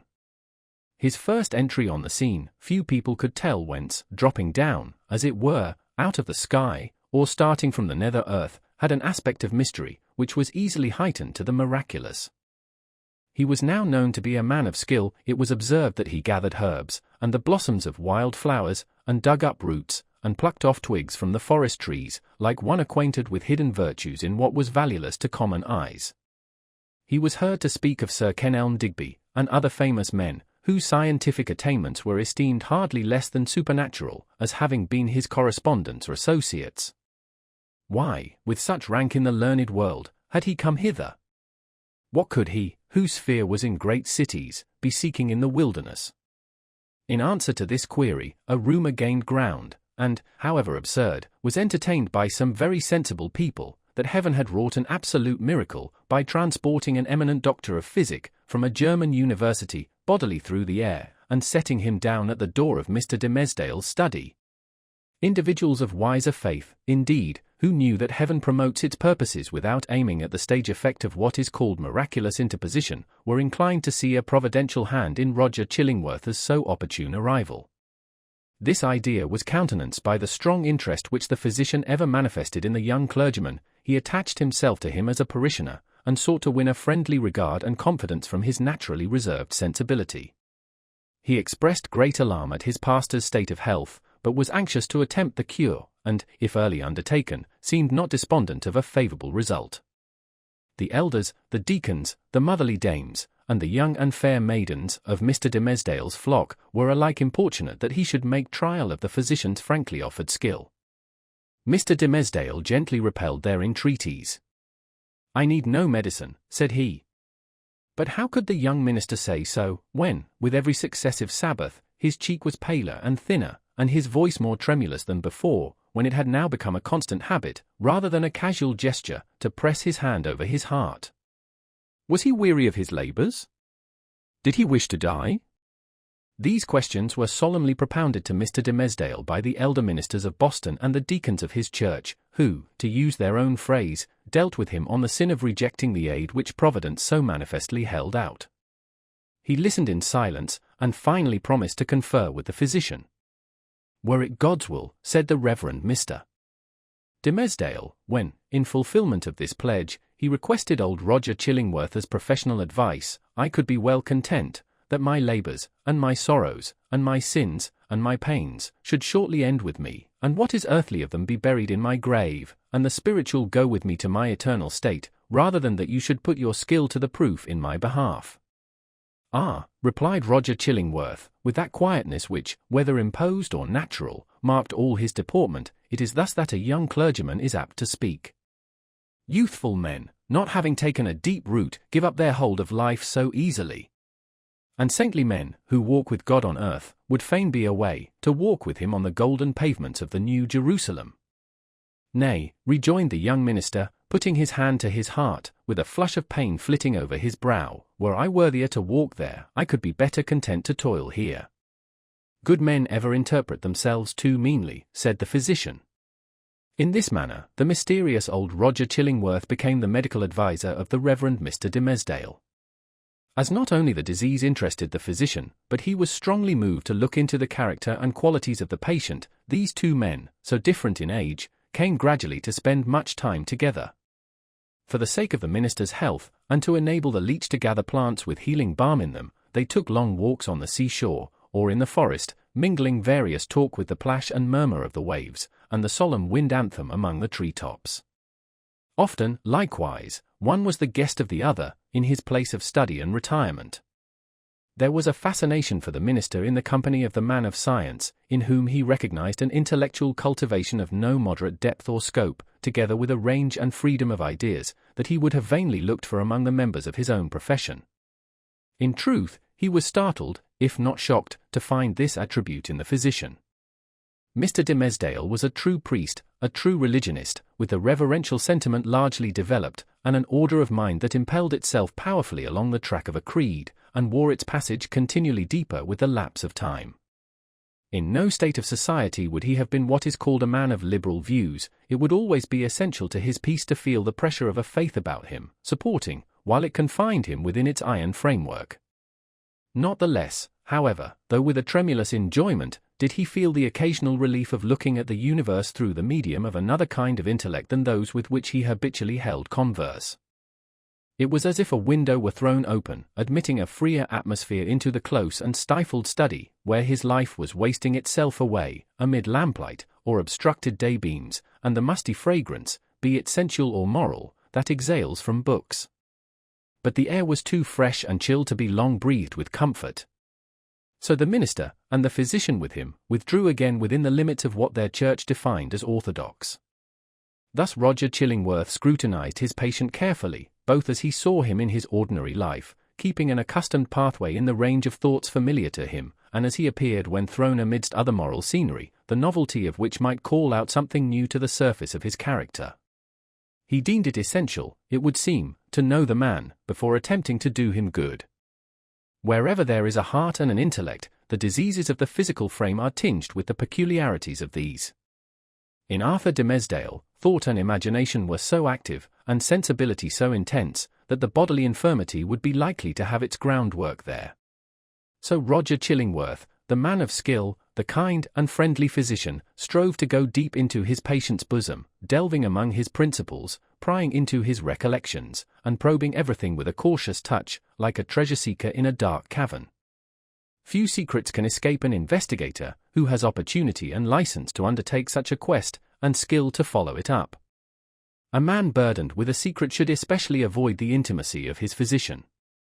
If the latter possess native sagacity, and a nameless something more, let us call it intuition, if he show no intrusive egotism, nor disagreeably prominent characteristics of his own, if he have the power, which must be born with him, to bring his mind into such affinity with his patients, that this last shall unawares have spoken what he imagines himself only to have thought, if such revelations be received without tumult, and acknowledged not so often by an uttered sympathy as by silence, an inarticulate breath, and here and there a word, to indicate that all is understood. If to these qualifications of a confidant be joined the advantages afforded by his recognized character as a physician, then, at some inevitable moment, will the soul of the sufferer be dissolved, and flow forth in a dark, but transparent stream, bringing all its mysteries into the daylight. Roger Chillingworth possessed all, or most, of the attributes above enumerated. Nevertheless, time went on, a kind of intimacy, as we have said, grew up between these two cultivated minds, which had as wide a field as the whole sphere of human thought and study, to meet upon. They discussed every topic of ethics and religion, of public affairs and private character. They talked much, on both sides, of matters that seemed personal to themselves, and yet no secret, such as the physician fancied must exist there, ever stole out of the minister's consciousness into his companion's ear. The latter had his suspicions, indeed, that even the nature of Mr. Dimmesdale's bodily disease had never fairly been revealed to him. It was a strange reserve. After a time, at a hint from Roger Chillingworth, the friends of Mr. Dimmesdale effected an arrangement by which the two were lodged in the same house, so that every ebb and flow of the minister's life-tide might pass under the eye of his anxious and attached physician. There was much joy throughout the town when this greatly desirable object was attained. It was held to be the best possible measure for the young clergyman's welfare, unless, indeed, as often urged by such as felt authorized to do so, he had selected some one of the many blooming damsels, spiritually devoted to him, to become his devoted wife. This latter step, however, there was no present prospect that Arthur Dimmesdale would be prevailed upon to take. He rejected all suggestions of the kind, as if priestly celibacy were one of his articles of church discipline. Doomed by his own choice, therefore, as Mr. Dimmesdale so evidently was, to eat his unsavory morsel always at another's board, and endure the lifelong chill which must be his lot who seeks to warm himself only at another's fireside, it truly seemed that this sagacious, experienced, benevolent old physician, with his concord of paternal and reverential love for the young pastor, was the very man, of all mankind, to be constantly within reach of his voice. The new abode of the two friends was with a pious widow of good social rank, who dwelt in a house covering pretty nearly the site on which the venerable structure of King's Chapel has since been built. It had the graveyard, originally Isaac Johnson's home field, on one side, and so was well adapted to call up serious reflections, suited to their respective employments, in both minister and man of physic. The motherly care of the good widow assigned to Mr. Dimmesdale a front apartment, with a sunny exposure, and heavy window curtains, to create a noontide shadow, when desirable. The walls were hung round with tapestry, said to be from the Gobelin looms, and, at all events, representing the scriptural story of David and Bathsheba, and Nathan the prophet, in colours still unfaded, but which made the fair woman of the scene almost as grimly picturesque as the woe-denouncing seer. Here the pale clergyman piled up his library, rich with parchment-bound folios of the Fathers, and the law of rabbis, and monkish erudition, of which the Protestant divines, even while they vilified and decried that class of writers, were yet constrained often to avail themselves. On the other side of the house old Roger Chillingworth arranged his study and laboratory, not such as a modern man of science would reckon even tolerably complete, but provided with a distilling apparatus, and the means of compounding drugs and chemicals, which the practised alchemist knew well how to turn to purpose. With such commodiousness of situation, these two learned persons sat themselves down, each in his own domain, yet familiarly passing from one apartment to the other, and bestowing a mutual and not incurious inspection into one another's business. And the Reverend Arthur Dimmesdale's best discerning friends, as we have intimated, very reasonably imagined that the hand of Providence had done all this, for the purpose, besought in so many public, and domestic, and secret prayers, of restoring the young minister to health.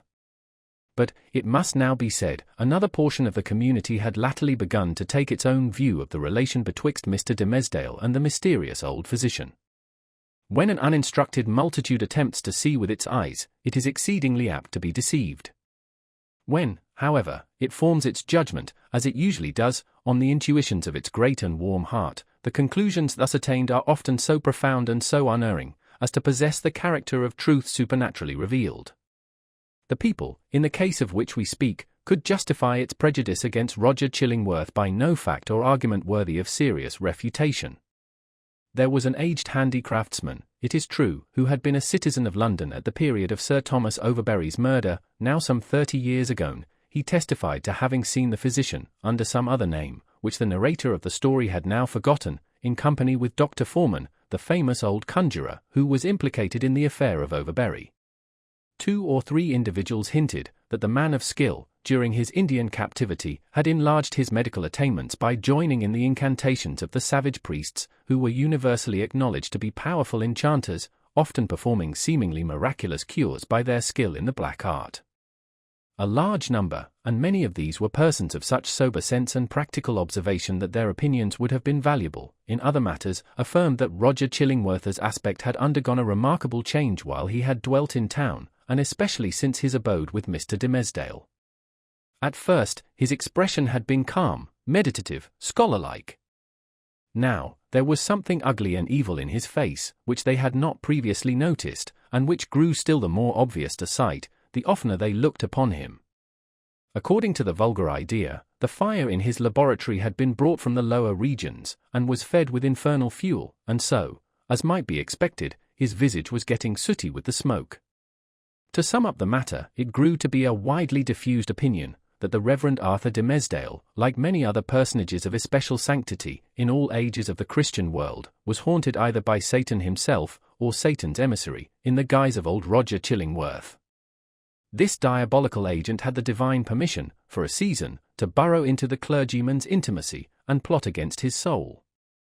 No sensible man, it was confessed, could doubt on which side the victory would turn. The people looked, with an unshaken hope, to see the minister come forth out of the conflict, transfigured with the glory which he would unquestionably win. Meanwhile, nevertheless, it was sad to think of the perchance mortal agony through which he must struggle towards his triumph. Alas! To judge from the gloom and terror in the depths of the poor minister's eyes, the battle was a sore one and the victory anything but secure. 10. The Leech and his Patient. Old Roger Chillingworth, throughout life, had been calm in temperament, kindly, though not of warm affections, but ever, and in all his relations with the world, a pure and upright man. He had begun an investigation, as he imagined, with the severe and equal integrity of a judge, desirous only of truth, even as if the question involved no more than the air-drawn lines and figures of a geometrical problem instead of human passions and wrongs inflicted on himself. But as he proceeded, a terrible fascination, a kind of fierce, though still calm, necessity, seized the old man within its gripe and never set him free again, until he had done all its bidding. He now dug into the poor clergyman's heart, like a miner searching for gold, or, rather, like a sexton delving into a grave, possibly in quest of a jewel that had been buried on the dead man's bosom, but likely to find nothing save mortality and corruption. Alas for his own soul, if these were what he sought! Sometimes, a light glimmered out of the physician's eyes, burning blue and ominous, like the reflection of a furnace, or, let us say, like one of those gleams of ghastly fire that darted from Bunyan's awful doorway in the hillside, and quivered on the pilgrim's face. The soil where this dark miner was working had perchance shown indications that encouraged him. "This man," said he, at one such moment, to himself, "pure as they deem him, all spiritual as he seems, hath inherited a strong animal nature from his father or his mother. Let us dig a little further in the direction of this vein."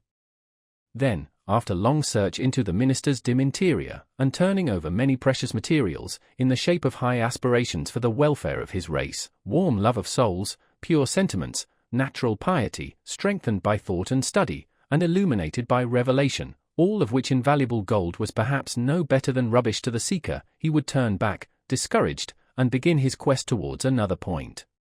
He groped along as stealthily, with as cautious a tread, and as wary an outlook, as a thief entering a chamber where a man lies only half asleep, or, it may be, broad awake, with purpose to steal the very treasure which this man guards as the apple of his eye. In spite of his premeditated carefulness, the floor would now and then creak, his garments would rustle, the shadow of his presence, in a forbidden proximity, would be thrown across his victim.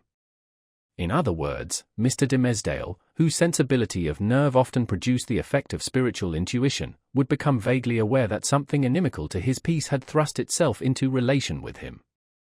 But old Roger Chillingworth, too, had perceptions that were almost intuitive, and when the minister threw his startled eyes towards him, there the physician sat, his kind, watchful, sympathizing, but never intrusive friend.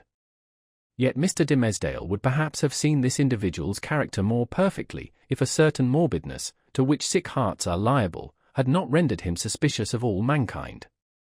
Trusting no man as his friend, he could not recognize his enemy when the latter actually appeared. He therefore still kept up a familiar intercourse with him, daily receiving the old physician in his study, or visiting the laboratory, and, for recreation's sake, watching the processes by which weeds were converted into drugs of potency.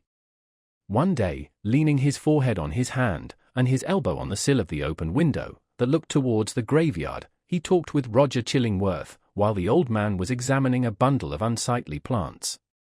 "Where?" asked he, with a look askance at them, for it was the clergyman's peculiarity that he seldom, nowadays, looked straight forth at any object, whether human or inanimate. "Where, my kind doctor, did you gather those herbs, with such a dark, flabby leaf?" "Even in the graveyard here at hand," answered the physician, continuing his employment. "They are new to me. I found them growing on a grave, which bore no tombstone, nor other memorial of the dead man, save these ugly weeds, that have taken upon themselves to keep him in remembrance. They grew out of his heart, and typify, it may be, some hideous secret that was buried with him, and which he had done better to confess during his lifetime." "Perchance," said Mr. Dimmesdale, "he earnestly desired it, but could not." "And wherefore?" rejoined the physician. "Wherefore not, since all the powers of nature call so earnestly for the confession of sin, that these black weeds have sprung up out of a buried heart, to make manifest an unspoken crime." "That, good sir, is but a fantasy of yours," replied the minister. "There can be, if I forbode aright, no power, short of the divine mercy, to disclose, whether by uttered words, or by type or emblem, the secrets that may be buried with a human heart. The heart, making itself guilty of such secrets, must perforce hold them until the day when all hidden things shall be revealed. Nor have I so read or interpreted Holy Writ, as to understand that the disclosure of human thoughts and deeds, then to be made, is intended as a part of the retribution. That, surely, were a shallow view of it. No, these revelations, unless I greatly err, are meant merely to promote the intellectual satisfaction of all intelligent beings, who will stand waiting, on that day, to see the dark problem of this life made plain. A knowledge of men's hearts will be needful to the completest solution of that problem. And I conceive, moreover, that the hearts holding such miserable secrets as you speak of will yield them up, at that last day, not with reluctance, but with a joy unutterable. Then why not reveal them here? Asked Roger Chillingworth, glancing quietly aside at the minister.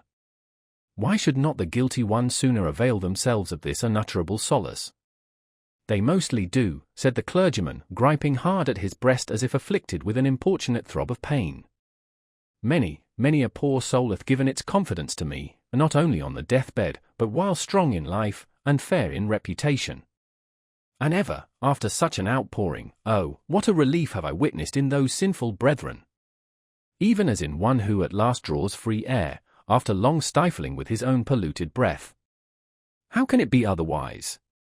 Why should a wretched man, guilty, we will say, of murder, prefer to keep the dead corpse buried in his own heart, rather than fling it forth at once, and let the universe take care of it? Yet some men bury their secrets thus, observed the calm physician. True, there are such men, answered Mr. Dimmesdale. But, not to suggest more obvious reasons, it may be that they are kept silent by the very constitution of their nature. Or, can we not suppose it, guilty as they may be, retaining, nevertheless, a zeal for God's glory and man's welfare, they shrink from displaying themselves black and filthy in the view of men, because, thenceforward, no good can be achieved by them, no evil of the past be redeemed by better service. So, to their own unutterable torment, they go about among their fellow creatures, looking pure as new-fallen snow while their hearts are all speckled and spotted with iniquity of which they cannot rid themselves. These men deceive themselves, said Roger Chillingworth, with somewhat more emphasis than usual, and making a slight gesture with his forefinger. They fear to take up the shame that rightfully belongs to them. Their love for man, their zeal for God's service, these holy impulses may or may not coexist in their hearts with the evil inmates to which their guilt has unbarred the door, and which must needs propagate a hellish breed within them. But if they seek to glorify God, let them not lift heavenward their unclean hands. If they would serve their fellow men, let them do it by making manifest the power and reality of conscience, in constraining them to penitential self-abasement. Wouldst thou have me to believe, O wise and pious friend, that a false show can be better, can be more for God's glory, or man's welfare, than God's own truth? Trust me, such men deceive themselves.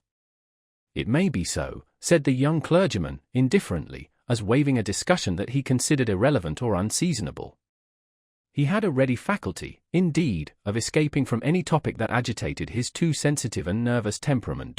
But now I would ask of my well-skilled physician, whether, in good sooth, he deems me to have profited by his kindly care of this weak frame of mine. Before Roger Chillingworth could answer, they heard the clear, wild laughter of a young child's voice, proceeding from the adjacent burial ground. Looking instinctively from the open window, for it was summer time, the minister beheld Hester Prynne and little Pearl passing along the footpath that traversed the enclosure. Pearl looked as beautiful as the day, but was in one of those moods of perverse merriment which, whenever they occurred, seemed to remove her entirely out of the sphere of sympathy or human contact. She now skipped irreverently from one grave to another, until, coming to the broad, flat, armorial tombstone of a departed worthy, perhaps of Isaac Johnson himself, she began to dance upon it. In reply to her mother's command and entreaty that she would behave more decorously, little Pearl paused to gather the prickly burrs from a tall burdock which grew beside the tomb. Taking a handful of these, she arranged them along the lines of the scarlet letter that decorated the maternal bosom, to which the burrs, as their nature was, tenaciously adhered. Hester did not pluck them off. Roger Chillingworth had by this time approached the window and smiled grimly down. There is no law, nor reverence for authority, no regard for human ordinances or opinions, right or wrong, mixed up with that child's composition, remarked he, as much to himself as to his companion. I saw her, the other day, bespatter the governor himself with water, at the cattle trough in Spring Lane. What, in heaven's name, is she? Is the imp altogether evil? Hath she affections? Hath she any discoverable principle of being? None, save the freedom of a broken law, answered Mr. Dimmesdale, in a quiet way, as if he had been discussing the point within himself. Whether capable of good, I know not. The child probably overheard their voices, for, looking up to the window, with a bright, but naughty smile of mirth and intelligence, she threw one of the prickly burrs at the Reverend Mr. Dimmesdale. The sensitive clergyman shrunk, with nervous dread, from the light missile. Detecting his emotion, Pearl clapped her little hands, in the most extravagant ecstasy. Hester Prynne, likewise, had involuntarily looked up, and all these four persons, old and young, regarded one another in silence, till the child laughed aloud, and shouted, "Come away, mother! Come away, or yonder old black man will catch you. He hath got hold of the minister already. Come away, mother, or he will catch you. But he cannot catch little Pearl." So she drew her mother away, skipping, dancing, and frisking fantastically, among the hillocks of the dead people, like a creature that had nothing in common with a bygone and buried generation, nor owned herself akin to it. It was as if she had been made afresh, out of new elements, and must perforce be permitted to live her own life, and be a law unto herself, without her eccentricities being reckoned to her for a crime. "There goes a woman," resumed Roger Chillingworth, after a pause, "who, be her demerits what they may, hath none of that mystery of hidden sinfulness which you deem so grievous to be borne. Is Hester Prynne the less miserable, think you, for that scarlet letter on her breast?" "I do verily believe it," answered the clergyman. "Nevertheless, I cannot answer for her. There was a look of pain in her face, which I would gladly have been spared the sight of. But still, methinks, it must needs be better for the sufferer to be free to show his pain, as this poor woman Hester is, than to cover it all up in his heart." There was another pause, and the physician began anew to examine and arrange the plants which he had gathered. "You inquired of me, a little time ago," said he, at length, "my judgment as touching your health." "I did," answered the clergyman, "and would gladly learn it." "Speak frankly, I pray you, be it for life or death." "Freely, then, and plainly," said the physician, still busy with his plants, but keeping a wary eye on Mr. Dimmesdale. "The disorder is a strange one, not so much in itself, nor as outwardly manifested, in so far, at least, as the symptoms have been laid open to my observation. Looking daily at you, my good sir, and watching the tokens of your aspect, now for months gone by, I should deem you a man sore sick, it may be, yet not so sick but that an instructed and watchful physician might well hope to cure you. But I know not what to say, the disease is what I seem to know, yet know it not." "You speak in riddles, learned sir," said the pale minister, glancing aside out of the window. "Then, to speak more plainly," continued the physician, "and I crave pardon, sir, should it seem to require pardon, for this needful plainness of my speech. Let me ask, as your friend, as one having charge, under Providence, of your life and physical well-being, hath all the operation of this disorder been fairly laid open and recounted to me?" "How can you question it?" asked the minister. "Surely, it were child's play, to call in a physician, and then hide the sore." "You would tell me, then, that I know all," said Roger Chillingworth, deliberately, and fixing an eye, bright with intense and concentrated intelligence, on the minister's face. "Be it so. But, again, he to whom only the outward and physical evil is laid open, knoweth, oftentimes, but half the evil which he is called upon to cure. A bodily disease, which we look upon as whole and entire within itself, may, after all, be but a symptom of some ailment in the spiritual part. Your pardon, once again, good sir, if my speech give the shadow of offence. You, sir, of all men whom I have known, are he whose body is the closest conjoined, and imbued, and identified, so to speak, with the spirit whereof it is the instrument. Then I need ask no further," said the clergyman, somewhat hastily rising from his chair. "You deal not, I take it, in medicine for the soul." "Thus, a sickness," continued Roger Chillingworth, going on, in an unaltered tone, without heeding the interruption, but standing up, and confronting the emaciated and white-cheeked minister, with his low, dark, and misshapen figure, "a sickness, a sore place, if we may so call it, in your spirit, hath immediately its appropriate manifestation in your bodily frame. Would you, therefore, that your physician heal the bodily evil? How may this be, unless you first lay open to him the wound or trouble in your soul?" "No, not to thee, not to an earthly physician," cried Mr. Dimmesdale, passionately, and turning his eyes, full and bright, and with a kind of fierceness, on old Roger Chillingworth. "Not to thee. But if it be the soul's disease, then do I commit myself to the one physician of the soul. He, if it stand with his good pleasure, can cure, or he can kill. Let him do with me as, in his justice and wisdom, he shall see good. But who art thou, that meddlest in this matter, that dares thrust himself between the sufferer and his God?" With a frantic gesture he rushed out of the room. "It is as well to have made this step," said Roger Chillingworth to himself, looking after the minister with a grave smile. "There is nothing lost. We shall be friends again anon. But see, now, how passion takes hold upon this man, and hurrieth him out of himself. As with one passion, so with another. He hath done a wild thing now, this pious Master Dimmesdale, in the hot passion of his heart." It proved not difficult to re-establish the intimacy of the two companions, on the same footing and in the same degree as heretofore. The young clergyman, after a few hours of privacy, was sensible that the disorder of his nerves had hurried him into an unseemly outbreak of temper, which there had been nothing in the physician's words to excuse or palliate. He marvelled, indeed, at the violence with which he had thrust back the kind old man, when merely proffering the advice which it was his duty to bestow, and which the minister himself had expressly sought.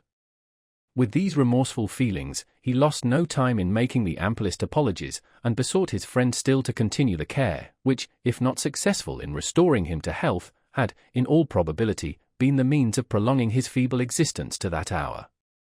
Roger Chillingworth readily assented, and went on with his medical supervision of the minister, doing his best for him, in all good faith, but always quitting the patient's apartment, at the close of a professional interview, with a mysterious and puzzled smile upon his lips.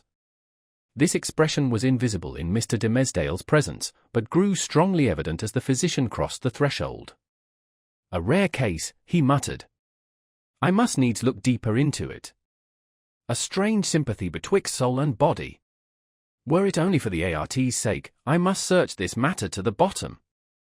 It came to pass, not long after the scene above recorded, that the Reverend Mr. Dimmesdale, at noonday, and entirely unawares, fell into a deep slumber, sitting in his chair, with a large black letter volume open before him on the table.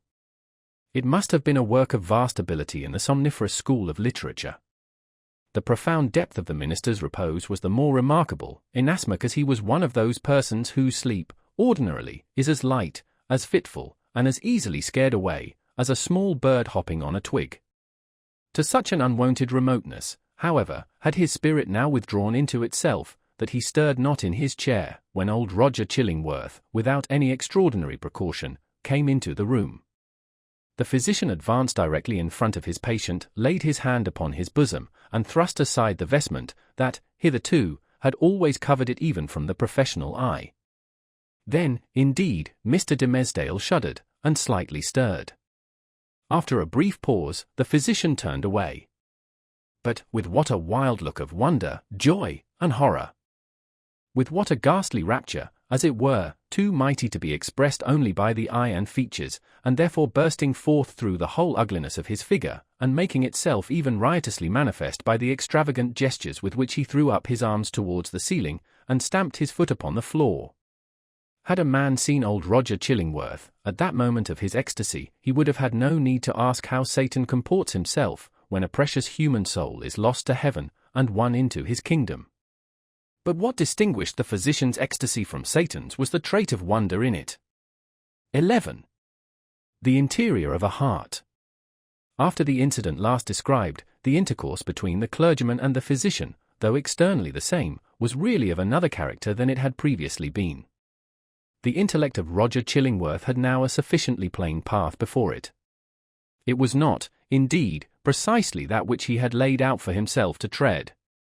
Calm, gentle, passionless, as he appeared, there was yet, we fear, a quiet depth of malice, hitherto latent, but active now, in this unfortunate old man, which led him to imagine a more intimate revenge than any mortal had ever wreaked upon an enemy. To make himself the one trusted friend, to whom should be confided all the fear, the remorse, the agony, the ineffectual repentance, the backward rush of sinful thoughts, expelled in vain. All that guilty sorrow, hidden from the world, whose great heart would have pitied and forgiven, to be revealed to him, the pitiless, to him, the unforgiving. All that dark treasure to be lavished on the very man to whom nothing else could so adequately pay the debt of vengeance. The clergyman's shy and sensitive reserve had balked this scheme. Roger Chillingworth, however, was inclined to be hardly, if at all, less satisfied with the aspect of affairs, which Providence, using the avenger and his victim for its own purposes, and, perchance, pardoning where it seemed most to punish, had substituted for his black devices. A revelation, he could almost say, had been granted to him. It mattered little, for his object, whether celestial, or from what other region. By its aid, in all the subsequent relations betwixt him and Mr. Dimmesdale, not merely the external presence, but the very inmost soul of the latter seemed to be brought out before his eyes, so that he could see and comprehend its every movement. He became, thenceforth, not a spectator only, but a chief actor in the poor minister's interior world. He could play upon him as he chose. Would he arouse him with a throb of agony? The victim was forever on the rack. It needed only to know the spring that controlled the engine, and the physician knew it well. Would he startle him with sudden fear? As at the waving of a magician's wand, uprose a grisly phantom, uprose 1,000 phantoms, in many shapes, of death, or more awful shame, all flocking round about the clergyman, and pointing with their fingers at his breast. All this was accomplished with a subtlety so perfect, that the minister, though he had constantly a dim perception of some evil influence watching over him, could never gain a knowledge of its actual nature. True, he looked doubtfully, fearfully, even, at times, with horror and the bitterness of hatred, at the deformed figure of the old physician. His gestures, his gait, his grizzled beard, his slightest and most indifferent acts, the very fashion of his garments, were odious in the clergyman's sight, a token implicitly to be relied on, of a deeper antipathy in the breast of the latter than he was willing to acknowledge to himself. For, as it was impossible to assign a reason for such distrust and abhorrence, so Mr. Dimmesdale, conscious that the poison of one morbid spot was infecting his heart's entire substance, attributed all his presentiments to no other cause. He took himself to task for his bad sympathies in reference to Roger Chillingworth, disregarded the lesson that he should have drawn from them, and did his best to root them out.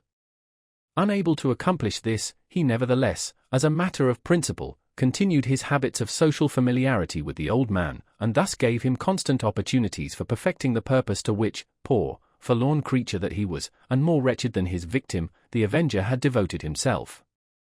While thus suffering under bodily disease, and gnawed and tortured by some black trouble of the soul, and given over to the machinations of his deadliest enemy, the Reverend Mr. Dimmesdale had achieved a brilliant popularity in his sacred office.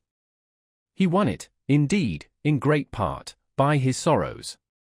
His intellectual gifts, his moral perceptions, his power of experiencing and communicating emotion, were kept in a state of preternatural activity by the prick and anguish of his daily life.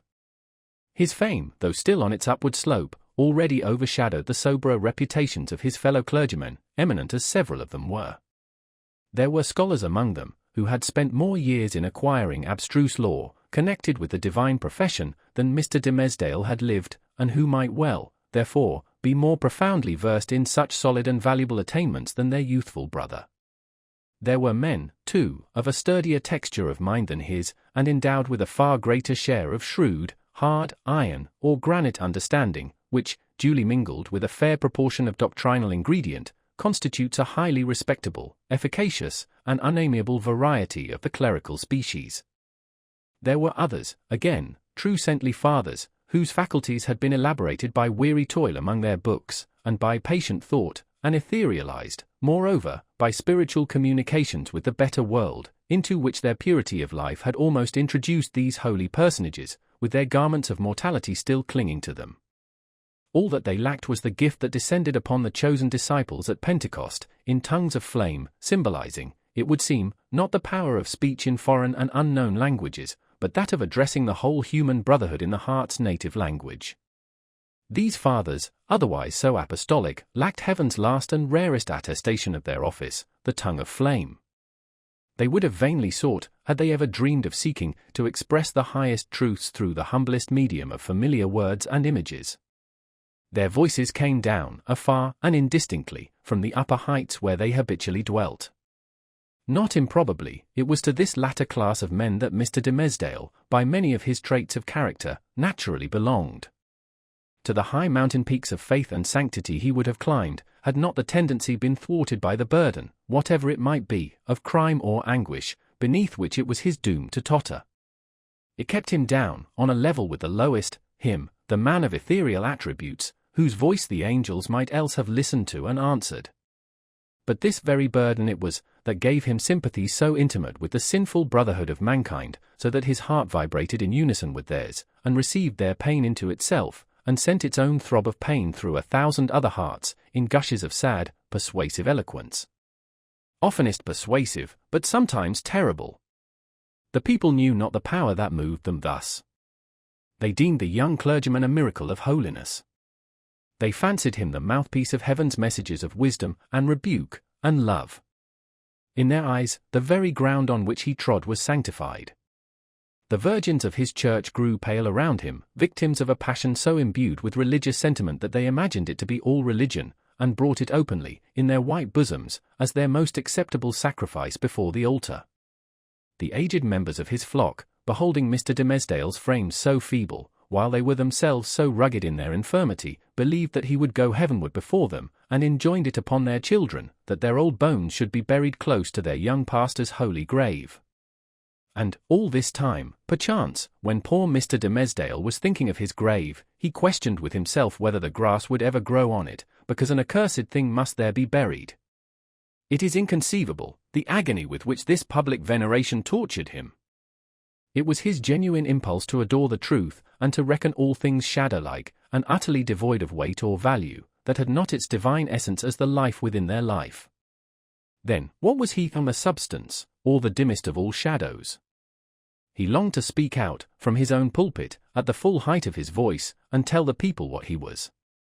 I, whom you behold in these black garments of the priesthood, I, who ascend the sacred desk, and turn my pale face heavenward, taking upon myself to hold communion, in your behalf, with the Most High Omniscience, I, in whose daily life you discern the sanctity of Enoch, I, whose footsteps, as you suppose, leave a gleam along my earthly track, whereby the pilgrims that shall come after me may be guided to the regions of the blessed, I, who have laid the hand of baptism upon your children, I, who have breathed the parting prayer over your dying friends, to whom the Amen sounded faintly from a world which they had quitted, I, your pastor, whom you so reverence and trust, am utterly a pollution and a lie.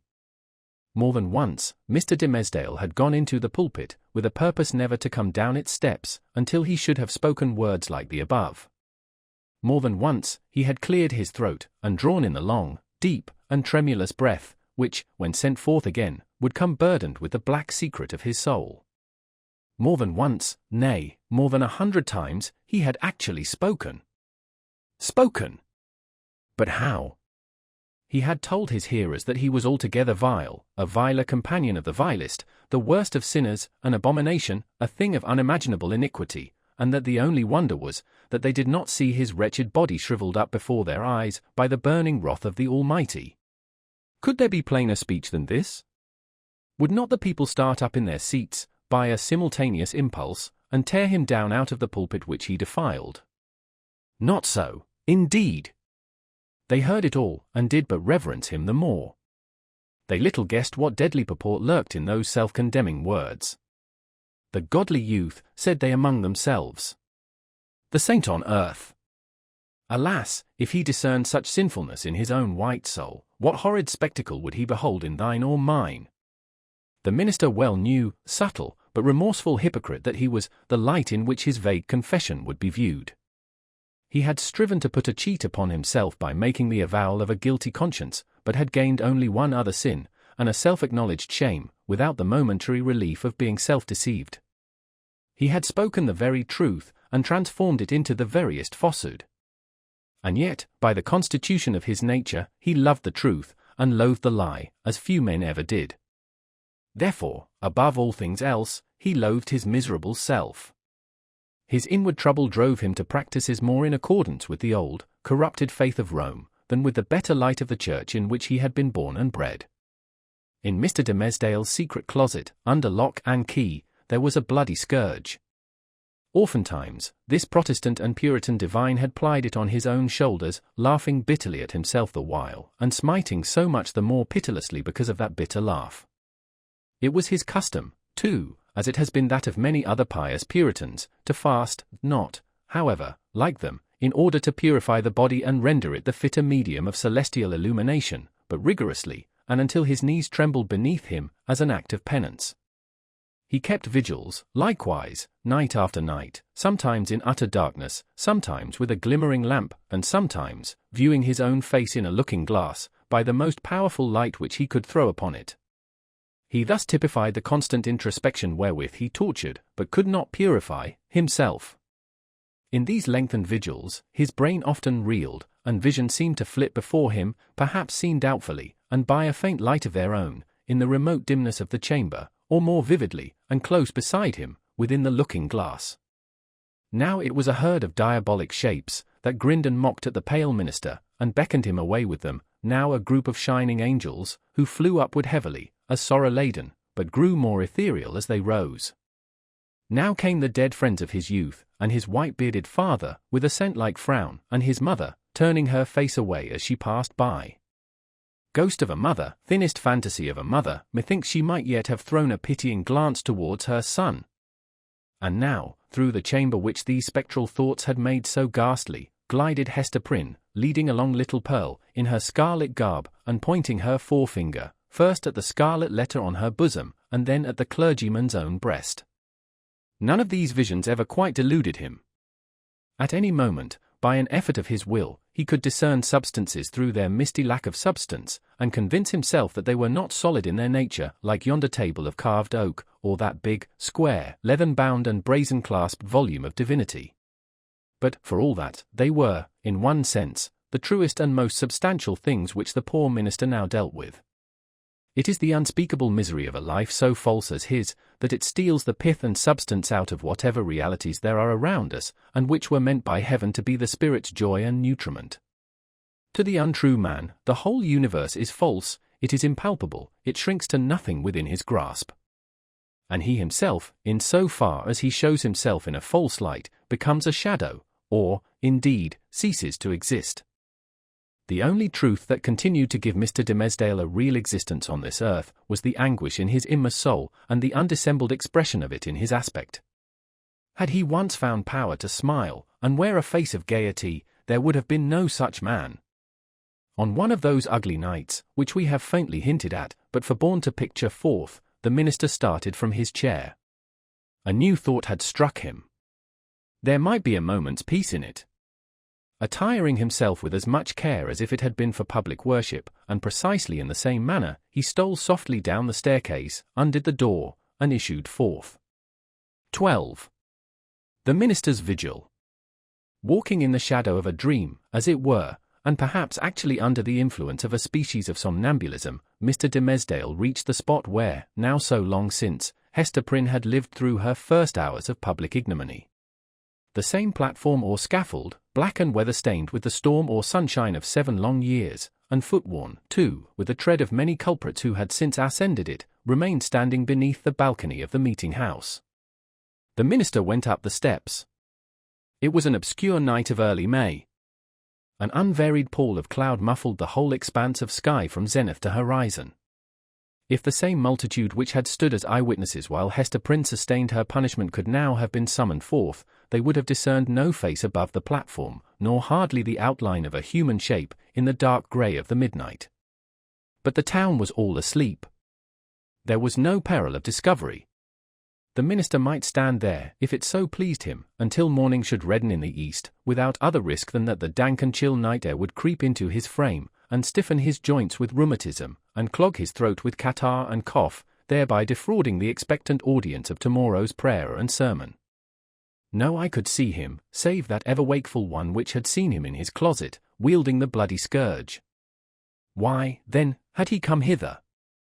Was it but the mockery of penitence? A mockery, indeed, but in which his soul trifled with itself. A mockery at which angels blushed and wept, while fiends rejoiced, with jeering laughter. He had been driven hither by the impulse of that remorse which dogged him everywhere, and whose own sister and closely linked companion was that cowardice which invariably drew him back, with her tremulous gripe, just when the other impulse had hurried him to the verge of a disclosure. Poor, miserable man! What right had infirmity like his to burden itself with crime?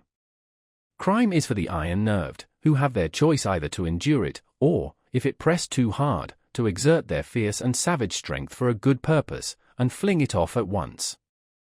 This feeble and most sensitive of spirits could do neither, yet continually did one thing or another, which intertwined, in the same inextricable knot, the agony of heaven-defying guilt and vain repentance.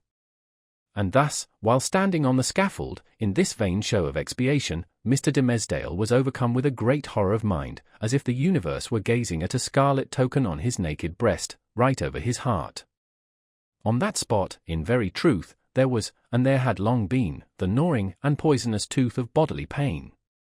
Without any effort of his will, or power to restrain himself, he shrieked aloud, an outcry that went pealing through the night, and was beaten back from one house to another, and reverberated from the hills in the background, as if a company of devils, detecting so much misery and terror in it, had made a plaything of the sound, and were bandying it to and fro. "It is done," muttered the minister, covering his face with his hands. "The whole town will awake, and hurry forth, and find me here." But it was not so. The shriek had perhaps sounded with a far greater power, to his own startled ears, than it actually possessed. The town did not awake, or, if it did, the drowsy slumberers mistook the cry either for something frightful in a dream, or for the noise of witches, whose voices, at that period, were often heard to pass over the settlements or lonely cottages, as they rode with Satan through the air. The clergyman, therefore, hearing no symptoms of disturbance, uncovered his eyes and looked about him. At one of the chamber windows of Governor Bellingham's mansion, which stood at some distance, on the line of another street, he beheld the appearance of the old magistrate himself, with a lamp in his hand, a white nightcap on his head, and a long white gown enveloping his figure. He looked like a ghost, evoked unseasonably from the grave. The cry had evidently startled him.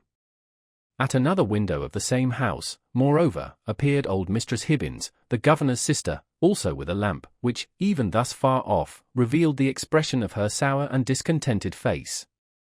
She thrust forth her head from the lattice, and looked anxiously upward.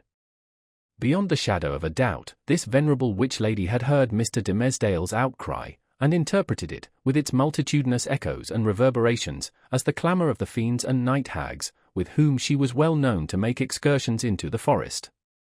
Detecting the gleam of Governor Bellingham's lamp, the old lady quickly extinguished her own, and vanished. Possibly, she went up among the clouds. The minister saw nothing further of her motions.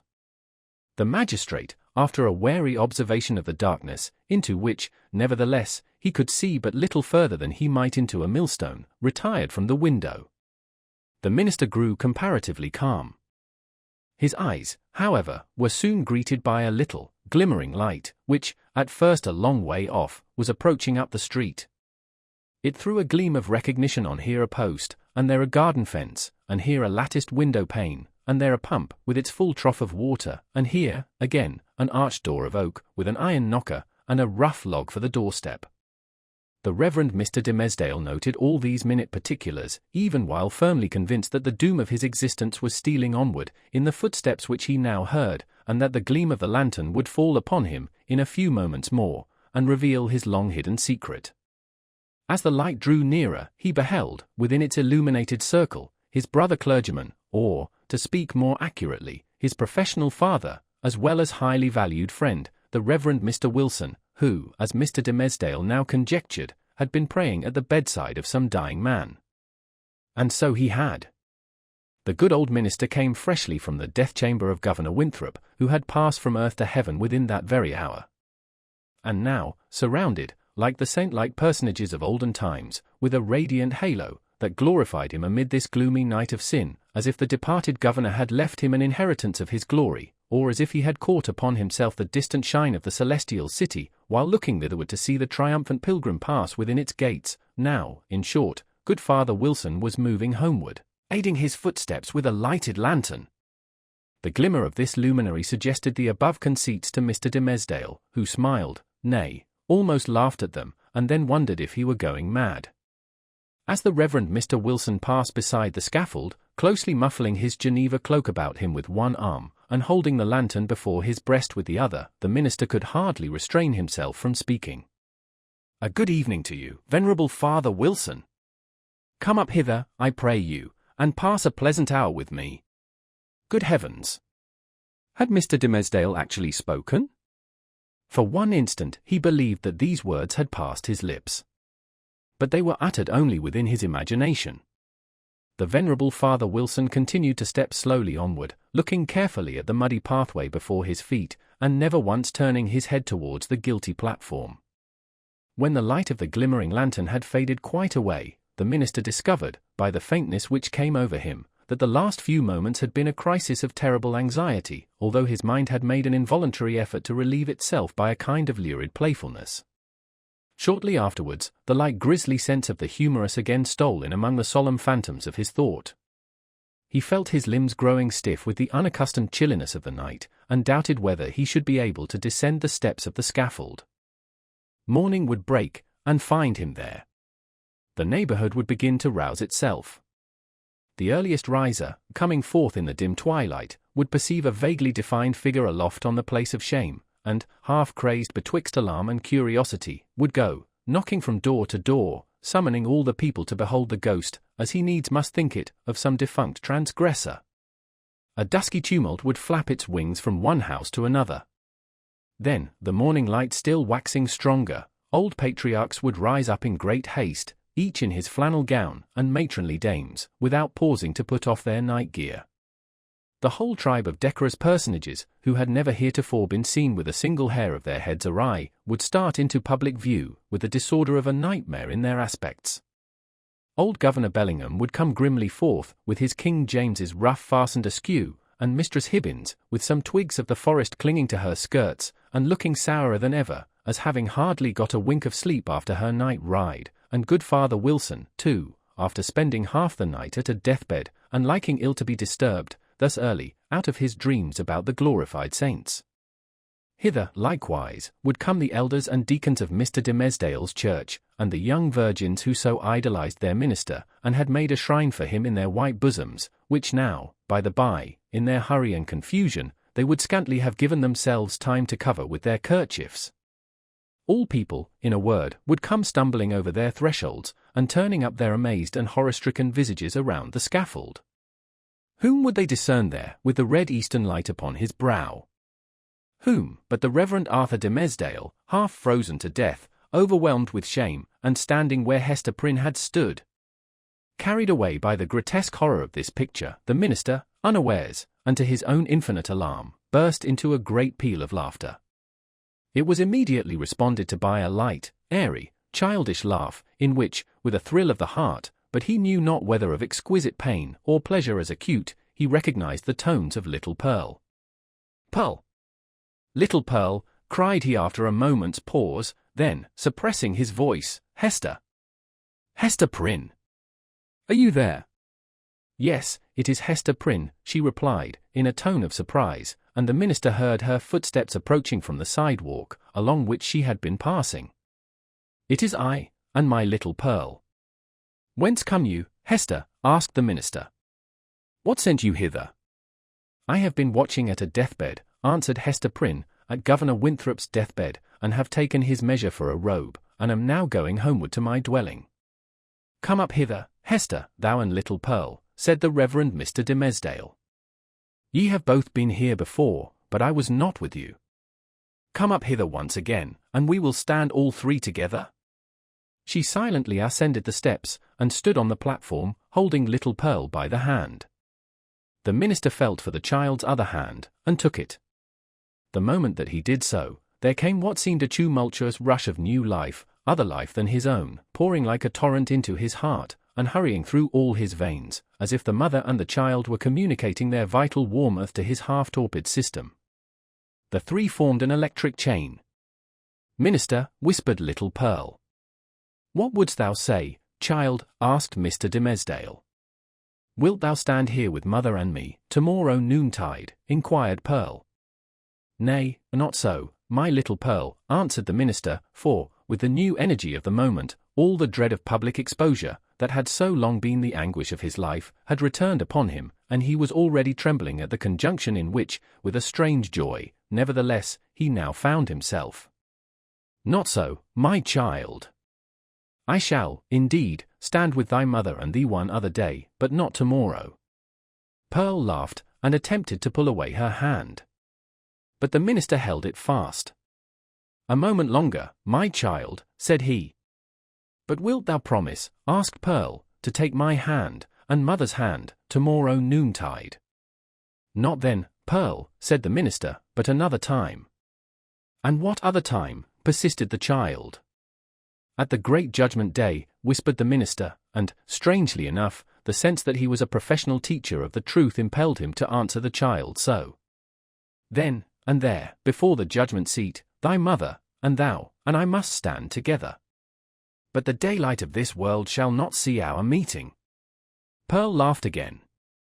But before Mr. Dimmesdale had done speaking, a light gleamed far and wide over all the muffled sky.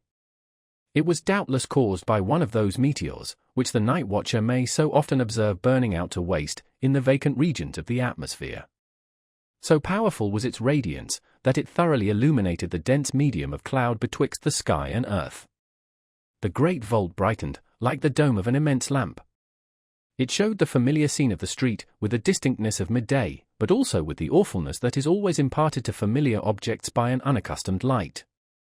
The wooden houses, with their jutting stories and quaint gable peaks, the doorsteps and thresholds, with the early grass springing up about them, the garden plots, black with freshly turned earth, the wheel track, little worn, and, even in the market-place, margined with green on either side, all were visible, but with a singularity of aspect that seemed to give another moral interpretation to the things of this world than they had ever borne before. And there stood the minister, with his hand over his heart, and Hester Prynne, with the embroidered letter glimmering on her bosom, and little Pearl, herself a symbol, and the connecting link between those two. They stood in the noon of that strange and solemn splendor, as if it were the light that is to reveal all secrets, and the daybreak that shall unite all who belong to one another. There was witchcraft in little Pearl's eyes, and her face, as she glanced upward at the minister, wore that naughty smile which made its expression frequently so elvish. She withdrew her hand from Mr. Dimmesdale's, and pointed across the street. But he clasped both his hands over his breast, and cast his eyes towards the zenith. Nothing was more common, in those days, than to interpret all meteoric appearances, and other natural phenomena, that occurred with less regularity than the rise and set of sun and moon, as so many revelations from a supernatural source. Thus, a blazing spear, a sword of flame, a bow, or a sheaf of arrows, seen in the midnight sky, prefigured Indian warfare. Pestilence was known to have been foreboded by a shower of crimson light. We doubt whether any marked event, for good or evil, ever befell New England, from its settlement down to Revolutionary times, of which the inhabitants had not been previously warned by some spectacle of this nature. Not seldom, it had been seen by multitudes. Oftener, however, its credibility rested on the faith of some lonely eyewitness, who beheld the wonder through the colored, magnifying, and distorting medium of his imagination, and shaped it more distinctly in his afterthought. It was, indeed, a majestic idea, that the destiny of nations should be revealed, in these awful hieroglyphics, on the cope of heaven. A scroll so wide might not be deemed too expansive for Providence to write a people's doom upon.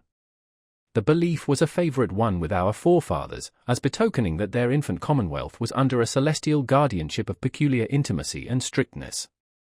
But what shall we say, when an individual discovers a revelation addressed to himself alone, on the same vast sheet of record?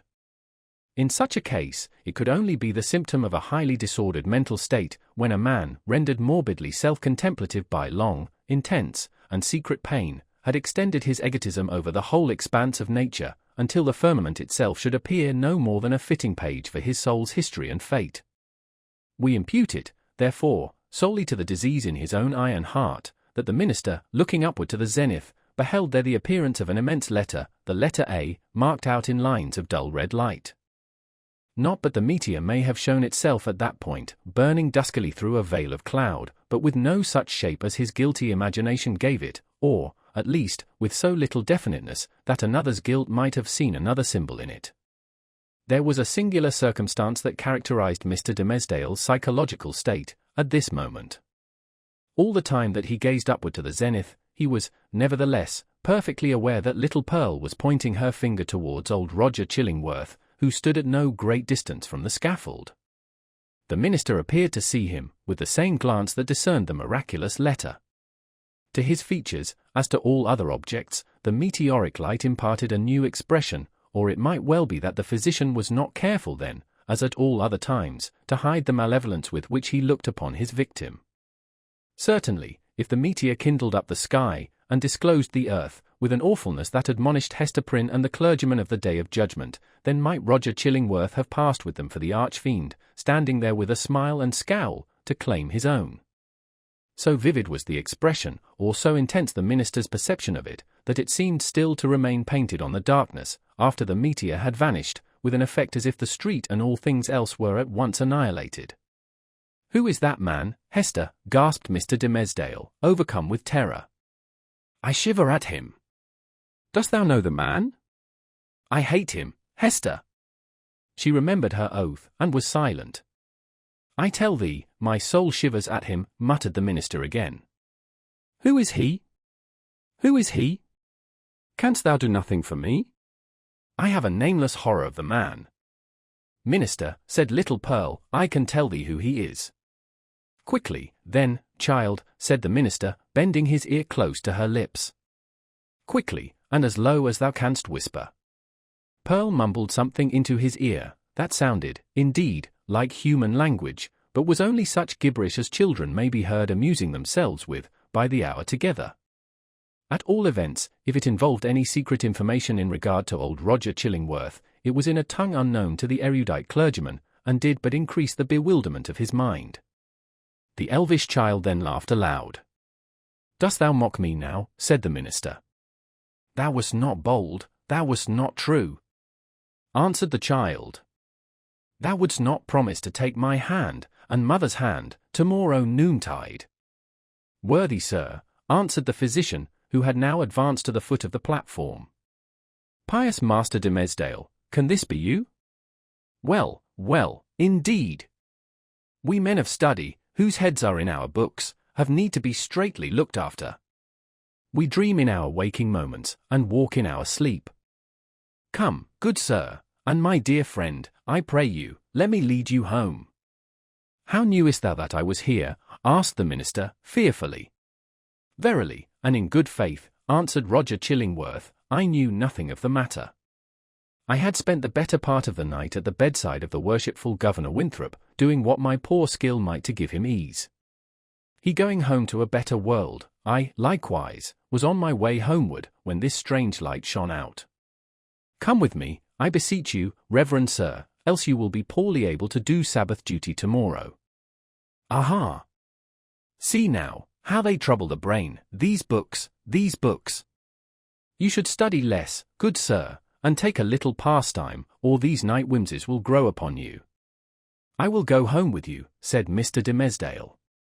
With a chill despondency, like one awaking, all nerveless, from an ugly dream, he yielded himself to the physician, and was led away. The next day, however, being the Sabbath, he preached a discourse which was held to be the richest and most powerful, and the most replete with heavenly influences, that had ever proceeded from his lips. Souls, it is said more souls than one, were brought to the truth by the efficacy of that sermon, and vowed within themselves to cherish a holy gratitude towards Mr. Dimmesdale throughout the long hereafter. But as he came down the pulpit steps, the grey-bearded sexton met him, holding up a black glove, which the minister recognized as his own. "It was found," said the sexton, "this morning, on the scaffold where evildoers are set up to public shame. Satan dropped it there, I take it, intending a scurrilous jest against your reverence. But, indeed, he was blind and foolish, as he ever and always is. A pure hand needs no glove to cover it." "Thank you, my good friend," said the minister, gravely, but startled at heart, for, so confused was his remembrance, that he had almost brought himself to look at the events of the past night as visionary. "Yes, it seems to be my glove, indeed.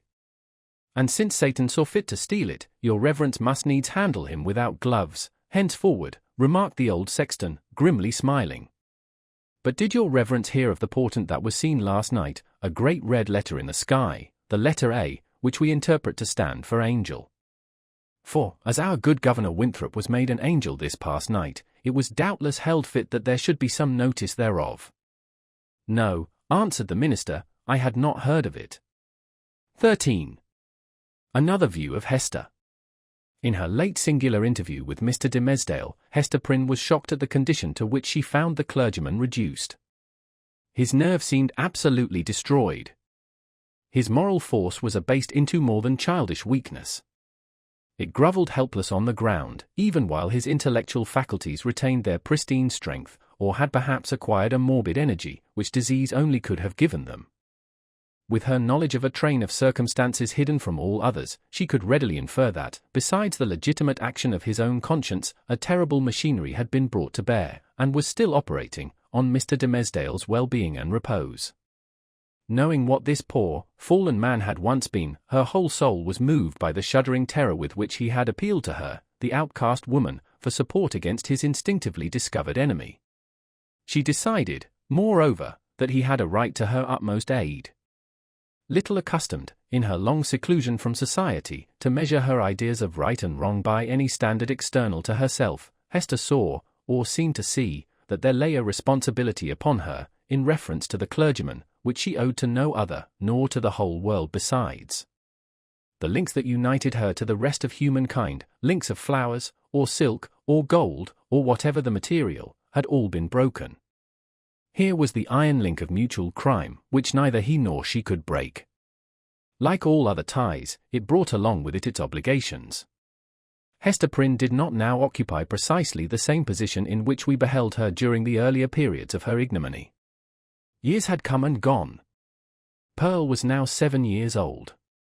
Her mother, with a scarlet letter on her breast, glittering in its fantastic embroidery, had long been a familiar object to the townspeople. As is apt to be the case when a person stands out in any prominence before the community, and, at the same time, interferes neither with public nor individual interests and convenience, a species of general regard had ultimately grown up in reference to Hester Prynne.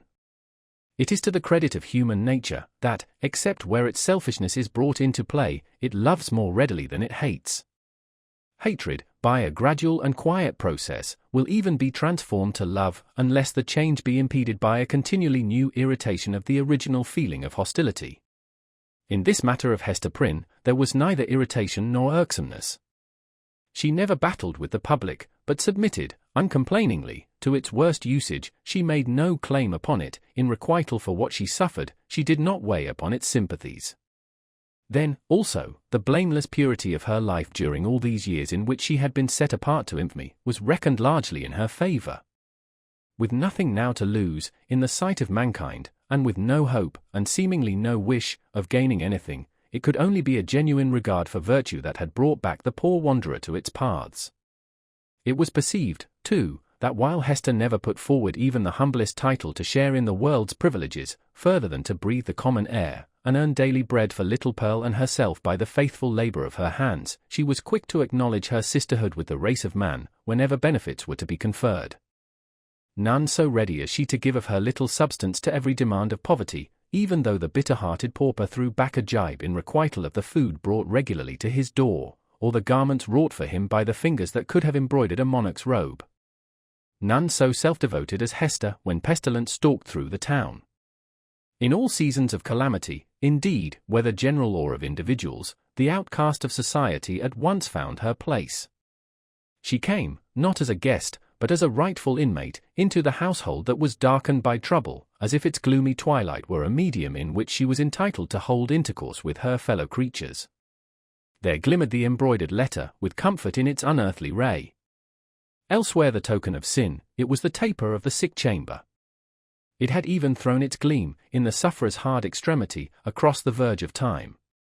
It had shown him where to set his foot, while the light of earth was fast becoming dim, and ere the light of futurity could reach him. In such emergencies, Hester's nature showed itself warm and rich, a wellspring of human tenderness, unfailing to every real demand, and inexhaustible by the largest. Her breast, with its badge of shame, was but the softer pillow for the head that needed one. She was self-ordained a sister of mercy, or, we may rather say, the world's heavy hand had so ordained her, when neither the world nor she looked forward to this result. The letter was the symbol of her calling. Such helpfulness was found in her, so much power to do, and power to sympathize, that many people refused to interpret the scarlet A by its original signification. They said that it meant able, so strong was Hester Prynne, with a woman's strength. It was only the darkened house that could contain her. When sunshine came again, she was not there. Her shadow had faded across the threshold. The helpful inmate had departed, without one backward glance to gather up the meed of gratitude, if any were in the hearts of those whom she had served so zealously. Meeting them in the street, she never raised her head to receive their greeting. If they were resolute to accost her, she laid her finger on the Scarlet Letter, and passed on. This might be pride, but was so like humility, that it produced all the softening influence of the latter quality on the public mind. The public is despotic in its temper, it is capable of denying common justice, when too strenuously demanded as a right, but quite as frequently it awards more than justice, when the appeal is made, as despots love to have it made, entirely to its generosity. Interpreting Hester Prynne's deportment as an appeal of this nature, society was inclined to show its former victim a more benign countenance than she cared to be favoured with, or, perchance, than she deserved. The rulers, and the wise and learned men of the community, were longer in acknowledging the influence of Hester's good qualities than the people.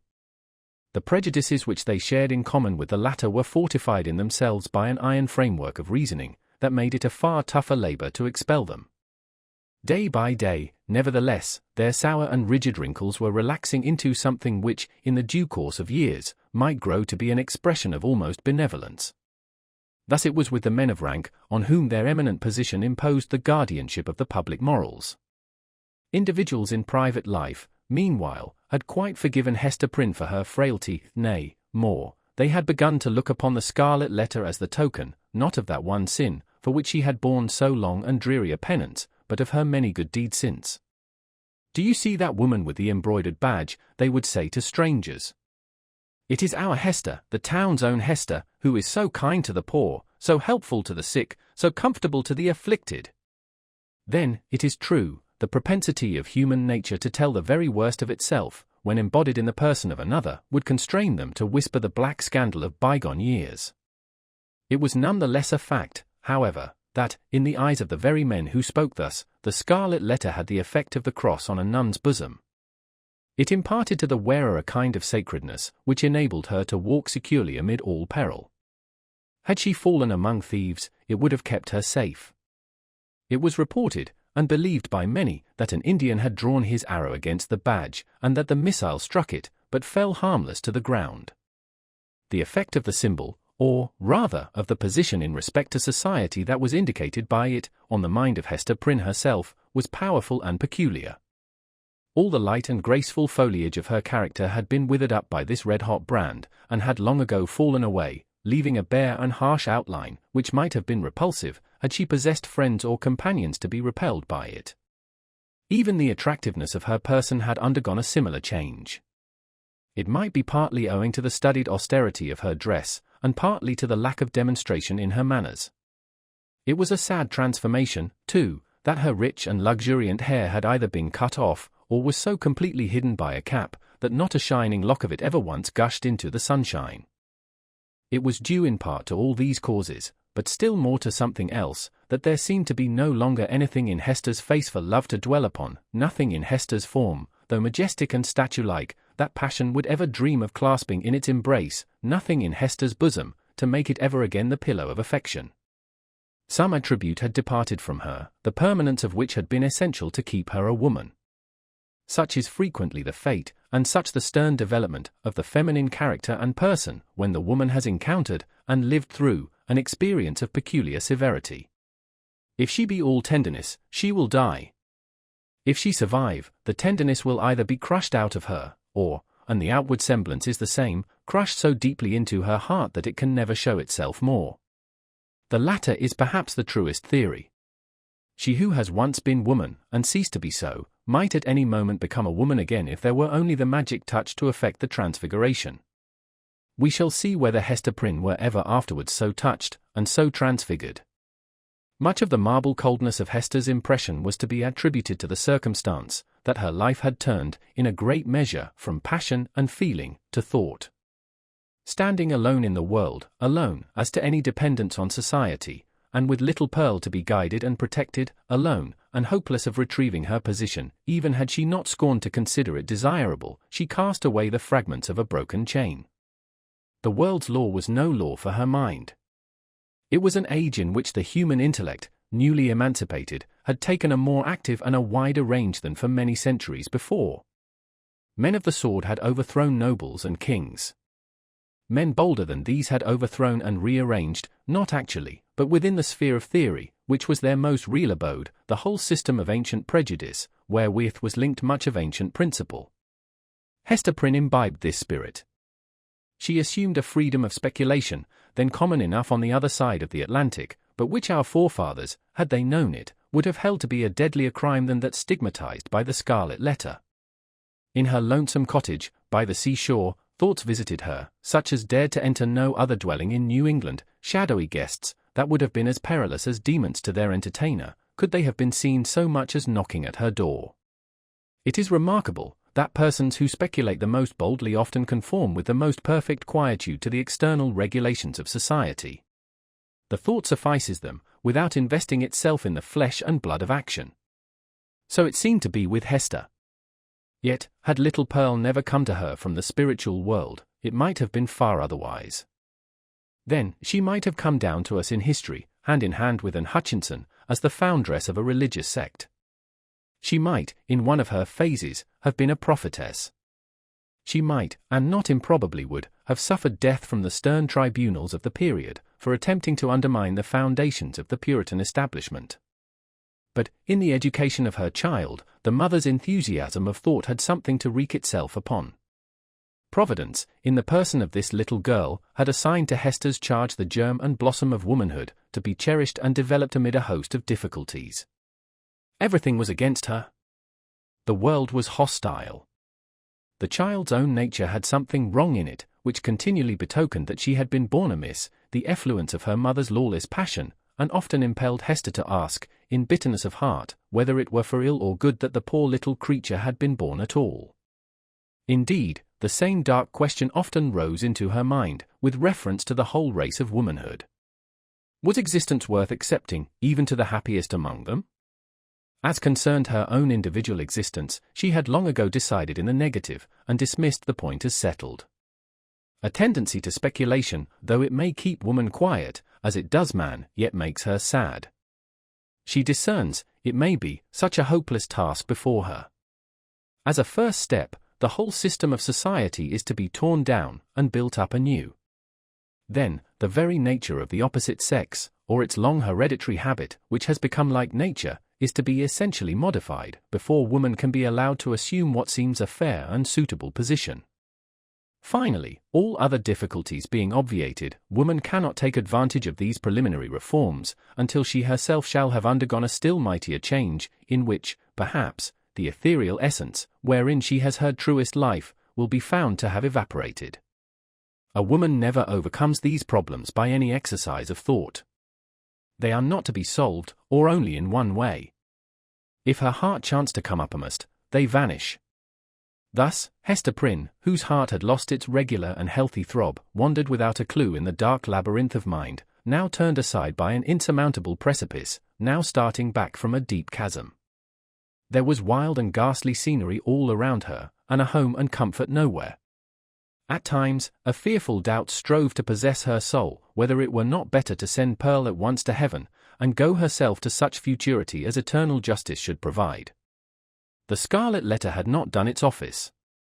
Now, however, her interview with the Reverend Mr. Dimmesdale, on the night of his vigil, had given her a new theme of reflection, and held up to her an object that appeared worthy of any exertion and sacrifice for its attainment.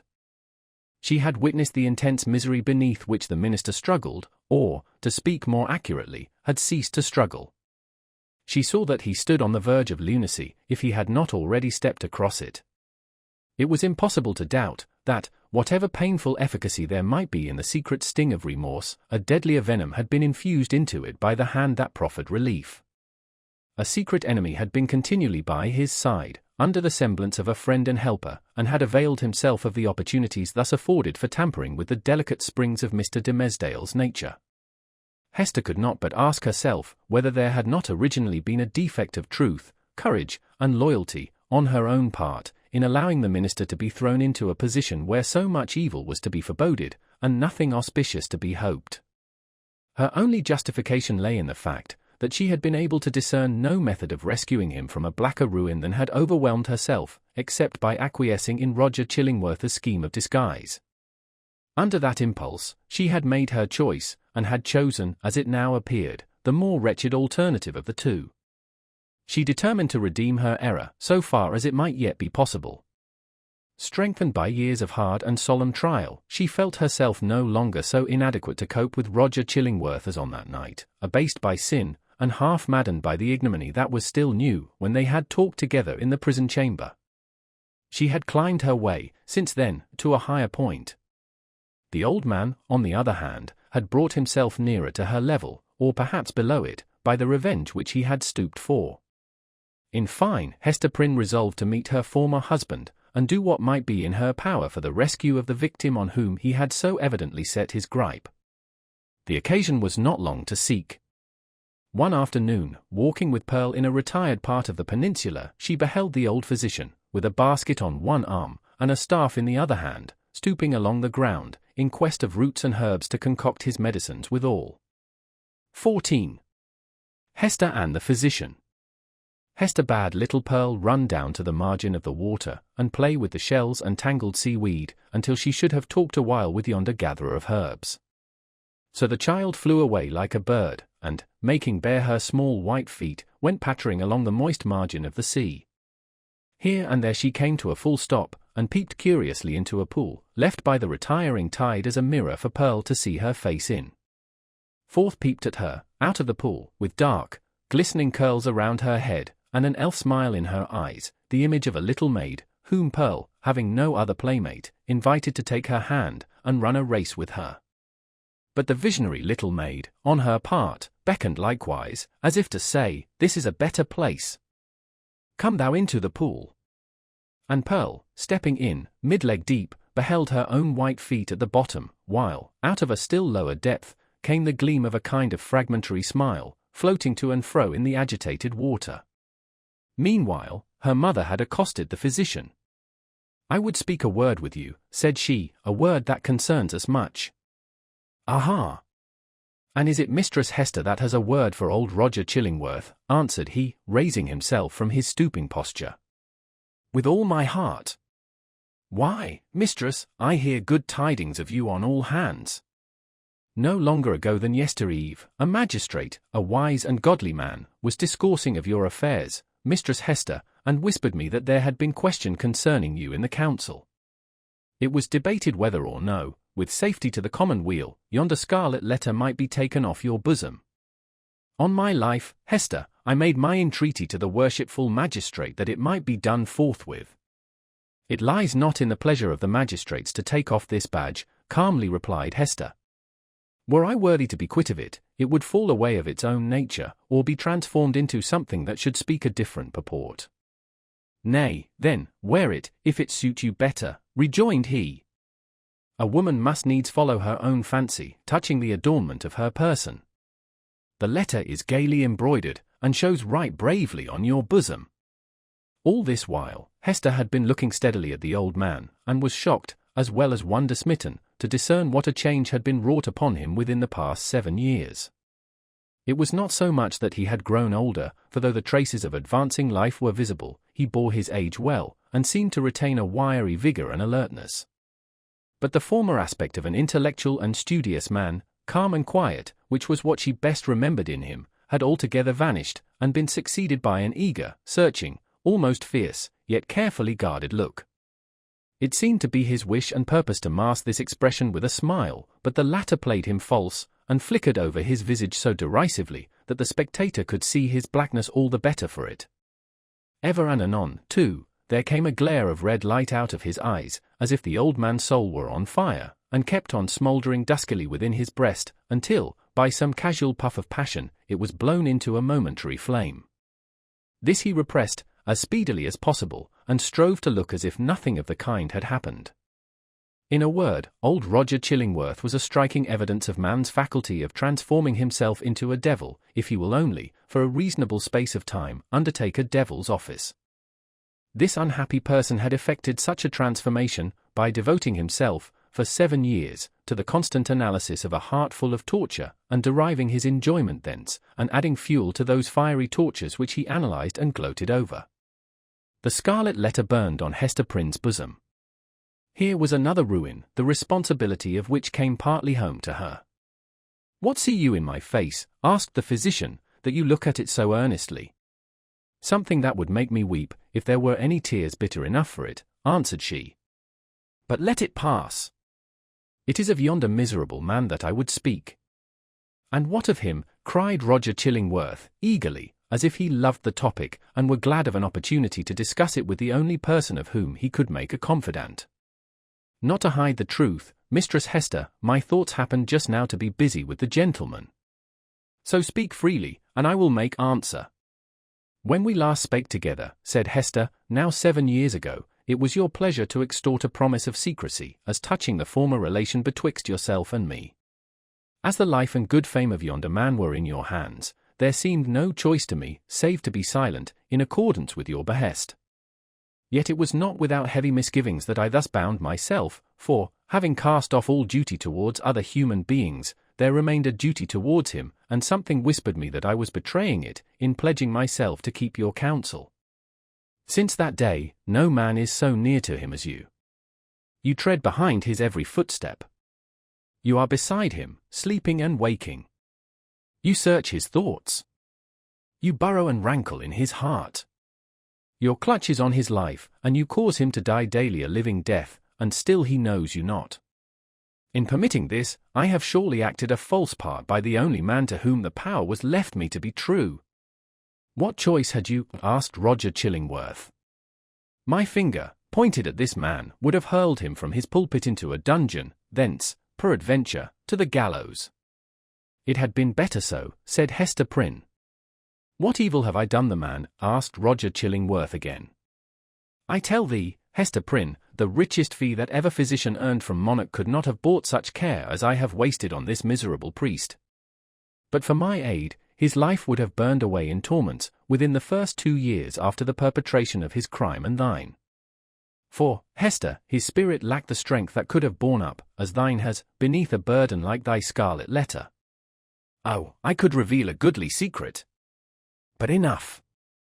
What art can do, I have exhausted on him. That he now breathes, and creeps about on earth, is owing all to me. Better he had died at once," said Hester Prynne. "Yea, woman, thou sayest truly," cried old Roger Chillingworth, letting the lurid fire of his heart blaze out before her eyes. "Better had he died at once. Never did mortal suffer what this man has suffered. And all, in the sight of his worst enemy. He has been conscious of me. He has felt an influence dwelling always upon him like a curse. He knew, by some spiritual sense, for the Creator never made another being so sensitive as this, he knew that no friendly hand was pulling at his heartstrings, and that an eye was looking curiously into him, which sought only evil, and found it. But he knew not that the eye and hand were mine. With the superstition common to his brotherhood, he fancied himself given over to a fiend, to be tortured with frightful dreams, and desperate thoughts, the sting of remorse, and despair of pardon, as a foretaste of what awaits him beyond the grave. But it was the constant shadow of my presence, the closest propinquity of the man whom he had most vilely wronged, and who had grown to exist only by this perpetual poison of the direst revenge. Yea, indeed, he did not err, there was a fiend at his elbow. A mortal man, with once a human heart, has become a fiend for his especial torment. The unfortunate physician, while uttering these words, lifted his hands with a look of horror, as if he had beheld some frightful shape, which he could not recognize, usurping the place of his own image in a glass. It was one of those moments, which sometimes occur only at the interval of years, when a man's moral aspect is faithfully revealed to his mind's eye. Not improbably, he had never before viewed himself as he did now. "Hast thou not tortured him enough?" said Hester, noticing the old man's look. "Has he not paid thee all?" No, he has but increased the debt," answered the physician, and as he proceeded his manner lost its fiercer characteristics, and subsided into gloom. "Dost thou remember me, Hester, as I was 9 years ago? Even then, I was in the autumn of my days, nor was it the early autumn. But all my life had been made up of earnest, studious, thoughtful, quiet years, bestowed faithfully for the increase of mine own knowledge, and faithfully, too, though this latter object was but casual to the other, faithfully for the advancement of human welfare. No life had been more peaceful and innocent than mine, few lives so rich with benefits conferred. Dost thou remember me? Was I not, though you might deem me cold, nevertheless a man thoughtful for others, craving little for himself, kind, true, just, and of constant, if not warm affections? Was I not all this? All this, and more, said Hester. And what am I now? Demanded he, looking into her face, and permitting the whole evil within him to be written on his features. I have already told thee what I am. A fiend. Who made me so? It was myself, cried Hester, shuddering. It was I, not less than he. Why hast thou not avenged thyself on me? I have left thee to the Scarlet Letter, replied Roger Chillingworth. If that have not avenged me, I can do no more. He laid his finger on it, with a smile. It has avenged thee, answered Hester Prynne.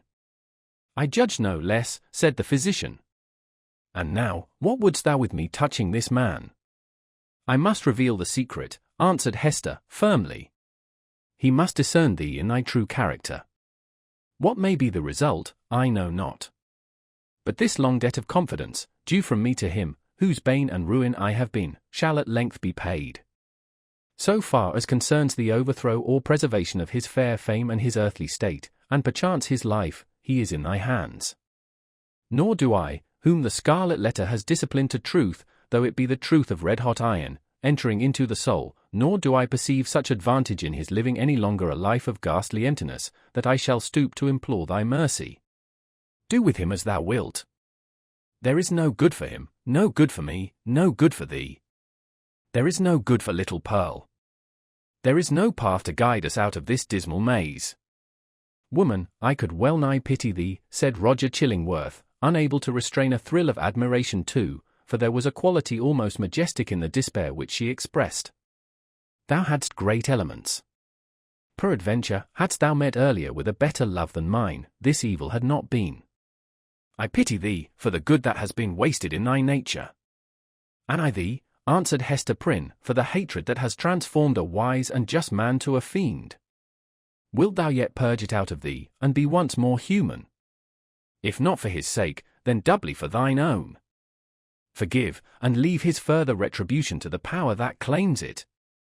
I said, but now, that there could be no good event for him, or thee, or me, who are here wandering together in this gloomy maze of evil, and stumbling, at every step, over the guilt wherewith we have strewn our path. It is not so. There might be good for thee, and thee alone, since thou hast been deeply wronged, and hast it at thy will to pardon. Wilt thou give up that only privilege? Wilt thou reject that priceless benefit? Peace, Hester, peace, replied the old man, with gloomy sternness. It is not granted me to pardon. I have no such power as thou tellest me of. My old faith, long forgotten, comes back to me, and explains all that we do, and all we suffer. By thy first step awry thou didst plant the germ of evil, but since that moment, it has all been a dark necessity. Ye that have wronged me are not sinful, save in a kind of typical illusion, neither am I fiend-like, who have snatched a fiend's office from his hands. It is our fate. Let the black flower blossom as it may. Now go thy ways, and deal as thou wilt with yonder man. He waved his hand, and betook himself again to his employment of gathering herbs. 15. Hester and Pearl. So Roger Chillingworth, a deformed old figure, with a face that haunted men's memories longer than they liked, took leave of Hester Prynne, and went stooping away along the earth. He gathered here and there an herb, or grubbed up a root, and put it into the basket on his arm. His grey beard almost touched the ground, as he crept onward. Hester gazed after him a little while, looking with a half-fantastic curiosity to see whether the tender grass of early spring would not be blighted beneath him, and show the wavering track of his footsteps, sere and brown, across its cheerful verdure. She wondered what sort of herbs they were, which the old man was so sedulous to gather. Would not the earth, quickened to an evil purpose by the sympathy of his eye, greet him with poisonous shrubs, of species hitherto unknown, that would start up under his fingers? Or might it suffice him that every wholesome growth should be converted into something deleterious and malignant at his touch? Did the sun, which shone so brightly everywhere else, really fall upon him? Or was there, as it rather seemed, a circle of ominous shadow moving along with his deformity, whichever way he turned himself? And whither was he now going? Would he not suddenly sink into the earth, leaving a barren and blasted spot, where, in due course of time, would be seen deadly nightshade, dogwood, henbane, and whatever else of vegetable wickedness the climate could produce, all flourishing with hideous luxuriance? Or would he spread bat's wings and flee away, looking so much the uglier, the higher he rose towards heaven? Be it sin or no, said Hester Prynne, bitterly, as she still gazed after him, I hate the man. She upbraided herself for the sentiment, but could not overcome or lessen it. Attempting to do so, she thought of those long-past days, in a distant land, when he used to emerge at eventide from the seclusion of his study, and sit down in the firelight of their home, and in the light of her nuptial smile. He needed to bask himself in that smile, he said, in order that the chill of so many lonely hours among his books might be taken off the scholar's heart. Such scenes had once appeared not otherwise than happy, but now, as viewed through the dismal medium of her subsequent life, they classed themselves among her ugliest remembrances. She marvelled how such scenes could have been. She marvelled how she could ever have been wrought upon to marry him. She deemed it her crime most to be repented of, that she had ever endured, and reciprocated, the lukewarm grasp of his hand, and had suffered the smile of her lips and eyes to mingle and melt into his own. And it seemed a fouler offence committed by Roger Chillingworth than any which had since been done him, that, in the time when her heart knew no better, he had persuaded her to fancy herself happy by his side. Yes, I hate him, repeated Hester, more bitterly than before. He betrayed me. He has done me worse wrong than I did him. Let men tremble to win the hand of woman, unless they win along with it the utmost passion of her heart. Else it may be their miserable fortune, as it was Roger Chillingworth's, when some mightier touch than their own may have awakened all her sensibilities, to be reproached even for the calm content, the marble image of happiness, which they will have imposed upon her as the warm reality. But Hester ought long ago to have done with this injustice. What did it betoken? Had 7 long years, under the torture of the Scarlet Letter, inflicted so much of misery, and wrought out no repentance? The emotions of that brief space, while she stood gazing after the crooked figure of old Roger Chillingworth, threw a dark light on Hester's state of mind, revealing much that she might not otherwise have acknowledged to herself. He being gone, she summoned back her child. Pearl! Little Pearl! Where are you? Pearl, whose activity of spirit never flagged, had been at no loss for amusement while her mother talked with the old gatherer of herbs. At first, as already told, she had flirted fancifully with her own image in a pool of water, beckoning the phantom forth, and, as it declined to venture, seeking a passage for herself into its sphere of impalpable earth and unattainable sky. Soon finding, however, that either she or the image was unreal, she turned elsewhere for better pastime. She made little boats out of birch bark, and freighted them with snail shells, and sent out more ventures on the mighty deep than any merchant in New England, but the larger part of them foundered near the shore. She seized a live horseshoe by the tail, and made prize of several 5 fingers, and laid out a jellyfish to melt in the warm sun. Then she took up the white foam, that streaked the line of the advancing tide, and threw it upon the breeze, scampering after it, with winged footsteps, to catch the great snowflakes ere they fell. Perceiving a flock of beach birds, that fed and fluttered along the shore, the naughty child picked up her apron full of pebbles, and, creeping from rock to rock after these small sea-fowl, displayed remarkable dexterity in pelting them. One little grey bird, with a white breast, Pearl was almost sure had been hit by a pebble, and fluttered away with a broken wing. But then the elf child sighed, and gave up her sport, because it grieved her to have done harm to a little being that was as wild as the sea breeze, or as wild as Pearl herself. Her final employment was to gather seaweed, of various kinds, and make herself a scarf, or mantle, and a headdress, and thus assume the aspect of a little mermaid. She inherited her mother's gift for devising drapery and costume. As the last touch to her mermaid's garb, Pearl took some eel grass, and imitated, as best she could, on her own bosom, the decoration with which she was so familiar on her mother's. A letter, the letter A, but freshly green, instead of scarlet. The child bent her chin upon her breast, and contemplated this device with strange interest, even as if the one only thing for which she had been sent into the world was to make out its hidden import. "I wonder if Mother will ask me what it means," thought Pearl. Just then, she heard her mother's voice, and flitting along as lightly as one of the little sea-birds, appeared before Hester Prynne, dancing, laughing, and pointing her finger to the ornament upon her bosom. "My little Pearl," said Hester, after a moment's silence, "the green letter, and on thy childish bosom, has no purport. But dost thou know, my child, what this letter means which thy mother is doomed to wear?"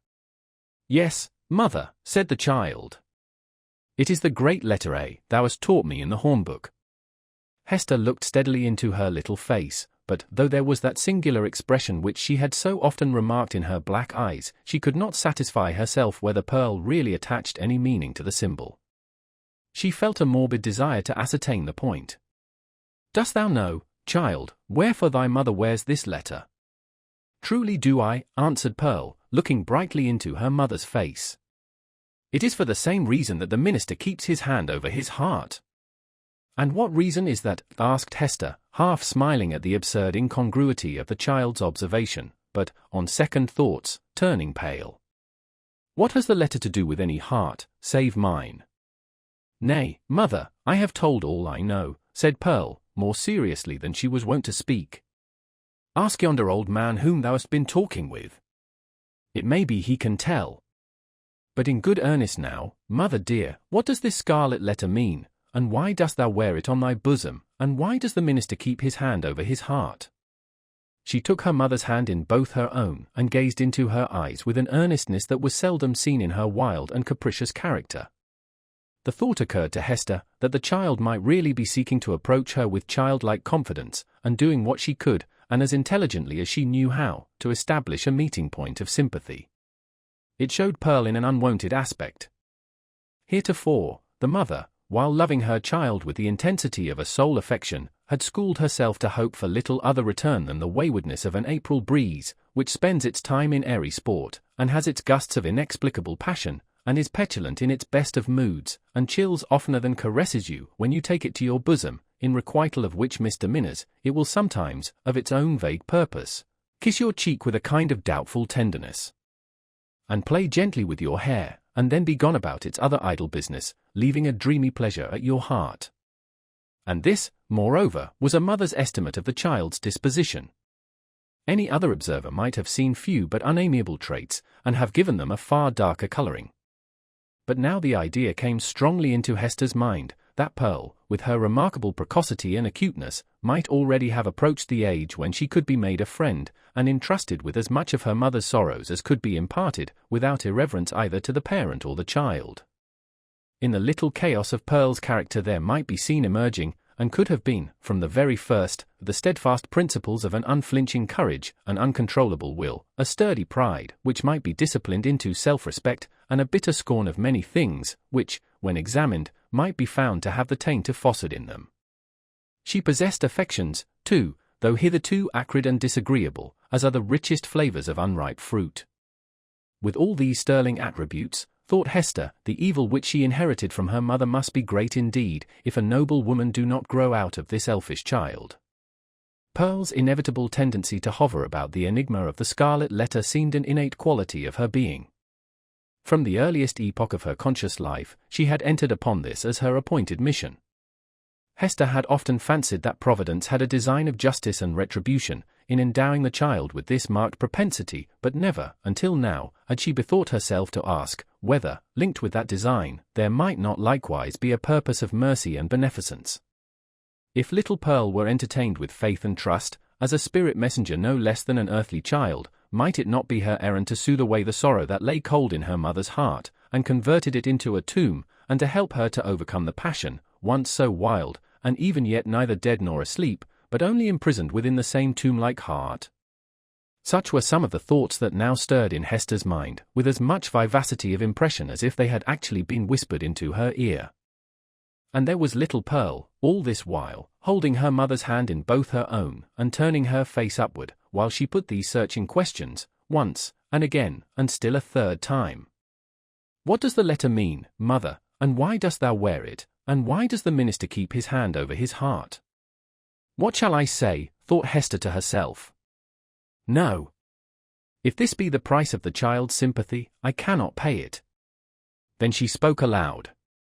Silly Pearl, said she, what questions are these? There are many things in this world that a child must not ask about. What know I of the minister's heart? And as for the scarlet letter, I wear it for the sake of its gold thread.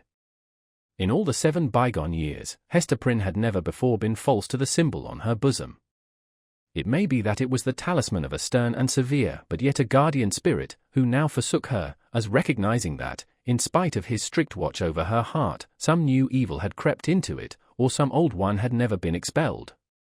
As for little Pearl, the earnestness soon passed out of her face. But the child did not see fit to let the matter drop. 2 or 3 times, as her mother and she went homeward, and as often at supper time, and while Hester was putting her to bed, and once after she seemed to be fairly asleep, Pearl looked up, with mischief gleaming in her black eyes. Mother, said she, what does the scarlet letter mean? And the next morning, the first indication the child gave of being awake was by popping up her head from the pillow, and making that other inquiry, which she had so unaccountably connected with her investigations about the scarlet letter. Mother, why does the minister keep his hand over his heart?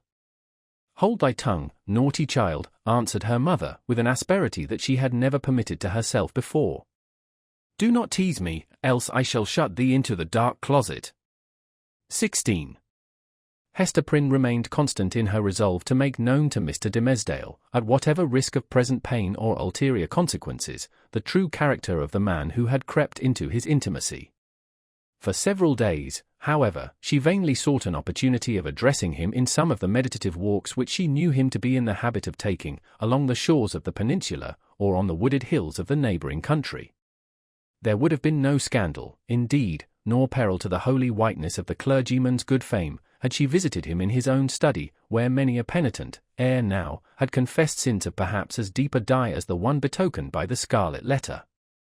But, partly that she dreaded the secret or undisguised interference of old Roger Chillingworth, and partly that her conscious heart imputed suspicion where none could have been felt, and partly that both the minister and she would need the whole wide world to breathe in, while they talked together, for all these reasons, Hester never thought of meeting him in any narrower privacy than beneath the open sky. At last, while attending in a sick chamber, whither the Reverend Mr. Dimmesdale had been summoned to make a prayer, she learnt that he had gone, the day before, to visit the Apostle Eliot among his Indian converts. He would probably return, by a certain hour, in the afternoon of the morrow. Betimes, therefore, the next day, Hester took little Pearl, who was necessarily the companion of all her mother's expeditions, however inconvenient her presence, and set forth. The road, after the 2 wayfarers had crossed from the peninsula to the mainland, was no other than a footpath. It straggled onward into the mystery of the primeval forest. This hemmed it in so narrowly, and stood so black and dense on either side, and disclosed such imperfect glimpses of the sky above, that, to Hester's mind, it imaged not amiss the moral wilderness in which she had so long been wandering. The day was chill and sombre. Overhead was a grey expanse of cloud, slightly stirred, however, by a breeze, so that a gleam of flickering sunshine might now and then be seen at its solitary play along the path. This flitting cheerfulness was always at the farther extremity of some long vista through the forest. The sportive sunlight, feebly sportive, at best, in the predominant pensiveness of the day and scene, withdrew itself as they came nigh, and left the spots where it had danced the drearier, because they had hoped to find them bright. Mother, said little Pearl, the sunshine does not love you. It runs away and hides itself, because it is afraid of something on your bosom. Now, see! There it is, playing, a good way off. Stand you here, and let me run and catch it. I am but a child. It will not flee from me, for I wear nothing on my bosom yet. Nor ever will, my child, I hope, said Hester.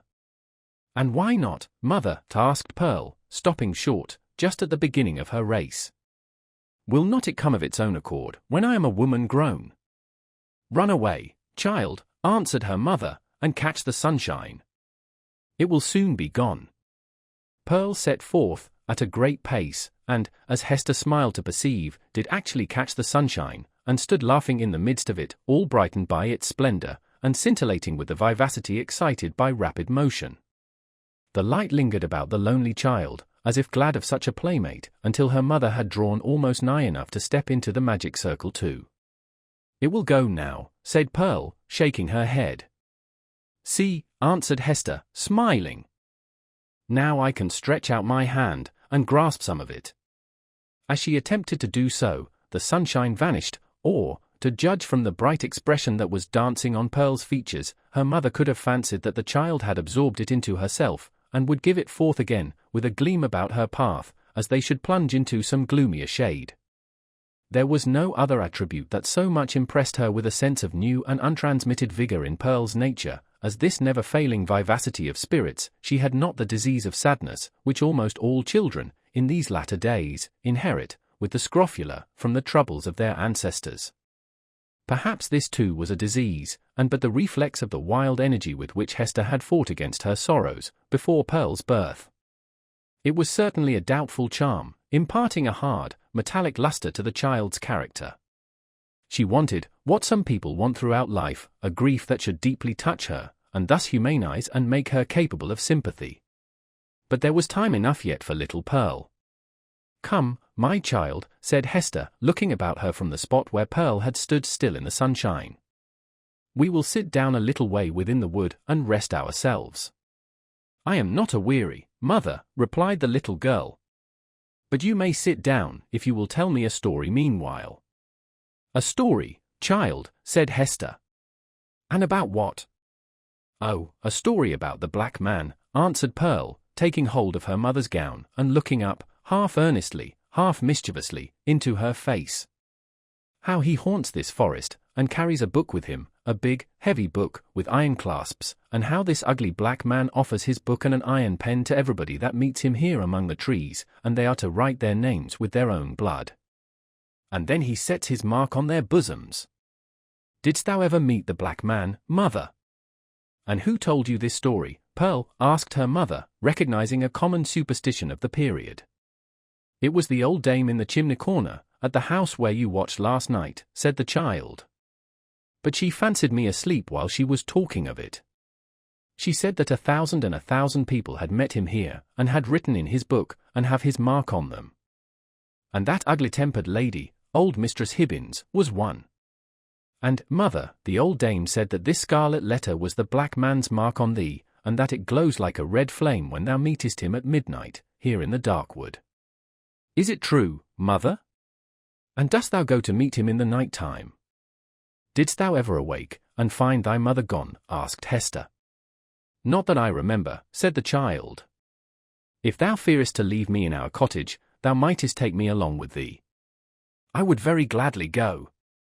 But, mother, tell me now. Is there such a black man? And didst thou ever meet him? And is this his mark? Wilt thou let me be at peace, if I once tell thee?" asked her mother. "Yes, if thou tellest me all," answered Pearl. "Once in my life I met the black man," said her mother. "This scarlet letter is his mark." Thus conversing, they entered sufficiently deep into the wood to secure themselves from the observation of any casual passenger along the forest track. Here they sat down on a luxuriant heap of moss, which, at some epoch of the preceding century, had been a gigantic pine, with its roots and trunk in the darksome shade, and its head aloft in the upper atmosphere. It was a little dell where they had seated themselves, with a leaf-strewn bank rising gently on either side, and a brook flowing through the midst, over a bed of fallen and drowned leaves. The trees impending over it had flung down great branches, from time to time, which choked up the current and compelled it to form eddies and black depths at some points, while, in its swifter and livelier passages, there appeared a channelway of pebbles, and brown, sparkling sand. Letting the eyes follow along the course of the stream, they could catch the reflected light from its water, at some short distance within the forest, but soon lost all traces of it amid the bewilderment of tree trunks and underbrush, and here and there a huge rock covered over with grey lichens. All these giant trees and boulders of granite seemed intent on making a mystery of the course of this small brook, fearing, perhaps, that, with its never-ceasing loquacity, it should whisper tales out of the heart of the old forest whence it flowed, or mirror its revelations on the smooth surface of a pool.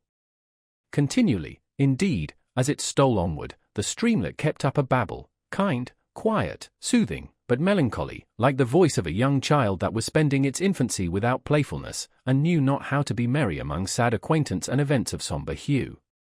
"Oh, brook! Oh, foolish and tiresome little brook," cried Pearl, after listening a while to its talk. "Why art thou so sad? Pluck up a spirit, and do not be all the time sighing and murmuring." But the brook, in the course of its little lifetime among the forest trees, had gone through so solemn an experience that it could not help talking about it, and seemed to have nothing else to say. Pearl resembled the brook, inasmuch as the current of her life gushed from a wellspring as mysterious, and had flowed through scenes shadowed as heavily with gloom. But, unlike the little stream, she danced and sparkled, and prattled airily along her course. "What does this sad little brook say, mother?" inquired she. "If thou hadst a sorrow of thine own, the brook might tell thee of it," answered her mother, "even as it is telling me of mine. But now, Pearl, I hear a footstep along the path, and the noise of one putting aside the branches. I would have thee betake thyself to play, and leave me to speak with him that comes yonder." "Is it the black man?" asked Pearl. "Wilt thou go and play, child?" repeated her mother. "But do not stray far into the wood. And take heed that thou come at my first call." "Yes, mother," answered Pearl. "But if it be the black man, wilt thou not let me stay a moment, and look at him, with his big book under his arm?" "Go, silly child," said her mother, impatiently. "It is no black man. Thou canst see him now, through the trees. It is the minister." "And so it is," said the child. "And, mother, he has his hand over his heart. Is it because, when the minister wrote his name in the book, the black man set his mark in that place? But why does he not wear it outside his bosom, as thou dost, mother? Go now, child, and thou shalt tease me as thou wilt another time," cried Hester Prynne. "But do not stray far. Keep where thou canst hear the babble of the brook." The child went singing away, following up the current of the brook, and striving to mingle a more lightsome cadence with its melancholy voice. But the little stream would not be comforted, and still kept telling its unintelligible secret of some very mournful mystery that had happened, or making a prophetic lamentation about something that was yet to happen, within the verge of the dismal forest. So Pearl, who had enough of shadow in her own little life, chose to break off all acquaintance with this repining brook. She set herself, therefore, to gathering violets and wood anemones, and some scarlet columbines that she found growing in the crevices of a high rock. When her elf child had departed, Hester Prynne made a step or two towards the track that led through the forest, but still remained under the deep shadow of the trees. She beheld the minister advancing along the path, entirely alone, and leaning on a staff which he had cut by the wayside. He looked haggard and feeble, and betrayed a nerveless despondency in his air, which had never so remarkably characterized him in his walks about the settlement, nor in any other situation where he deemed himself liable to notice. Here it was woefully visible, in this intense seclusion of the forest, which of itself would have been a heavy trial to the spirits. There was a listlessness in his gait, as if he saw no reason for taking one step farther, nor felt any desire to do so, but would have been glad, could he be glad of anything, to fling himself down at the root of the nearest tree, and lie there passive, forevermore. The leaves might bestrew him, and the soil gradually accumulate and form a little hillock over his frame, no matter whether there were life in it or no. Death was too definite an object to be wished for, or avoided. To Hester's eye, the Reverend Mr. Dimmesdale exhibited no symptom of positive and vivacious suffering, except that, as little Pearl had remarked, he kept his hand over his heart. 17. Slowly as the minister walked, he had almost gone by, before Hester Prynne could gather voice enough to attract his observation. At length, she succeeded. "Arthur Dimmesdale," she said, faintly at first, then louder, but hoarsely. "Arthur Dimmesdale." "Who speaks?" answered the minister. Gathering himself quickly up, he stood more erect, like a man taken by surprise in a mood to which he was reluctant to have witnesses. Throwing his eyes anxiously in the direction of the voice, he indistinctly beheld a form under the trees, clad in garments so sombre, and so little relieved from the grey twilight into which the clouded sky and the heavy foliage had darkened the noontide, that he knew not whether it were a woman or a shadow. It may be that his pathway through life was haunted thus, by a spectre that had stolen out from among his thoughts. he made a step nigher and discovered the Scarlet Letter. "Hester! Hester Prynne," said he. "Is it thou? Art thou in life?" "Even so," she answered. "In such life as has been mine these 7 years past." "And thou, Arthur Dimmesdale, dost thou yet live?" It was no wonder that they thus questioned one another's actual and bodily existence, and even doubted of their own. So strangely did they meet, in the dim wood, that it was like the first encounter, in the world beyond the grave, of two spirits who had been intimately connected in their former life, but now stood coldly shuddering, in mutual dread, as not yet familiar with their state, nor wonted to the companionship of disembodied beings. Each a ghost, and awe-stricken at the other ghost. They were awe-stricken likewise at themselves, because the crisis flung back to them their consciousness, and revealed to each heart its history and experience, as life never does, except at such breathless epochs. The soul beheld its features in the mirror of the passing moment. It was with fear, and tremulously, and, as it were, by a slow, reluctant necessity, that Arthur Dimmesdale put forth his hand, chill as death, and touched the chill hand of Hester Prynne. The grasp, cold as it was, took away what was dreariest in the interview. They now felt themselves, at least, inhabitants of the same sphere. Without a word more spoken, neither he nor she assuming the guidance, but with an unexpressed consent, they glided back into the shadow of the woods, whence Hester had emerged, and sat down on the heap of moss where she and Pearl had before been sitting. When they found voice to speak, it was, at first, only to utter remarks and inquiries such as any two acquaintance might have made, about the gloomy sky, the threatening storm, and, next, the health of each. Thus they went onward, not boldly, but step by step, into the themes that were brooding deepest in their hearts.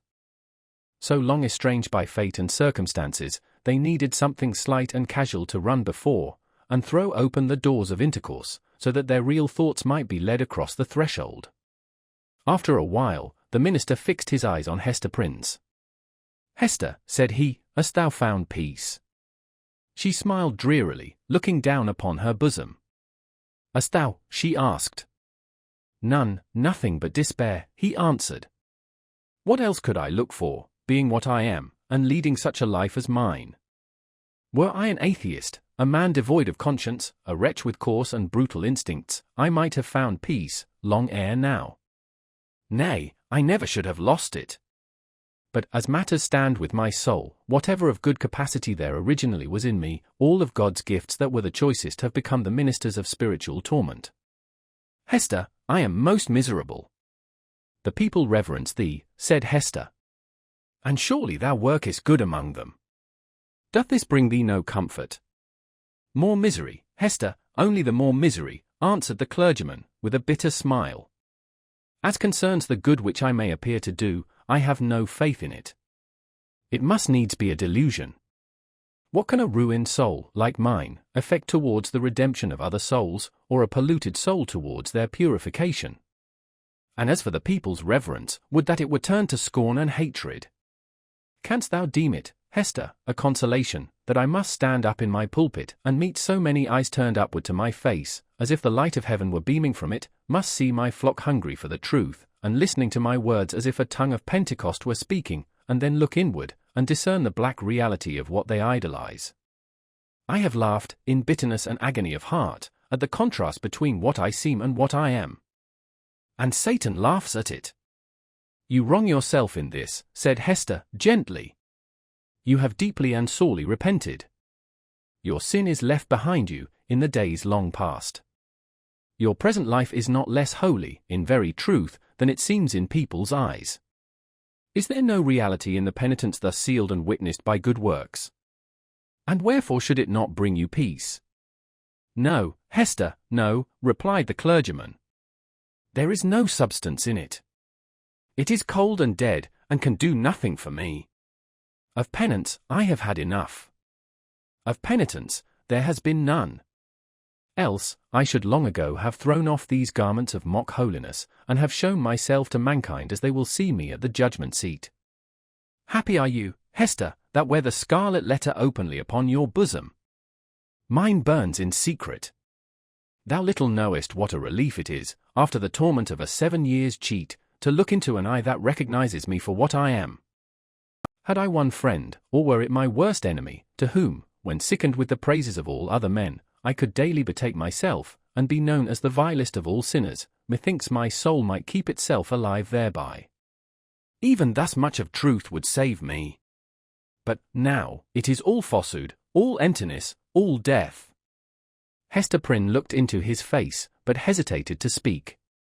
Yet, uttering his long-restrained emotion so vehemently as he did, his words here offered her the very point of circumstances in which to interpose what she came to say. She conquered her fears, and spoke. "Such a friend as thou hast even now wished for," said she, "with whom to weep over thy sin, thou hast in me, the partner of it." Again she hesitated, but brought out the words with an effort. "Thou hast long had such an enemy, and dwellest with him, under the same roof." The minister started to his feet, gasping for breath, and clutching at his heart, as if he would have torn it out of his bosom. "Ha! What sayest thou?" cried he. "An enemy? And under mine own roof? What mean you?" Hester Prynne was now fully sensible of the deep injury for which she was responsible to this unhappy man, in permitting him to lie for so many years, or, indeed, for a single moment, at the mercy of one whose purposes could not be other than malevolent.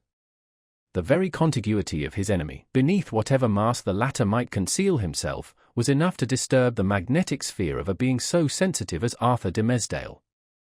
There had been a period when Hester was less alive to this consideration, or, perhaps, in the misanthropy of her own trouble, she left the minister to bear what she might picture to herself as a more tolerable doom. But of late, since the night of his vigil, all her sympathies towards him had been both softened and invigorated. She now read his heart more accurately.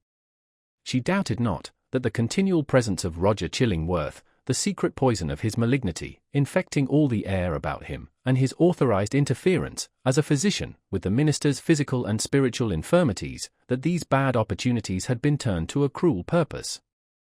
By means of them, the sufferer's conscience had been kept in an irritated state, the tendency of which was, not to cure by wholesome pain, but to disorganize and corrupt his spiritual being. Its result, on earth, could hardly fail to be insanity, and hereafter, that eternal alienation from the good and true, of which madness is perhaps the earthly type. Such was the ruin to which she had brought the man, once, nay, why should we not speak it, still so passionately loved? Hester felt that the sacrifice of the clergyman's good name, and death itself, as she had already told Roger Chillingworth, would have been infinitely preferable to the alternative which she had taken upon herself to choose. And now, rather than have had this grievous wrong to confess, she would gladly have lain down on the forest leaves, and died there, at Arthur Dimmesdale's feet. "Oh, Arthur," cried she, "forgive me. In all things else, I have striven to be true. Truth was the one virtue which I might have held fast, and did hold fast, through all extremity, save when thy good, thy life, thy fame, were put in question. Then I consented to a deception. But a lie is never good, even though death threaten on the other side. Dost thou not see what I would say? That old man, the physician, he whom they call Roger Chillingworth, he was my husband."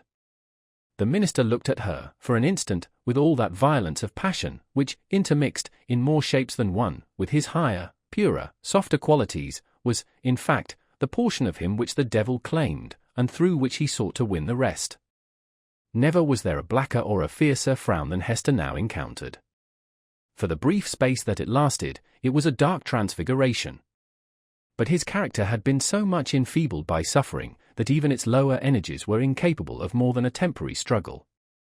He sank down on the ground, and buried his face in his hands. "I might have known it," murmured he. "I did know it.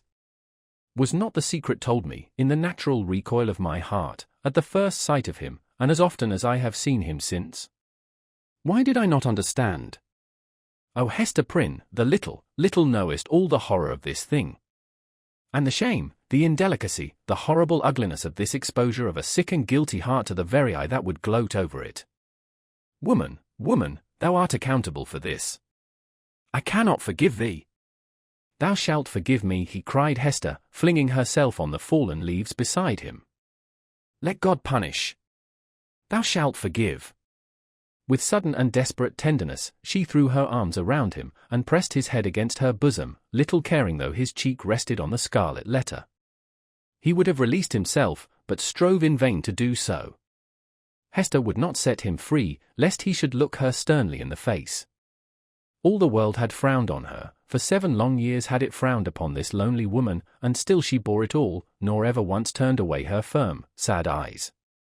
Heaven, likewise, had frowned upon her, and she had not died. But the frown of this pale, weak, sinful, and sorrow-stricken man was what Hester could not bear and live. "Wilt thou yet forgive me?" she repeated, over and over again. "Wilt thou not frown? Wilt thou forgive?" "I do forgive you, Hester," replied the minister, at length, with a deep utterance, out of an abyss of sadness, but no anger. "I freely forgive you now. May God forgive us both. We are not, Hester, the worst sinners in the world. There is one worse than even the polluted priest. That old man's revenge has been blacker than my sin. He has violated, in cold blood, the sanctity of a human heart. Thou and I, Hester, never did so." "Never, never," whispered she. "What we did had a consecration of its own.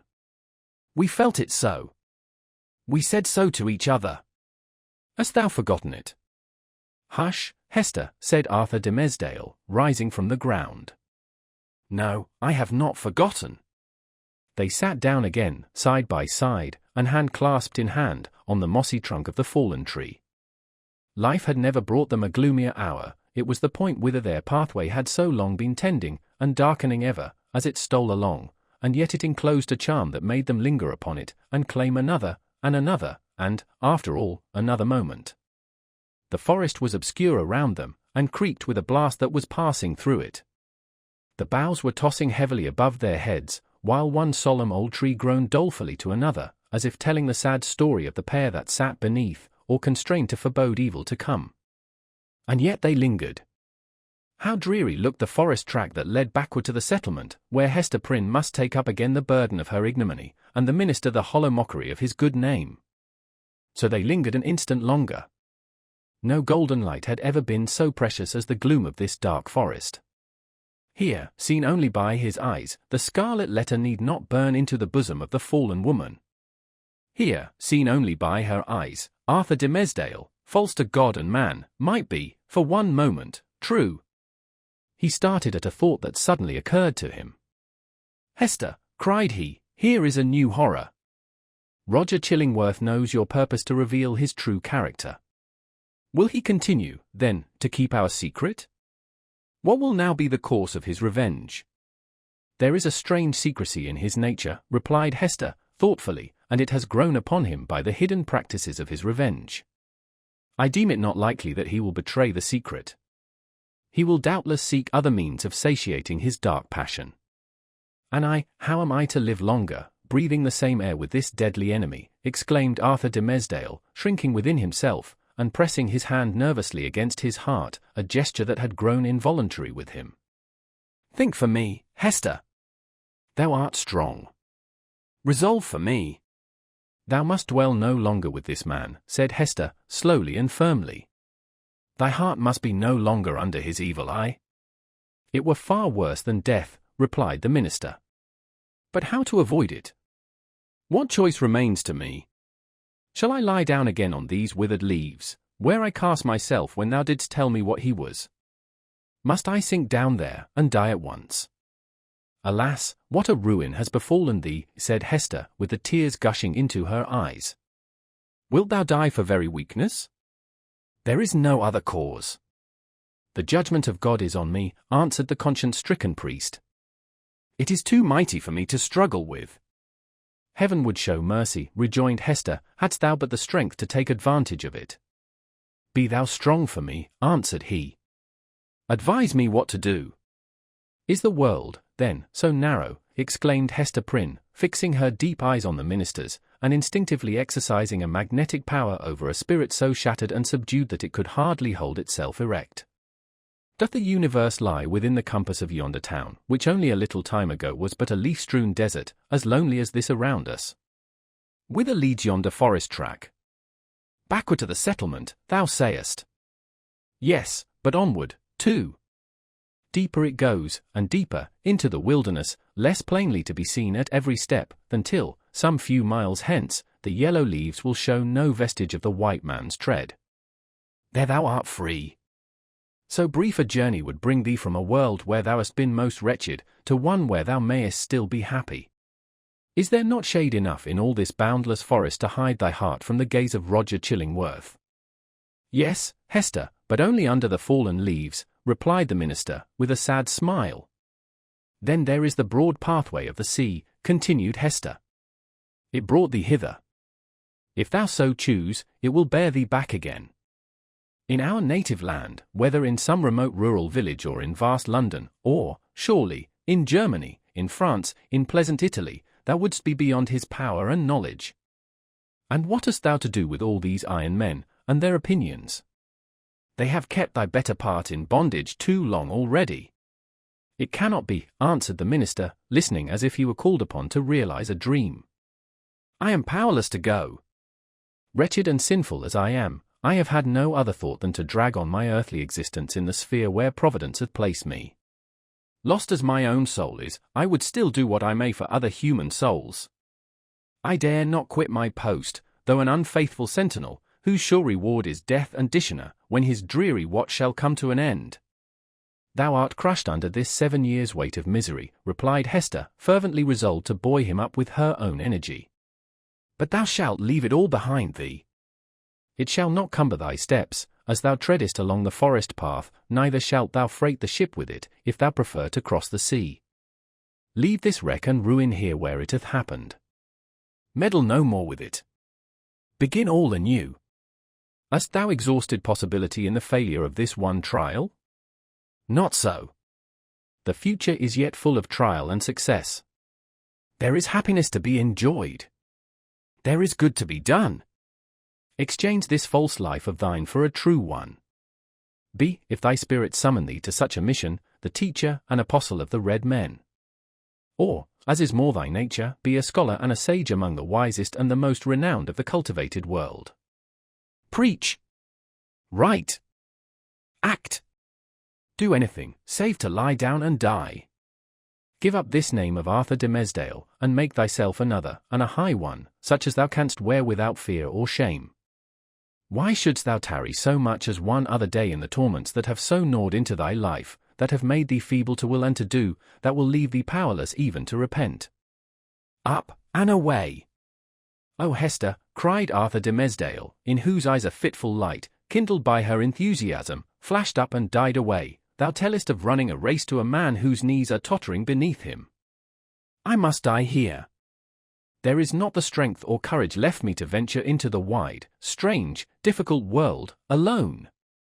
It was the last expression of the despondency of a broken spirit. He lacked energy to grasp the better fortune that seemed within his reach. He repeated the word. Alone, Hester.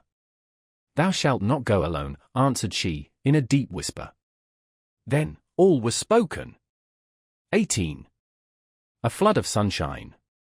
Arthur Dimmesdale gazed into Hester's face with a look in which hope and joy shone out, indeed, but with fear betwixt them, and a kind of horror at her boldness, who had spoken what he vaguely hinted at, but dared not speak. But Hester Prynne, with a mind of native courage and activity, and for so long a period not merely estranged, but outlawed, from society, had habituated herself to such latitude of speculation as was altogether foreign to the clergyman. She had wandered, without rule or guidance, in a moral wilderness, as vast, as intricate and shadowy, as the untamed forest, amid the gloom of which they were now holding a colloquy that was to decide their fate. Her intellect and heart had their home, as it were, in desert places, where she roamed as freely as the wild Indian in his woods. For years past she had looked from this estranged point of view at human institutions, and whatever priests or legislators had established, criticizing all with hardly more reverence than the Indian would feel for the clerical band, the judicial robe, the pillory, the gallows, the fireside, or the church. The tendency of her fate and fortunes had been to set her free. The Scarlet Letter was her passport into regions where other women dared not tread. Shame, despair, solitude. These had been her teachers, stern and wild ones, and they had made her strong, but taught her much amiss. The minister, on the other hand, had never gone through an experience calculated to lead him beyond the scope of generally received laws, although, in a single instance, he had so fearfully transgressed one of the most sacred of them. But this had been a sin of passion, not of principle, nor even purpose. Since that wretched epoch, he had watched, with morbid zeal and minuteness, not his acts, for those it was easy to arrange, but each breath of emotion, and his every thought. At the head of the social system, as the clergymen of that day stood, he was only the more trammelled by its regulations, its principles, and even its prejudices. As a priest, the framework of his order inevitably hemmed him in. As a man who had once sinned, but who kept his conscience all alive and painfully sensitive by the fretting of an unhealed wound, he might have been supposed safer within the line of virtue than if he had never sinned at all. Thus, we seem to see that, as regarded Hester Prynne, the whole 7 years of outlaw and ignominy had been little other than a preparation for this very hour. But Arthur Dimmesdale? Were such a man once more to fall, what plea could be urged in extenuation of his crime? None, unless it avail him somewhat, that he was broken down by long and exquisite suffering, that his mind was darkened and confused by the very remorse which harrowed it, that, between fleeing as an avowed criminal, and remaining as a hypocrite, conscience might find it hard to strike the balance, that it was human to avoid the peril of death and infamy, and the inscrutable machinations of an enemy, that, finally, to this poor pilgrim, on his dreary and desert path, faint, sick, miserable, there appeared a glimpse of human affection and sympathy, a new life, and a true one, in exchange for the heavy doom which he was now expiating. And be the stern and sad truth spoken, that the breach which guilt has once made into the human soul is never, in this mortal state, repaired. It may be watched and guarded, so that the enemy shall not force his way again into the citadel, and might even, in his subsequent assaults, select some other avenue, in preference to that where he had formerly succeeded. But there is still the ruined wall, and, near it, the stealthy tread of the foe that would win over again his unforgotten triumph. The struggle, if there were one, need not be described. Let it suffice, that the clergyman resolved to flee, and not alone. If, in all these past 7 years, thought he, I could recall one instant of peace or hope, I would yet endure, for the sake of that earnest of heaven's mercy. But now, since I am irrevocably doomed, wherefore should I not snatch the solace allowed to the condemned culprit before his execution? Or, if this be the path to a better life, as Hester would persuade me, I surely give up no fairer prospect by pursuing it. Neither can I any longer live without her companionship, so powerful is she to sustain, so tender to soothe. O thou to whom I dare not lift mine eyes, wilt thou yet pardon me? Thou wilt go, said Hester, calmly, as he met her glance. The decision once made, a glow of strange enjoyment threw its flickering brightness over the trouble of his breast. It was the exhilarating effect upon a prisoner just escaped from the dungeon of his own heart, of breathing the wild, free atmosphere of an unredeemed, unchristianized, lawless region.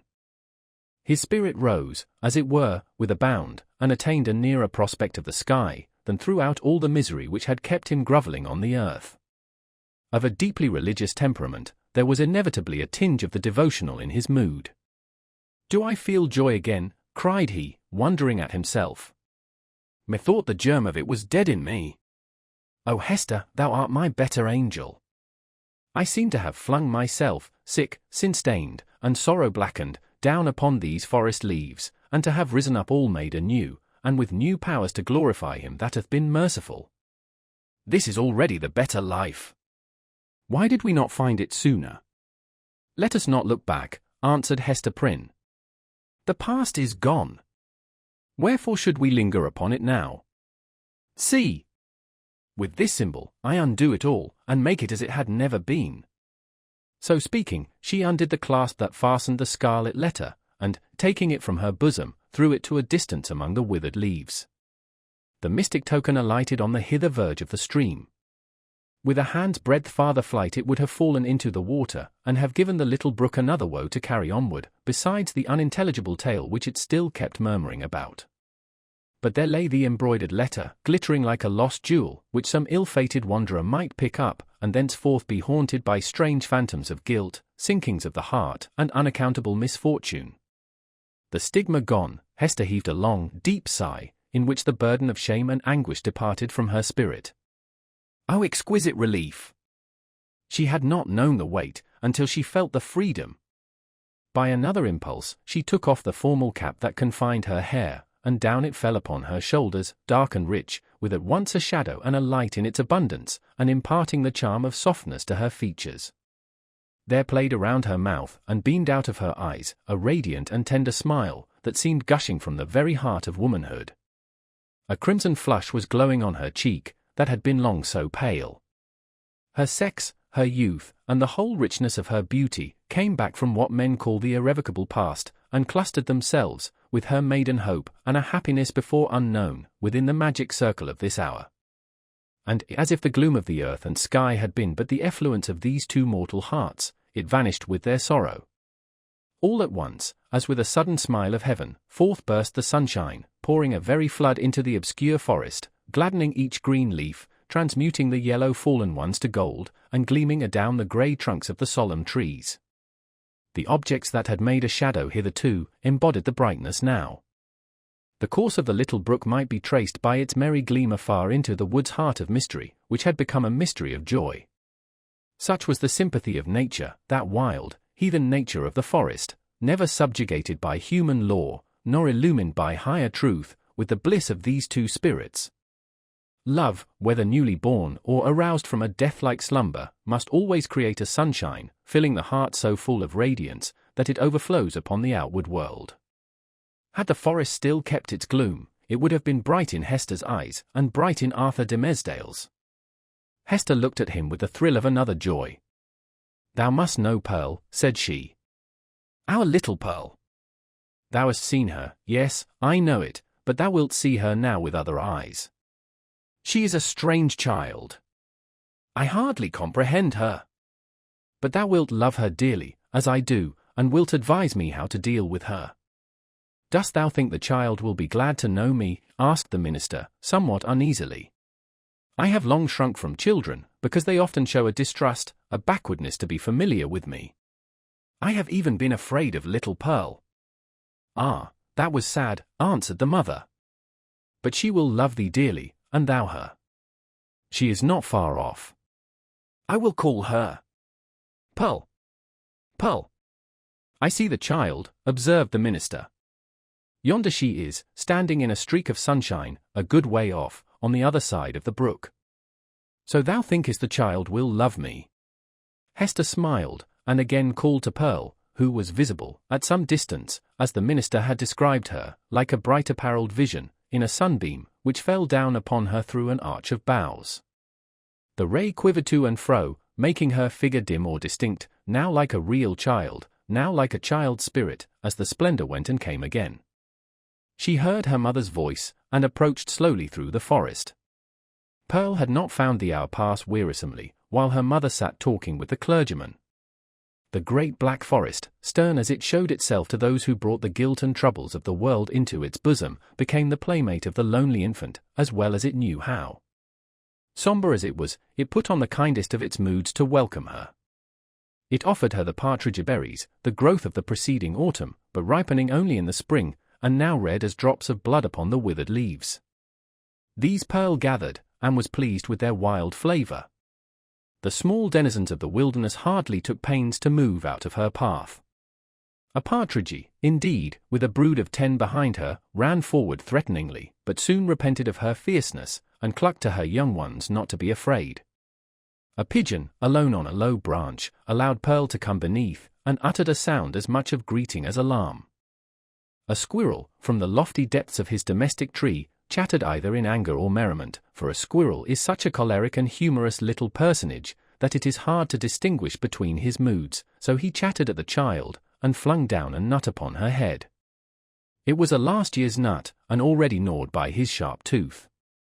A fox, startled from his sleep by her light footstep on the leaves, looked inquisitively at Pearl, as doubting whether it were better to steal off, or renew his nap on the same spot.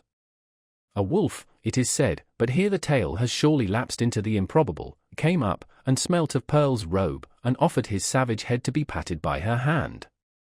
The truth seems to be, however, that the mother forest, and these wild things which it nourished, all recognized a kindred wildness in the human child.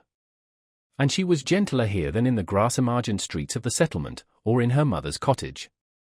The flowers appeared to know it, and one and another whispered as she passed, "Adorn thyself with me, thou beautiful child, adorn thyself with me." And, to please them, Pearl gathered the violets, and anemones, and columbines, and some twigs of the freshest green, which the old trees held down before her eyes. With these she decorated her hair, and her young waist, and became a nymph child, or an infant dryad, or whatever else was in closest sympathy with the antique wood. In such guise had Pearl adorned herself, when she heard her mother's voice, and came slowly back. Slowly, for she saw the clergyman. 19. The child at the brookside. "Thou wilt love her dearly," repeated Hester Prynne, as she and the minister sat watching little Pearl. "Dost thou not think her beautiful? And see with what natural skill she has made those simple flowers adorn her. Had she gathered pearls, and diamonds, and rubies, in the wood, they could not have become her better. She is a splendid child. But I know whose brow she has." "Dost thou know, Hester," said Arthur Dimmesdale, with an unquiet smile, "that this dear child, tripping about always at thy side, hath caused me many an alarm? Methought, O Hester, what a thought is that, and how terrible to dread it, that my own features were partly repeated in her face, and so strikingly that the world might see them. But she is mostly thine." "No, no. Not mostly," answered the mother, with a tender smile. "A little longer, and thou needest not to be afraid to trace whose child she is. But how strangely beautiful she looks, with those wild flowers in her hair! It is as if one of the fairies, whom we left in our dear old England, had decked her out to meet us." It was with a feeling which neither of them had ever before experienced, that they sat and watched Pearl's slow advance. In her was visible the tie that united them. She had been offered to the world, these 7 years past, as the living hieroglyphic, in which was revealed the secret they so darkly sought to hide, all written in this symbol, all plainly manifest, had there been a prophet or magician skilled to read the character of flame. And Pearl was the oneness of their being. Be the foregone evil what it might, how could they doubt that their earthly lives and future destinies were conjoined, when they beheld at once the material union, and the spiritual idea, in whom they met, and were to dwell immortally together? Thoughts like these, and perhaps other thoughts, which they did not acknowledge or define, threw an awe about the child, as she came onward. "Let her see nothing strange, no passion nor eagerness, in thy way of accosting her," whispered Hester. "Our Pearl is a fitful and fantastic little elf, sometimes. Especially, she is seldom tolerant of emotion, when she does not fully comprehend the why and wherefore. But the child hath strong affections. She loves me, and will love thee. Thou canst not think," said the minister, glancing aside at Hester Prynne, "how my heart dreads this interview, and yearns for it. But, in truth, as I already told thee, children are not readily won to be familiar with me. They will not climb my knee, nor prattle in my ear, nor answer to my smile, but stand apart, and eye me strangely. Even little babes, when I take them in my arms, weep bitterly. Yet Pearl, twice in her little lifetime, hath been kind to me. The first time, thou knowest it well. The last was when thou ledst her with thee to the house of yonder stern old governor. And thou didst plead so bravely in her behalf and mine," answered the mother. "I remember it, and so shall little Pearl. Fear nothing. She may be strange and shy at first, but will soon learn to love thee." By this time Pearl had reached the margin of the brook, and stood on the farther side, gazing silently at Hester and the clergyman, who still sat together on the mossy tree trunk, waiting to receive her. Just where she had paused, the brook chanced to form a pool, so smooth and quiet that it reflected a perfect image of her little figure, with all the brilliant picturesqueness of her beauty, in its adornment of flowers and wreathed foliage, but more refined and spiritualized than the reality. This image, so nearly identical with the living Pearl, seemed to communicate somewhat of its own shadowy and intangible quality to the child herself. It was strange, the way in which Pearl stood, looking so steadfastly at them through the dim medium of the forest gloom, herself, meanwhile, all glorified with a ray of sunshine, that was attracted thitherward as by a certain sympathy. In the brook beneath stood another child, another and the same, with likewise its ray of golden light. Hester felt herself, in some indistinct and tantalizing manner, estranged from Pearl, as if the child, in her lonely ramble through the forest, had strayed out of the sphere in which she and her mother dwelt together, and was now vainly seeking to return to it. There was both truth and error in the impression. The child and mother were estranged, but through Hester's fault, not Pearl's. Since the latter rambled from her side, another inmate had been admitted within the circle of the mother's feelings, and so modified the aspect of them all, that Pearl, the returning wanderer, could not find her wonted place, and hardly knew where she was. "I have a strange fancy," observed the sensitive minister, "that this brook is the boundary between two worlds, and that thou canst never meet thy Pearl again. Or is she an elfish spirit, who, as the legends of our childhood taught us, is forbidden to cross a running stream? Pray hasten her, for this delay has already imparted a tremor to my nerves." "Come, dearest child," said Hester, encouragingly, and stretching out both her arms. "How slow thou art! When hast thou been so sluggish before now? Here is a friend of mine, who must be thy friend also. Thou wilt have twice as much love, henceforward, as thy mother alone could give thee. Leap across the brook, and come to us. Thou canst leap like a young deer." Pearl, without responding in any manner to these honeysweet expressions, remained on the other side of the brook. Now she fixed her bright, wild eyes on her mother, now on the minister, and now included them both in the same glance, as if to detect and explain to herself the relation which they bore to one another. For some unaccountable reason, as Arthur Dimmesdale felt the child's eyes upon himself, his hand, with that gesture so habitual as to have become involuntary, stole over his heart. At length, assuming a singular air of authority, Pearl stretched out her hand, with the small forefinger extended, and pointing evidently towards her mother's breast.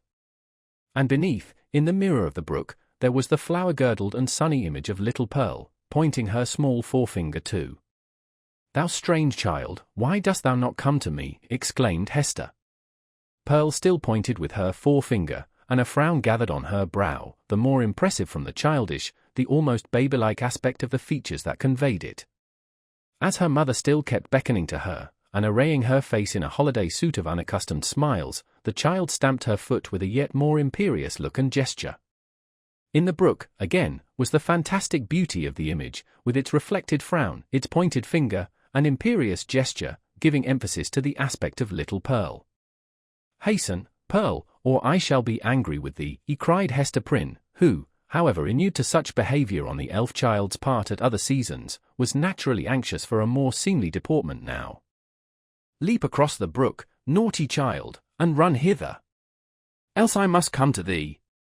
But Pearl, not a whit startled at her mother's threats, any more than mollified by her entreaties, now suddenly burst into a fit of passion, gesticulating violently, and throwing her small figure into the most extravagant contortions.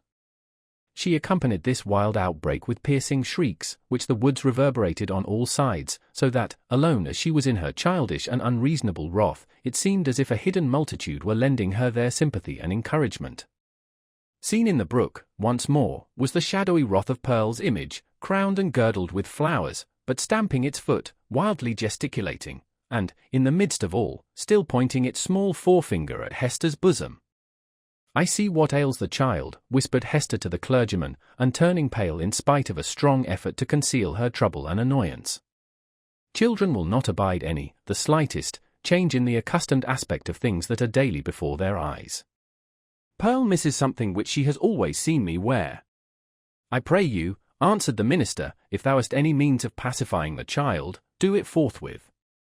Save it were the cankered wrath of an old witch, like Mistress Hibbins," added he, attempting to smile, "I know nothing that I would not sooner encounter than this passion in a child. In Pearl's young beauty, as in the wrinkled witch, it has a preternatural effect. Pacify her, if thou lovest me." Hester turned again towards Pearl, with a crimson blush upon her cheek, a conscious glance aside at the clergyman, and then a heavy sigh, while, even before she had time to speak, the blush yielded to a deadly pallor. "Pearl," said she, sadly, "look down at thy feet. There, before thee, on the hither side of the brook." The child turned her eyes to the point indicated, and there lay the Scarlet Letter, so close upon the margin of the stream, that the gold embroidery was reflected in it. "Bring it hither," said Hester. "Come thou and take it up," answered Pearl. "Was ever such a child?" observed Hester, aside to the minister. "Oh, I have much to tell thee about her. But, in very truth, she is right as regards this hateful token. I must bear its torture yet a little longer, only a few days longer, until we shall have left this region, and look back hither as to a land which we have dreamed of. The forest cannot hide it. The mid-ocean shall take it from my hand, and swallow it up forever. With these words, she advanced to the margin of the brook, took up the Scarlet Letter, and fastened it again into her bosom. Hopefully, but a moment ago, as Hester had spoken of drowning it in the deep sea, there was a sense of inevitable doom upon her, as she thus received back this deadly symbol from the hand of fate.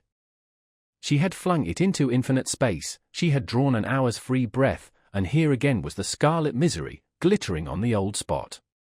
So it ever is, whether thus typified or no, that an evil deed invests itself with the character of doom. Hester next gathered up the heavy tresses of her hair and confined them beneath her cap.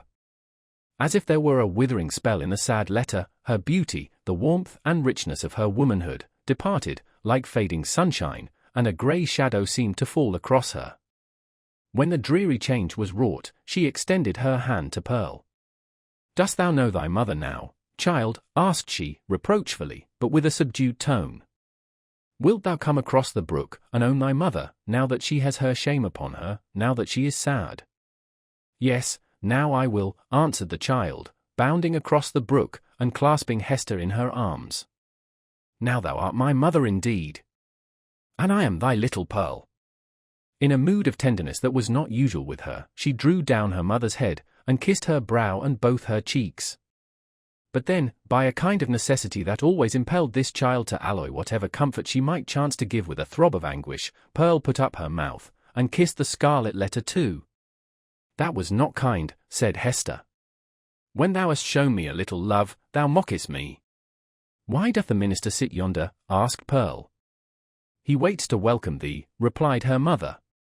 "Come thou, and entreat his blessing. He loves thee, my little Pearl, and loves thy mother too. Wilt thou not love him? Come.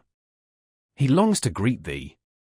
"Doth he love us?" said Pearl, looking up, with acute intelligence, into her mother's face. "Will he go back with us, hand in hand, we three together, into the town?" "Not now, dear child," answered Hester. "But in days to come he will walk hand in hand with us. We will have a home and fireside of our own, and thou shalt sit upon his knee, and he will teach thee many things, and love thee dearly. Thou wilt love him, wilt thou not?" "And will he always keep his hand over his heart?" inquired Pearl. "Foolish child, what a question is that?" exclaimed her mother. "Come and ask his blessing." But, whether influenced by the jealousy that seems instinctive with every petted child towards a dangerous rival, or from whatever caprice of her freakish nature, Pearl would show no favour to the clergyman. It was only by an exertion of force that her mother brought her up to him, hanging back, and manifesting her reluctance by odd grimaces, of which, ever since her babyhood, she had possessed a singular variety, and could transform her mobile physiognomy into a series of different aspects, with a new mischief in them, each and all. The minister, painfully embarrassed, but hoping that a kiss might prove a talisman to admit him into the child's kindlier regards, bent forward, and impressed one on her brow. Hereupon, Pearl broke away from her mother, and, running to the brook, stooped over it, and bathed her forehead, until the unwelcome kiss was quite washed off, and diffused through a long lapse of the gliding water. She then remained apart, silently watching Hester and the clergyman, while they talked together, and made such arrangements as were suggested by their new position, and the purposes soon to be fulfilled. And now this fateful interview had come to a close. The dell was to be left a solitude among its dark, old trees, which, with their multitudinous tongues, would whisper long of what had passed there, and no mortal be the wiser. And the melancholy brook would add this other tale to the mystery with which its little heart was already overburdened, and whereof it still kept up a murmuring babble, with not a whit more cheerfulness of tone than for ages heretofore. 20. The minister in a maze. As the minister departed, in advance of Hester Prynne and little Pearl, he threw a backward glance, half expecting that he should discover only some faintly traced features or outline of the mother and the child, slowly fading into the twilight of the woods. So great a vicissitude in his life could not at once be received as real. but there was Hester, clad in her grey robe, still standing beside the tree trunk, which some blast had overthrown a long antiquity ago, and which time had ever since been covering with moss, so that these two fated ones, with earth's heaviest burden on them, might there sit down together, and find a single hour's rest and solace. And there was Pearl, too, lightly dancing from the margin of the brook, now that the intrusive third person was gone, and taking her old place by her mother's side. So the minister had not fallen asleep and dreamed. In order to free his mind from this indistinctness and duplicity of impression, which vexed it with a strange disquietude, he recalled and more thoroughly defined the plans which Hester and himself had sketched for their departure. It had been determined between them that the old world, with its crowds and cities, offered them a more eligible shelter and concealment than the wilds of New England, or all America, with its alternatives of an Indian wigwam, or the few settlements of Europeans, scattered thinly along the seaboard. Not to speak of the clergyman's health, so inadequate to sustain the hardships of a forest life, his native gifts, his culture, and his entire development would secure him a home only in the midst of civilization and refinement. The higher the state, the more delicately adapted to it the man. In furtherance of this choice, it so happened that a ship lay in the harbour, one of those questionable cruisers, frequent at that day, which, without being absolutely outlaws of the deep, yet roamed over its surface with a remarkable irresponsibility of character. This vessel had recently arrived from the Spanish Main, and, within 3 days' time, would sail for Bristol. Hester Prynne, whose vocation, as a self-enlisted sister of charity, had brought her acquainted with the captain and crew, could take upon herself to secure the passage of 2 individuals and a child, with all the secrecy which circumstances rendered more than desirable. The minister had inquired of Hester, with no little interest, the precise time at which the vessel might be expected to depart.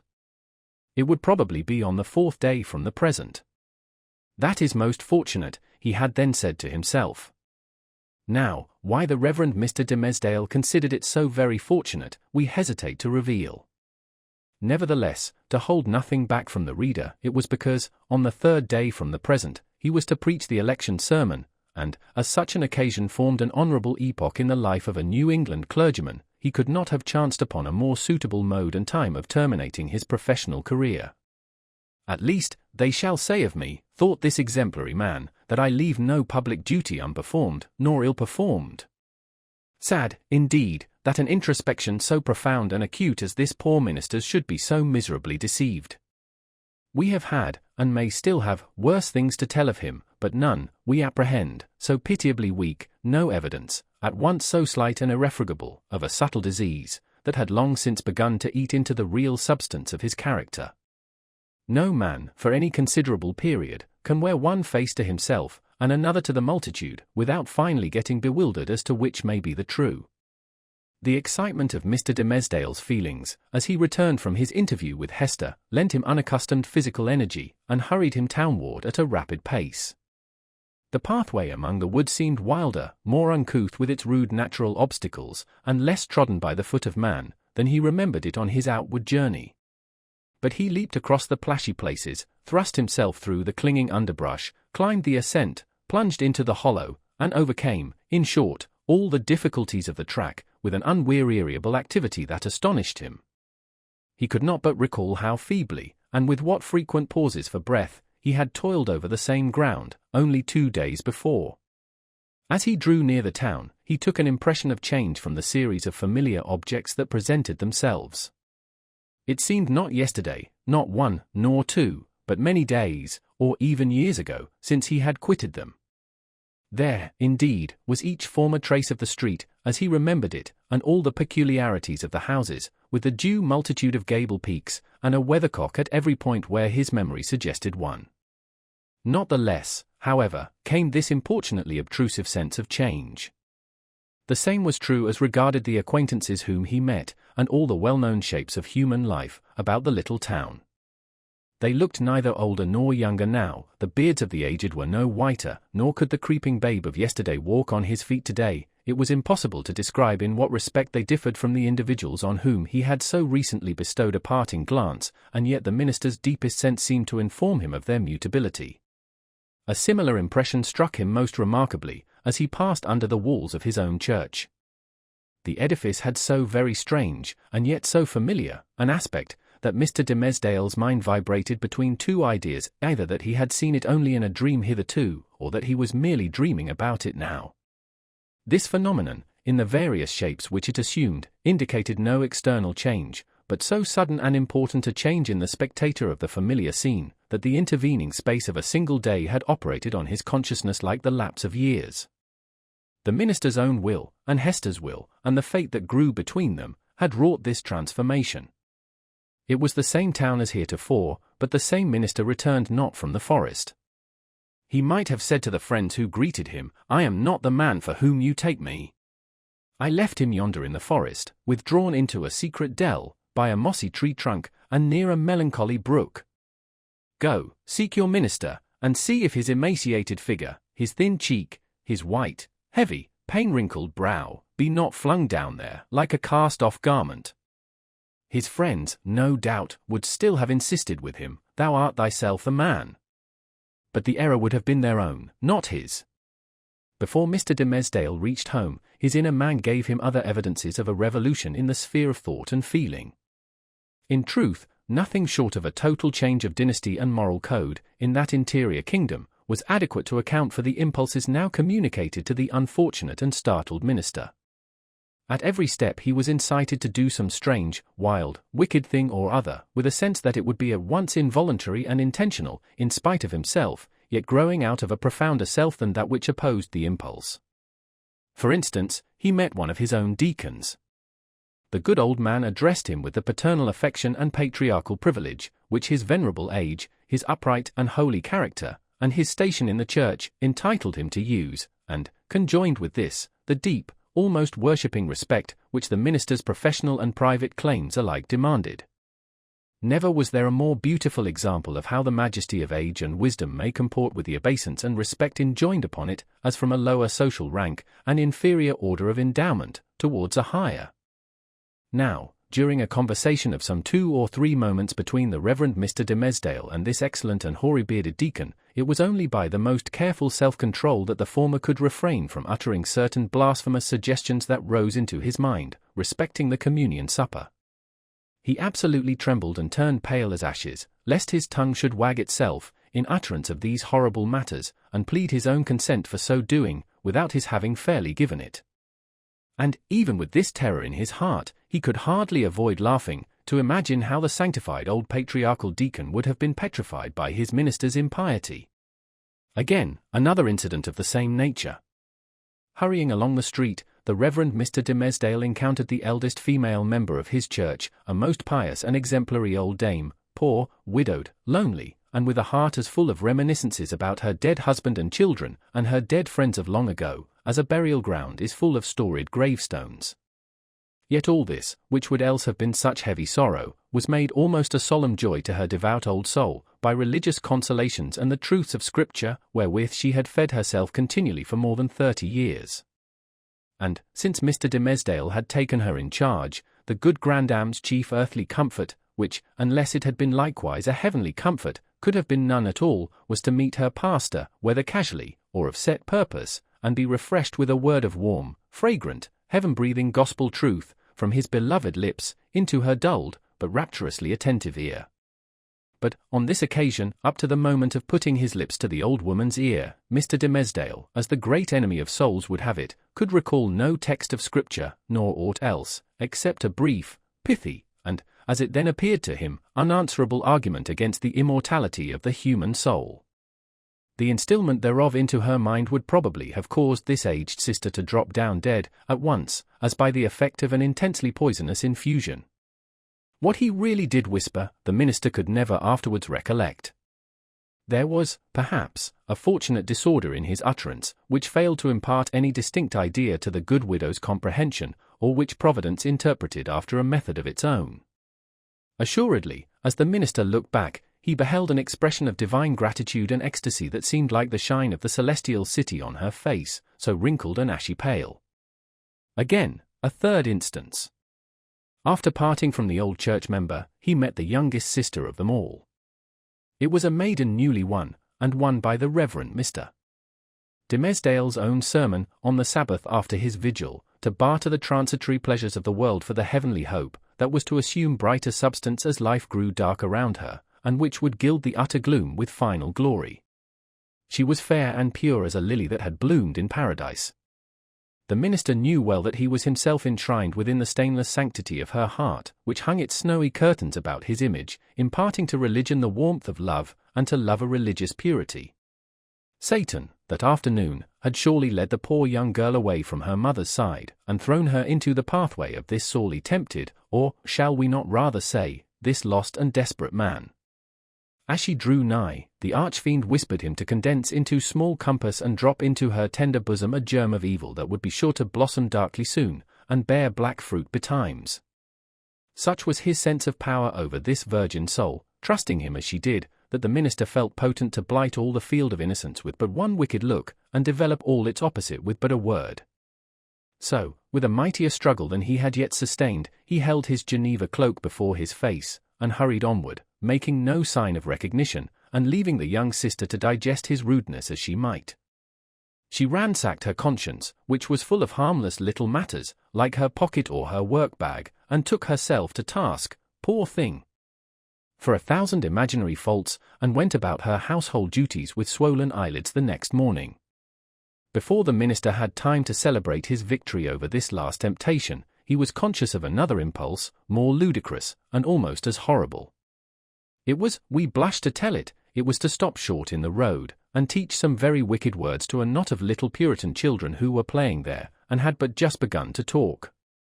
Denying himself this freak, as unworthy of his cloth, he met a drunken seaman, one of the ship's crew from the Spanish Main. And here, since he had so valiantly forborne all other wickedness, poor Mr. Dimmesdale longed, at least, to shake hands with the tarry blackguard, and recreate himself with a few improper jests, such as dissolute sailors so abound with, and a volley of good, round, solid, satisfactory, and heaven-defying oaths. It was not so much a better principle as partly his natural good taste, and still more his buckrant habit of clerical decorum, that carried him safely through the latter crisis. "What is it that haunts and tempts me thus?" cried the minister to himself, at length, pausing in the street, and striking his hand against his forehead. "Am I mad? Or am I given over utterly to the fiend? Did I make a contract with him in the forest, and sign it with my blood? And does he now summon me to its fulfillment, by suggesting the performance of every wickedness which his most foul imagination can conceive?" At the moment when the Reverend Mr. Dimmesdale thus communed with himself, and struck his forehead with his hand, old Mistress Hibbins, the reputed witch lady, is said to have been passing by. She made a very grand appearance, having on a high head-dress, a rich gown of velvet, and a ruff done up with the famous yellow starch, of which Turner, her especial friend, had taught her the secret, before this last good lady had been hanged for Sir Thomas Overbury's murder. Whether the witch had read the minister's thoughts, or no, she came to a full stop, looked shrewdly into his face, smiled craftily, and, though little given to converse with clergymen, began a conversation. "So, Reverend Sir, you have made a visit into the forest," observed the witch lady, nodding her high head-dress at him. "The next time, I pray you to allow me only a fair warning, and I shall be proud to bear you company. Without taking overmuch upon myself, my good word will go far towards gaining any strange gentleman a fair reception from yonder potentate you wot of."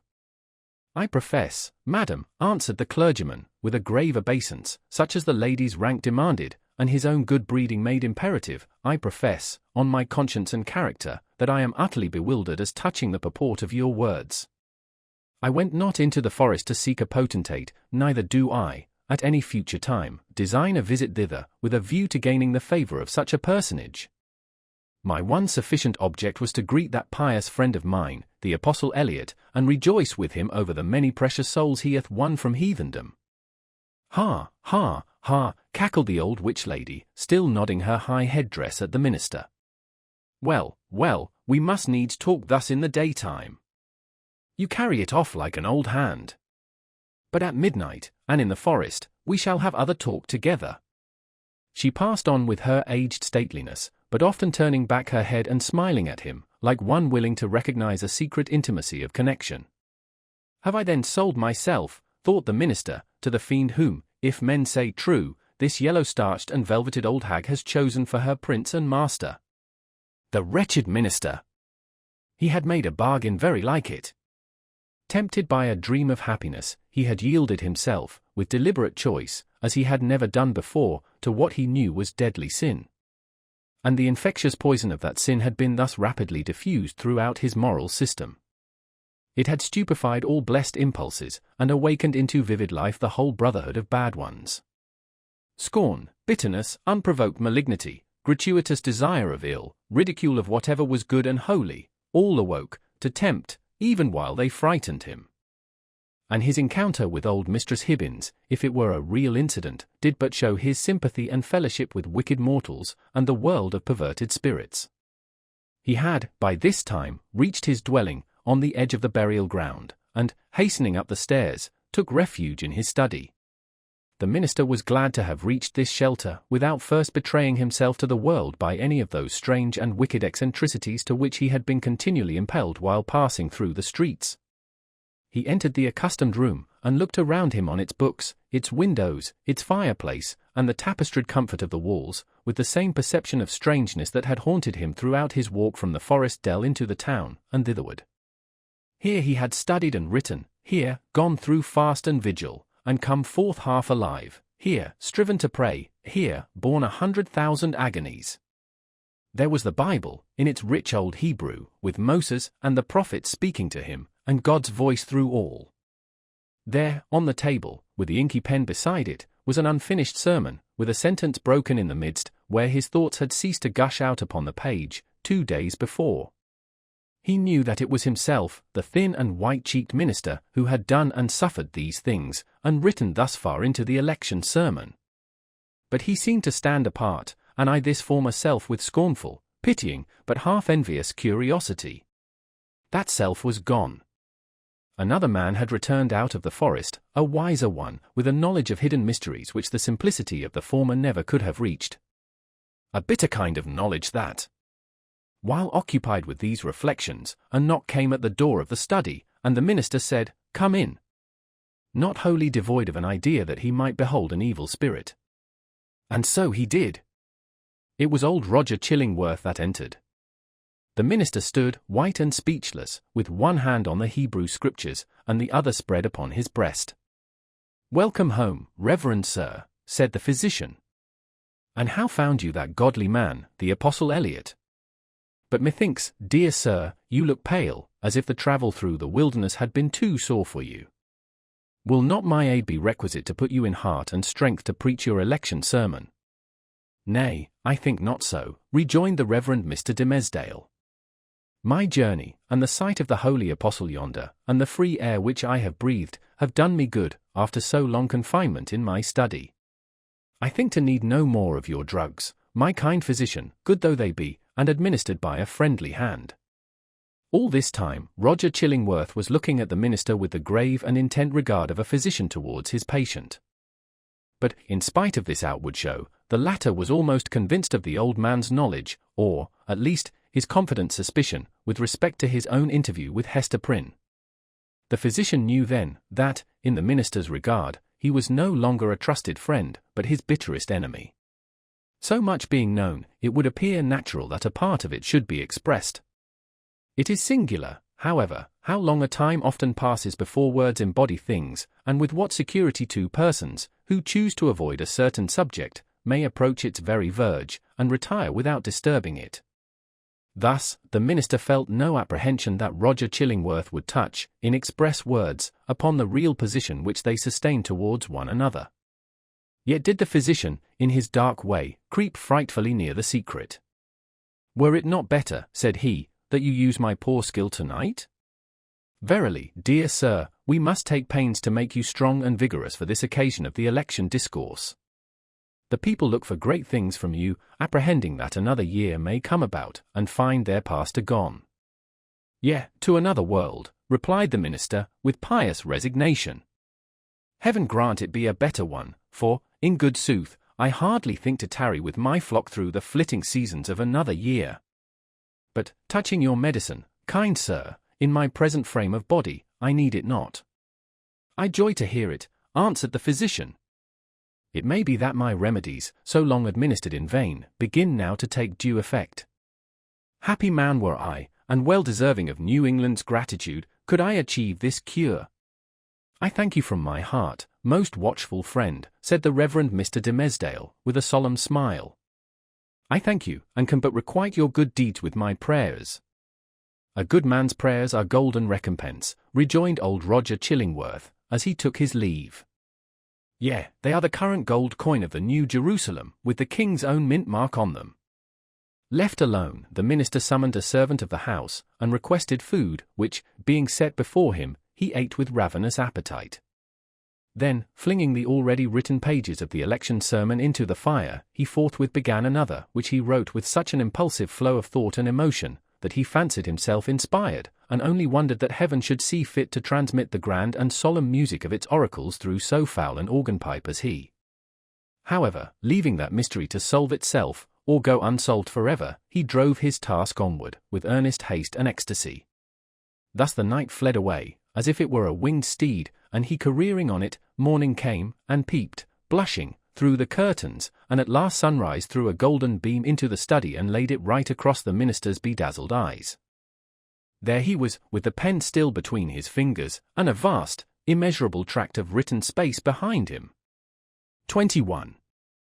The New England holiday. Betimes in the morning of the day on which the new governor was to receive his office at the hands of the people, Hester Prynne and little Pearl came into the market-place. It was already thronged with the craftsmen and other plebeian inhabitants of the town, in considerable numbers, among whom, likewise, were many rough figures, whose attire of deerskins marked them as belonging to some of the forest settlements, which surrounded the little metropolis of the colony. On this public holiday, as on all other occasions, for 7 years past, Hester was clad in a garment of coarse grey cloth. Not more by its hue than by some indescribable peculiarity in its fashion, it had the effect of making her fade personally out of sight and outline, while, again, the Scarlet Letter brought her back from this twilight indistinctness, and revealed her under the moral aspect of its own illumination. Her face, so long familiar to the town's people, showed the marble quietude which they were accustomed to behold there. It was like a mask, or, rather, like the frozen calmness of a dead woman's features, owing this dreary resemblance to the fact that Hester was actually dead, in respect to any claim of sympathy, and had departed out of the world with which she still seemed to mingle. It might be, on this one day, that there was an expression unseen before, nor, indeed, vivid enough to be detected now, unless some preternaturally gifted observer should have first read the heart, and have afterwards sought a corresponding development in the countenance and mien. Such a spiritual seer might have conceived, that, after sustaining the gaze of the multitude through 7 miserable years as a necessity, a penance, and something which it was a stern religion to endure, she now, for one last time more, encountered it freely and voluntarily, in order to convert what had so long been agony into a kind of triumph. Look your last on the Scarlet Letter and its wearer. The people's victim and lifelong bond-slave, as they fancied her, might say to them. Yet a little while, and she will be beyond your reach. A few hours longer, and the deep, mysterious ocean will quench and hide forever the symbol which ye have caused to burn upon her bosom. Nor were it an inconsistency too improbable to be assigned to human nature, should we suppose a feeling of regret in Hester's mind, at the moment when she was about to win her freedom from the pain which had been thus deeply incorporated with her being. Might there not be an irresistible desire to quaff a last, long, breathless draught of the cup of wormwood and aloes, with which nearly all her years of womanhood had been perpetually flavoured? The wine of life, henceforth to be presented to her lips, must be indeed rich, delicious, and exhilarating, in its chaste and golden beaker, or else leave an inevitable and weary languor, after the lees of bitterness wherewith she had been drugged, as with a cordial of intensest potency. Pearl was decked out with airy gaiety. It would have been impossible to guess that this bright and sunny apparition owed its existence to the shape of gloomy grey, or that a fancy, at once so gorgeous and so delicate as must have been requisite to contrive the child's apparel, was the same that had achieved a task perhaps more difficult, in imparting so distinct a peculiarity to Hester's simple robe. The dress, so proper was it to little Pearl, seemed an effluence, or inevitable development and outward manifestation of her character, no more to be separated from her than the many-hued brilliancy from a butterfly's wing, or the painted glory from the leaf of a bright flower. As with these, so with the child, her garb was all of one idea with her nature. On this eventful day, moreover, there was a certain singular inquietude and excitement in her mood, resembling nothing so much as the shimmer of a diamond, that sparkles and flashes with the varied throbbings of the breast on which it is displayed. Children have always a sympathy in the agitations of those connected with them, always, especially, a sense of any trouble or impending revolution, of whatever kind, in domestic circumstances, and therefore Pearl, who was the gem on her mother's unquiet bosom, betrayed, by the very dance of her spirits, the emotions which none could detect in the marble passiveness of Hester's brow. This effervescence made her flit with a bird-like movement, rather than walk by her mother's side. She broke continually into shouts of a wild, inarticulate, and sometimes piercing music. When they reached the market-place, she became still more restless, on perceiving the stir and bustle that enlivened the spot, for it was usually more like the broad and lonesome green before a village meeting-house, than the centre of a town's business. "Why, what is this, mother?" cried she. "Wherefore have all the people left their work today? Is it a play-day for the whole world? See, there is the blacksmith. He has washed his sooty face, and put on his Sabbath-day clothes, and looks as if he would gladly be merry, if any kind body would only teach him how. And there is Master Brackett, the old jailer, nodding and smiling at me. Why does he do so, mother?" "He remembers thee a little babe, my child," answered Hester. "He should not nod and smile at me, for all that, the black, grim, ugly-eyed old man," said Pearl. "He may nod at thee, if he will, for thou art clad in grey, and weighest the Scarlet Letter. But see, mother, how many faces of strange people, and Indians among them, and sailors. What have they all come to do, here in the market-place?" "They wait to see the procession pass," said Hester. "For the governor and the magistrates are to go by, and the ministers, and all the great people and good people, with the music and the soldiers marching before them." "And will the minister be there?" asked Pearl. "And will he hold out both his hands to me, as when thou ledst me to him from the brook side?" "He will be there, child," answered her mother. "But he will not greet thee today, nor must thou greet him." "What a strange, sad man is he," said the child, as if speaking partly to herself. "In the dark night-time he calls us to him, and holds thy hand and mine, as when we stood with him on the scaffold yonder. And in the deep forest, where only the old trees can hear, and the strip of sky see it, he talks with thee, sitting on a heap of moss. And he kisses my forehead, too, so that the little brook would hardly wash it off. But here, in the sunny day, and among all the people, he knows us not, nor must we know him. A strange, sad man is he, with his hand always over his heart." "Be quiet, Pearl. Thou understandest not these things," said her mother. "Think not now of the minister, but look about thee, and see how cheery is everybody's face today. The children have come from their schools, and the grown people from their workshops and their fields, on purpose to be happy. For, today, a new man is beginning to rule over them, and so, as has been the custom of mankind ever since a nation was first gathered, they make merry and rejoice, as if a good and golden year were at length to pass over the poor old world." It was as Hester said, in regard to the unwonted jollity that brightened the faces of the people. Into this festal season of the year, as it already was, and continued to be during the greater part of 2 centuries, the Puritans compressed whatever mirth and public joy they deemed allowable to human infirmity, thereby so far dispelling the customary cloud, that, for the space of a single holiday, they appeared scarcely more grave than most other communities at a period of general affliction. But we perhaps exaggerate the grey or sable tinge, which undoubtedly characterized the mood and manners of the age. The persons now in the marketplace of Boston had not been born to an inheritance of puritanic gloom. They were native Englishmen, whose fathers had lived in the sunny richness of the Elizabethan epoch, a time when the life of England, viewed as one great mass, would appear to have been as stately, magnificent, and joyous as the world has ever witnessed. Had they followed their hereditary taste, the New England settlers would have illustrated all events of public importance by bonfires, banquets, pageantries, and processions. Nor would it have been impracticable, in the observance of majestic ceremonies, to combine mirthful recreation with solemnity, and give, as it were, a grotesque and brilliant embroidery to the great robe of state, which a nation, at such festivals, puts on. There was some shadow of an attempt of this kind in the mode of celebrating the day on which the political year of the colony commenced. the dim reflection of a remembered splendor, a colorless and manifold diluted repetition of what they had beheld in proud old London, we will not say at a royal coronation, but at a Lord Mayor's show, might be traced in the customs which our forefathers instituted with reference to the annual installation of magistrates. The fathers and founders of the Commonwealth, the statesman, the priest, and the soldier, deemed it a duty then to assume the outward state and majesty, which, in accordance with antique style, was looked upon as the proper garb of public or social eminence.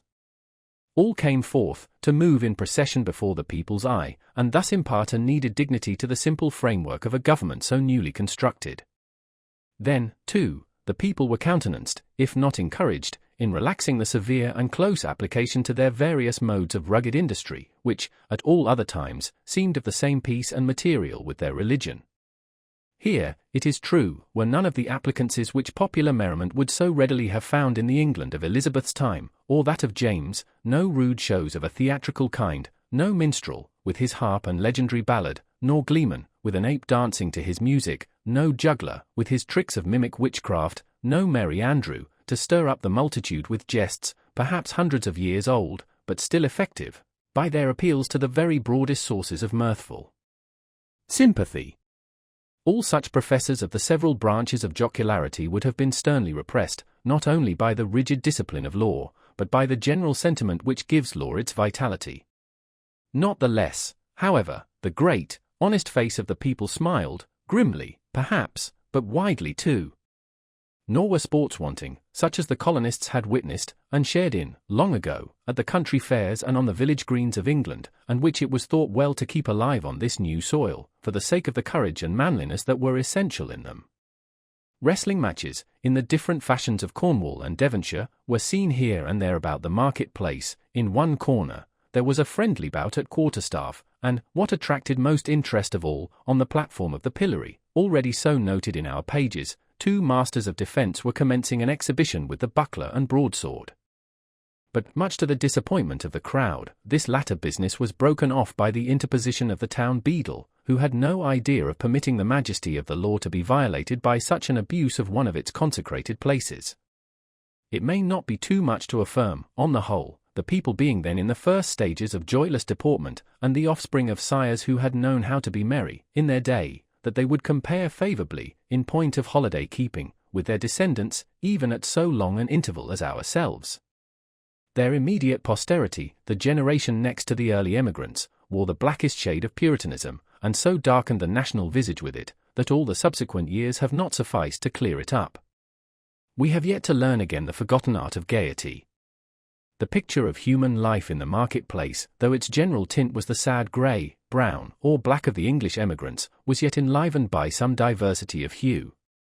A party of Indians, in their savage finery of curiously embroidered deerskin robes, wampum belts, red and yellow ochre, and feathers, and armed with the bow and arrow and stone-headed spear, stood apart, with countenances of inflexible gravity, beyond what even the Puritan aspect could attain. Nor, wild as were these painted barbarians, were they the wildest feature of the scene. This distinction could more justly be claimed by some mariners, a part of the crew of the vessel from the Spanish Main, who had come ashore to see the humours of election day. They were rough-looking desperadoes, with sun-blackened faces, and an immensity of beard. Their wide, short trousers were confined about the waist by belts, often clasped with a rough plate of gold, and sustaining always a long knife, and, in some instances, a sword. From beneath their broad-brimmed hats of palm leaf gleamed eyes which, even in good nature and merriment, had a kind of animal ferocity. They transgressed, without fear or scruple, the rules of behaviour that were binding on all others, smoking tobacco under the beadle's very nose, although each whiff would have cost a townsman a shilling, and quaffing, at their pleasure, draughts of wine or aquavitae from pocket flasks, which they freely tendered to the gaping crowd around them. It remarkably characterized the incomplete morality of the age, rigid as we call it, that a license was allowed the seafaring class, not merely for their freaks on shore, but for far more desperate deeds on their proper element. The sailor of that day would go near to be arraigned as a pirate in our own. There could be little doubt, for instance, that this very ship's crew, though no unfavourable specimens of the nautical brotherhood, had been guilty, as we should phrase it, of depredations on the Spanish commerce, such as would have perilled all their necks in a modern court of justice. But the sea, in those old times, heaved, swelled, and foamed, very much at its own will, or subject only to the tempestuous wind, with hardly any attempts at regulation by human law. The buccaneer on the wave might relinquish his calling, and become at once, if he chose, a man of probity and piety on land, nor, even in the full career of his reckless life, was he regarded as a personage with whom it was disreputable to traffic, or casually associate. Thus, the Puritan elders, in their black cloaks, starched bands, and steeple-crowned hats, smiled not unbenignantly at the clamour and rude deportment of these jolly seafaring men, and it excited neither surprise nor animadversion, when so reputable a citizen as old Roger Chillingworth, the physician, was seen to enter the market-place, in close and familiar talk with the commander of the questionable vessel. The latter was by far the most showy and gallant figure, so far as apparel went, anywhere to be seen among the multitude. He wore a profusion of ribbons on his garment, and gold lace on his hat, which was also encircled by a gold chain, and surmounted with a feather. There was a sword at his side, and a sword cut on his forehead, which, by the arrangement of his hair, he seemed anxious rather to display than hide.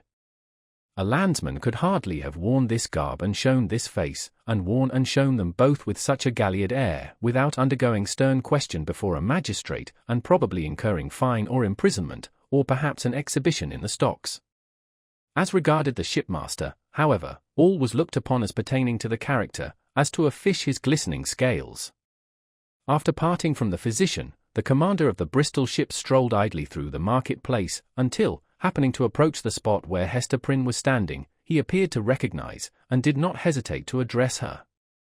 As was usually the case wherever Hester stood, a small vacant area, a sort of magic circle, had formed itself about her, into which, though the people were elbowing one another at a little distance, none ventured, or felt disposed to intrude. It was a forcible type of the moral solitude in which the Scarlet Letter enveloped its fated wearer, partly by her own reserve, and partly by the instinctive, though no longer so unkindly, withdrawal of her fellow creatures. Now, if never before, it answered a good purpose, by enabling Hester and the seaman to speak together without risk of being overheard, and so changed was Hester Prynne's repute before the public, that the matron in town most eminent for rigid morality could not have held such intercourse with less result of scandal than herself. "So, mistress," said the mariner, "I must bid the steward make ready one more berth than you bargained for. No fear of scurvy or ship fever, this voyage. What with the ship's surgeon and this other doctor, our only danger will be from drug or pill, more by token, as there is a lot of apothecary stuff aboard, which I traded for with a Spanish vessel." "What mean you?" inquired Hester, startled more than she permitted to appear. "Have you another passenger?" "Why, know you not," cried the shipmaster, "that this physician here, Chillingworth, he calls himself, is minded to try my cabin fare with you? You must have known it, for he tells me he is of your party, and a close friend to the gentleman you spoke of, he that is in peril from these sour old Puritan rulers." "They know each other well, indeed," replied Hester, with a mien of calmness, though in the utmost consternation. "They have long dwelt together." Nothing further passed between the mariner and Hester Prynne.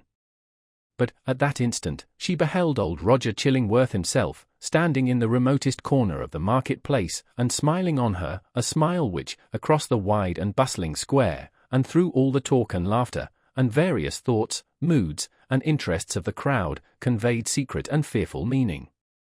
22. Before Hester Prynne could call together her thoughts, and consider what was practicable to be done in this new and startling aspect of affairs, the sound of military music was heard approaching along a contiguous street. It denoted the advance of the procession of magistrates and citizens, on its way towards the meeting-house, where, in compliance with a custom thus early established, and ever since observed, the Reverend Mr. Dimmesdale was to deliver an election sermon. Soon the head of the procession showed itself, with a slow and stately march, turning a corner, and making its way across the market-place. First came the music. It comprised a variety of instruments, perhaps imperfectly adapted to one another, and played with no great skill, but yet attaining the great object for which the harmony of drum and clarion addresses itself to the multitude, that of imparting a higher and more heroic air to the scene of life that passes before the eye. Little Pearl at first clapped her hands, but then lost, for an instant, the restless agitation that had kept her in a continual effervescence throughout the morning. She gazed silently, and seemed to be borne upward, like a floating sea bird, on the long heaves and swells of sound. But she was brought back to her former mood by the shimmer of the sunshine on the weapons and bright armor of the military company, which followed after the music, and formed the honorary escort of the procession. This body of soldiery, which still sustains a corporate existence, and marches down from past ages with an ancient and honorable fame, was composed of no mercenary materials. Its ranks were filled with gentlemen, who felt the stirrings of martial impulse, and sought to establish a kind of college of arms, where, as in an association of Knights Templars, they might learn the science, and, so far as peaceful exercise would teach them, the practices of war. The high estimation then placed upon the military character might be seen in the lofty port of each individual member of the company. Some of them, indeed, by their services in the Low Countries and on other fields of European warfare, had fairly won their title to assume the name and pomp of soldiership. The entire array, moreover, clad in burnished steel, and with plumage nodding over their bright morions, had a brilliancy of effect which no modern display can aspire to equal. And yet the men of civil eminence, who came immediately behind the military escort, were better worth a thoughtful observer's eye. Even in outward demeanor, they showed a stamp of majesty that made the warrior's haughty stride look vulgar, if not absurd. It was an age when what we call talent had far less consideration than now, but the massive materials which produce stability and dignity of character a great deal more. The people possessed, by hereditary right, the quality of reverence, which, in their descendants, if it survive at all, exists in smaller proportion, and with a vastly diminished force, in the selection and estimate of public men. The change may be for good or ill, and is partly, perhaps, for both. In that old day, the English settler on these rude shores, having left king, nobles, and all degrees of awful rank behind, while still the faculty and necessity of reverence were strong in him, bestowed it on the white hair and venerable brow of age, on long-tried integrity, on solid wisdom and sad-colored experience, on endowments of that grave and weighty order which gives the idea of permanence, and comes under the general definition of respectability. These primitive statesmen, therefore, Bradstreet, Endicott, Dudley, Bellingham, and their compeers, who were elevated to power by the early choice of the people, seem to have been not often brilliant, but distinguished by a ponderous sobriety, rather than activity of intellect. They had fortitude and self-reliance, and, in time of difficulty or peril, stood up for the welfare of the state like a line of cliffs against a tempestuous tide. The traits of character here indicated were well represented in the square cast of countenance and large physical development of the new colonial magistrates. So far as a demeanor of natural authority was concerned, the mother country need not have been ashamed to see these foremost men of an actual democracy adopted into the House of Peers, or made the Privy Council of the sovereign. Next in order to the magistrates came the young and eminently distinguished divine, from whose lips the religious discourse of the anniversary was expected. His was the profession, at that era, in which intellectual ability displayed itself far more than in political life, for, leaving a higher motive out of the question, it offered inducements powerful enough, in the almost worshipping respect of the community, to win the most aspiring ambition into its service. Even political power, as in the case of Increase Mather, was within the grasp of a successful priest. It was the observation of those who beheld him now, that never, since Mr. Dimmesdale first set his foot on the New England shore, had he exhibited such energy as was seen in the gait and air with which he kept his pace in the procession. There was no feebleness of step, as at other times, his frame was not bent, nor did his hand rest ominously upon his heart. Yet, if the clergyman were rightly viewed, his strength seemed not of the body. It might be spiritual, and imparted to him by angelic ministrations. It might be the exhilaration of that potent cordial, which is distilled only in the furnace glow of earnest and long-continued thought. Or, perchance, his sensitive temperament was invigorated by the loud and piercing music that swelled heavenward, and uplifted him on its ascending wave. Nevertheless, so abstracted was his look, it might be questioned whether Mr. Dimmesdale even heard the music. There was his body, moving onward, and with an unaccustomed force. But where was his mind? Far and deep in its own region, busying itself, with preternatural activity, to marshal a procession of stately thoughts that were soon to issue thence, and so he saw nothing, heard nothing, knew nothing, of what was around him, but the spiritual element took up the feeble frame, and carried it along, unconscious of the burden, and converting it to spirit like itself. Men of uncommon intellect, who have grown morbid, possess this occasional power of mighty effort, into which they throw the life of many days, and then are lifeless for as many more. Hester Prynne, gazing steadfastly at the clergyman, felt a dreary influence come over her, but wherefore or whence she knew not, unless that he seemed so remote from her own sphere, and utterly beyond her reach. One glance of recognition, she had imagined, must needs pass between them.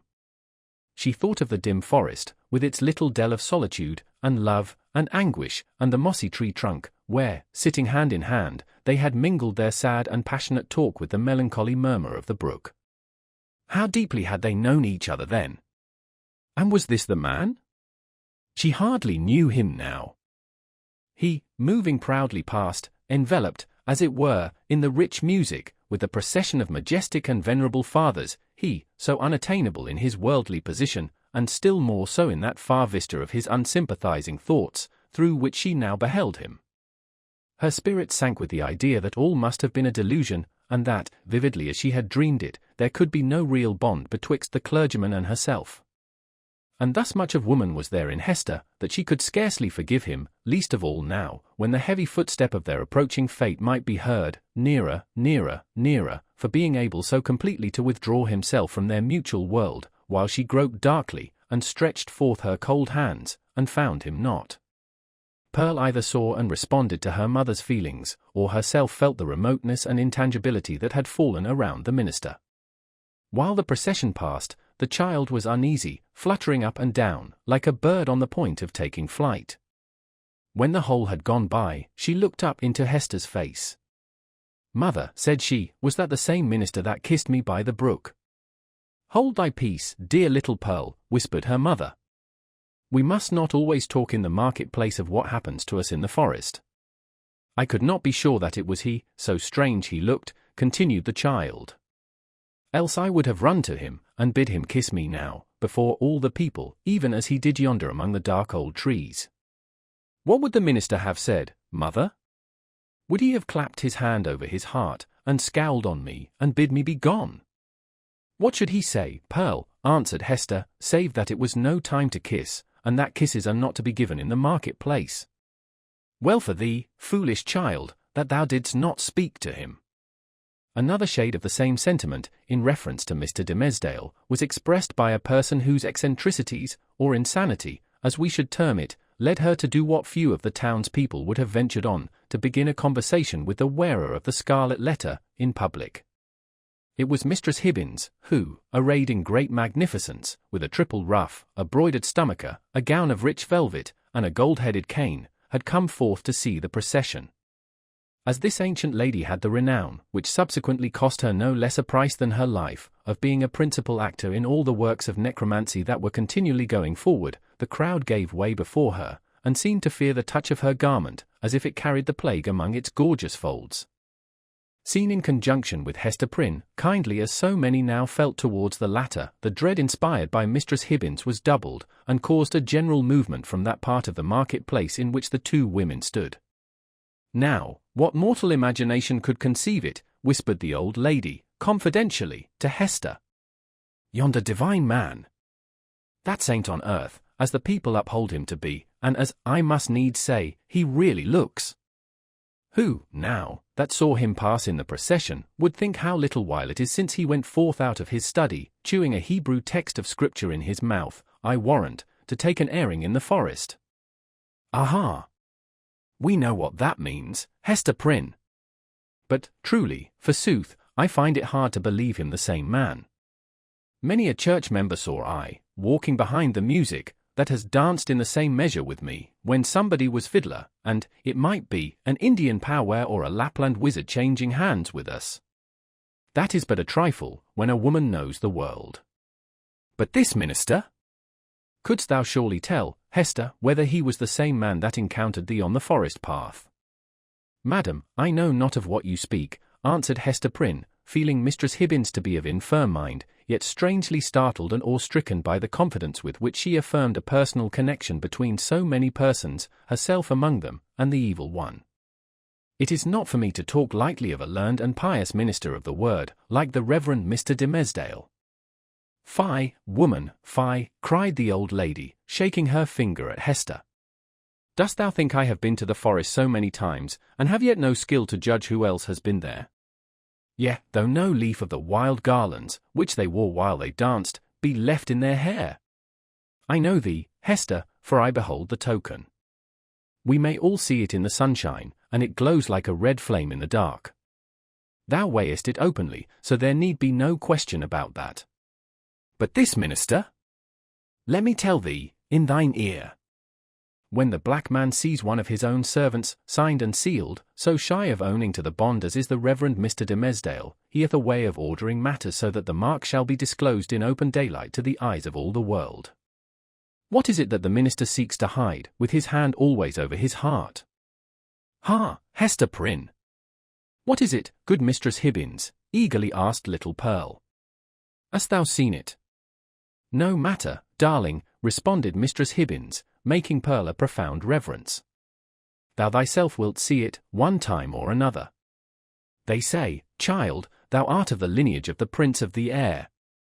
Wilt thou ride with me, some fine night, to see thy father? Then thou shalt know wherefore the minister keeps his hand over his heart. Laughing so shrilly that all the marketplace could hear her, the weird old gentlewoman took her departure. By this time the preliminary prayer had been offered in the meeting-house, and the accents of the Reverend Mr. Dimmesdale were heard commencing his discourse. An irresistible feeling kept Hester near the spot. As the sacred edifice was too much thronged to admit another auditor, she took up her position close beside the scaffold of the pillory. It was in sufficient proximity to bring the whole sermon to her ears, in the shape of an indistinct, but varied, murmur and flow of the minister's very peculiar voice.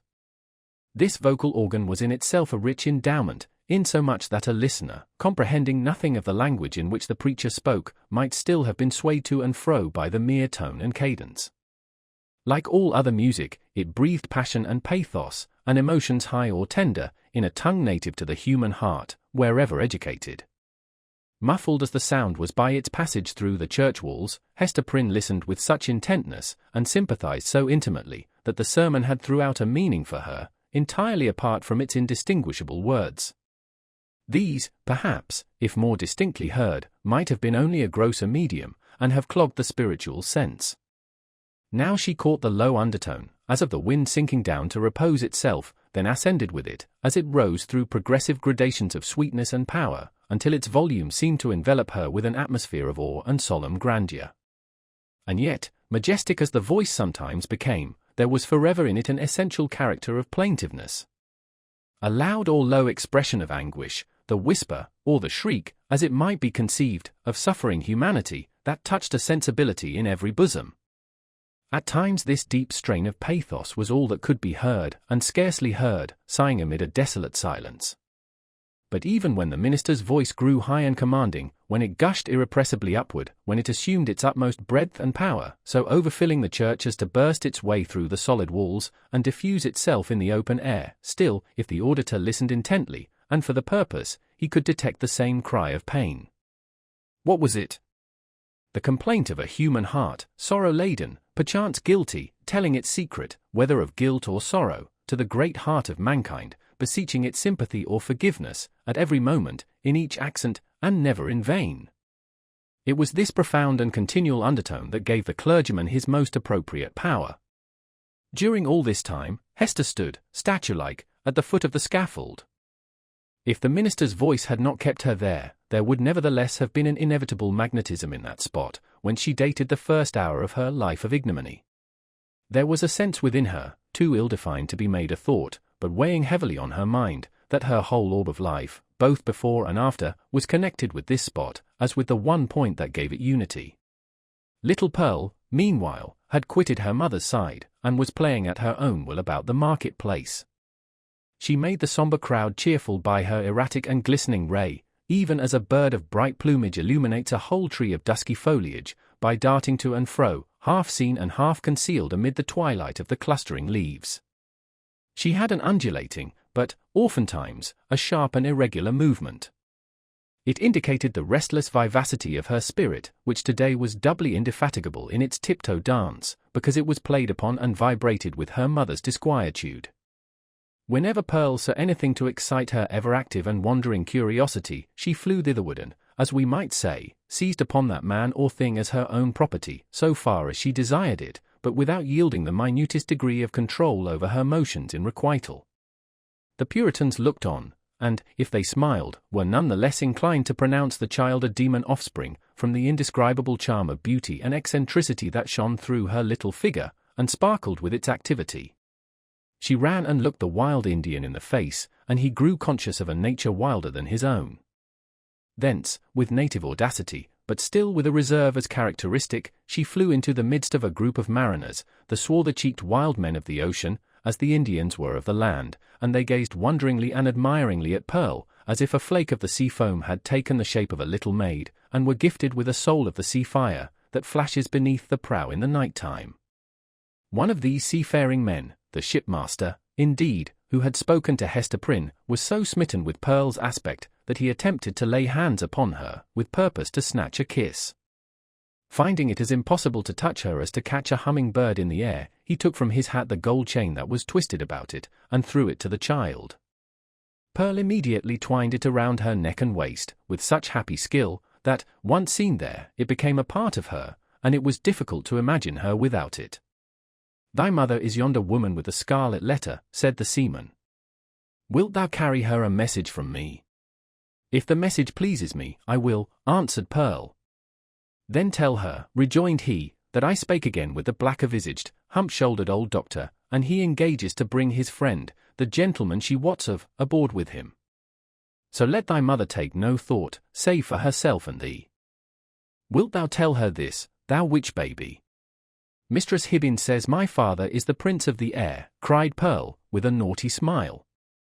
"If thou cayoest me that ill name, I shall tell him of thee, and he will chase thy ship with a tempest." Pursuing a zigzag course across the market-place, the child returned to her mother, and communicated what the mariner had said.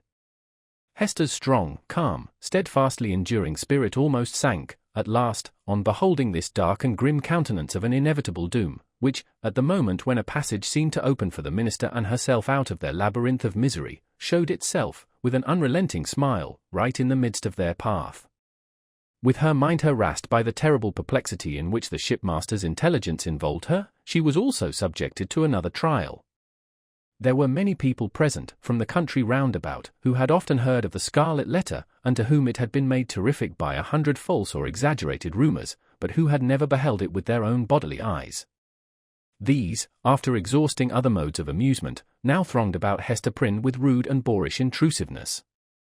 Unscrupulous as it was, however, it could not bring them nearer than a circuit of several yards. At that distance they accordingly stood, fixed there by the centrifugal force of the repugnance which the mystic symbol inspired.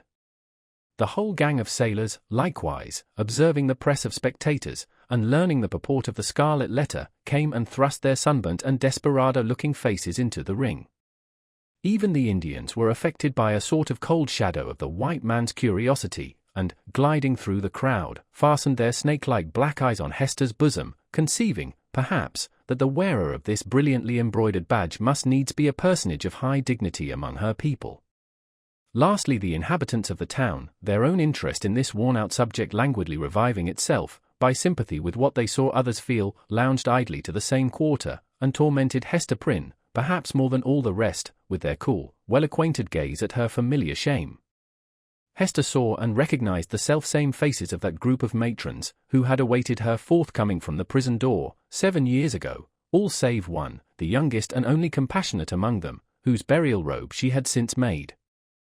At the final hour, when she was so soon to fling aside the burning letter, it had strangely become the center of more remark and excitement, and was thus made to sear her breast more painfully than at any time since the first day she put it on. While Hester stood in that magic circle of ignominy, where the cunning cruelty of her sentence seemed to have fixed her forever, the admirable preacher was looking down from the sacred pulpit upon an audience whose very inmost spirits had yielded to his control. The sainted minister in the church! The woman of the Scarlet Letter in the market-place!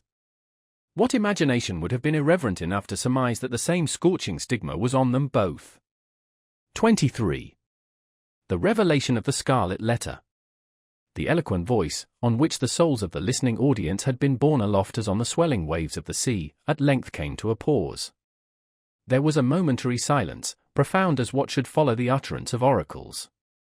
Then ensued a murmur and half-hushed tumult, as if the auditors, released from the high spell that had transported them into the region of another's mind, were returning into themselves, with all their awe and wonder still heavy on them.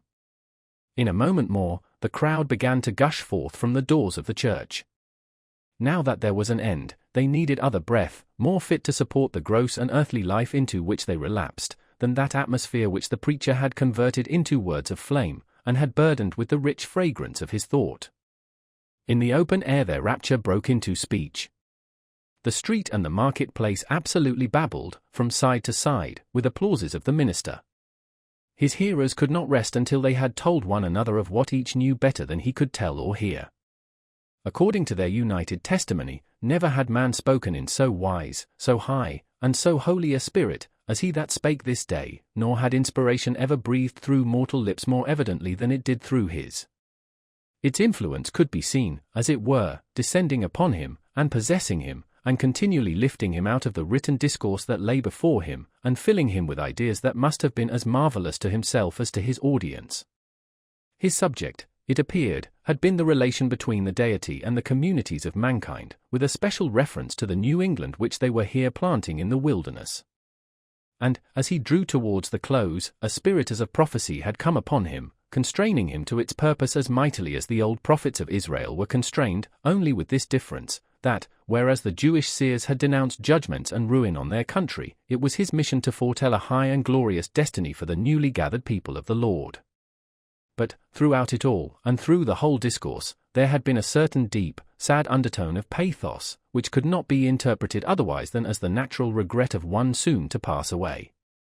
Yes, their minister whom they so loved, and who so loved them all, that he could not depart heavenward without a sigh, had the foreboding of untimely death upon him, and would soon leave them in their tears. This idea of his transitory stay on earth gave the last emphasis to the effect which the preacher had produced. It was as if an angel, in his passage to the skies, had shaken his bright wings over the people for an instant, at once a shadow and a splendor, and had shed down a shower of golden truths upon them. Thus, there had come to the Reverend Mr. Dimmesdale, as to most men, in their various spheres, though seldom recognized until they see it far behind them, an epoch of life more brilliant and full of triumph than any previous one, or than any which could hereafter be. He stood, at this moment, on the very proudest eminence of superiority, to which the gifts of intellect, rich law, prevailing eloquence, and a reputation of whitest sanctity, could exalt a clergyman in New England's earliest days, when the professional character was of itself a lofty pedestal. Such was the position which the minister occupied, as he bowed his head forward on the cushions of the pulpit, at the close of his election sermon. Meanwhile Hester Prynne was standing beside the scaffold of the pillory, with the Scarlet Letter still burning on her breast. Now was heard again the clangor of the music, and the measured tramp of the military escort, issuing from the church door. The procession was to be marshalled thence to the town hall, where a solemn banquet would complete the ceremonies of the day. Once more, therefore, the train of venerable and majestic fathers was seen moving through a broad pathway of the people, who drew back reverently, on either side, as the governor and magistrates, the old and wise men, the holy ministers, and all that were eminent and renowned, advanced into the midst of them. When they were fairly in the market-place, their presence was greeted by a shout.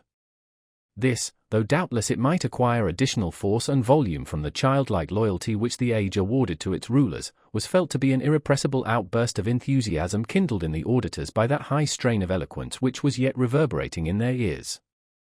Each felt the impulse in himself, and, in the same breath, caught it from his neighbor. Within the church, it had hardly been kept down; beneath the sky, it pealed upward to the zenith. There were human beings enough, and enough of highly wrought and symphonious feeling, to produce that more impressive sound than the organ tones of the blast, or the thunder, or the roar of the sea, even that mighty swell of many voices, blended into one great voice by the universal impulse which makes likewise one vast heart out of the many.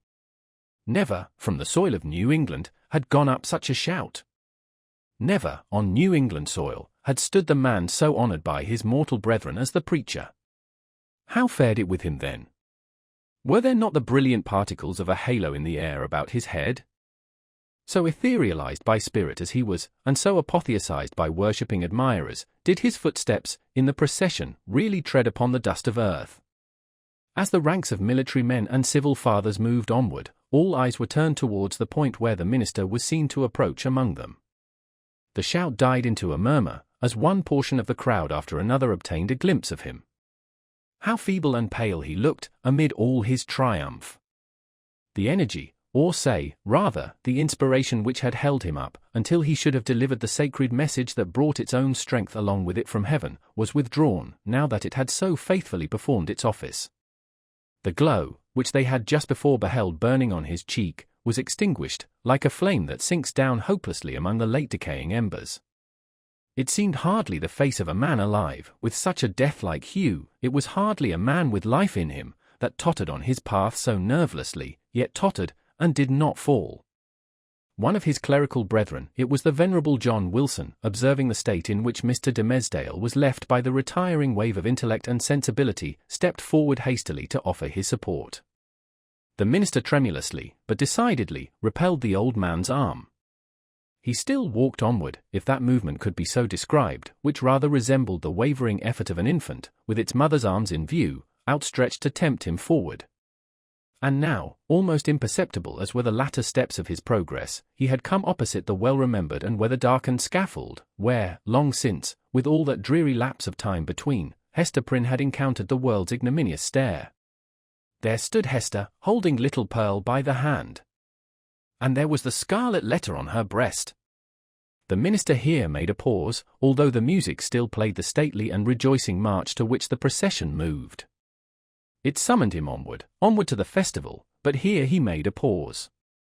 Bellingham, for the last few moments, had kept an anxious eye upon him. He now left his own place in the procession, and advanced to give assistance, judging, from Mr. Dimmesdale's aspect, that he must otherwise inevitably fall. But there was something in the latter's expression that warned back the magistrate, although a man not readily obeying the vague intimations that pass from one spirit to another. The crowd, meanwhile, looked on with awe and wonder.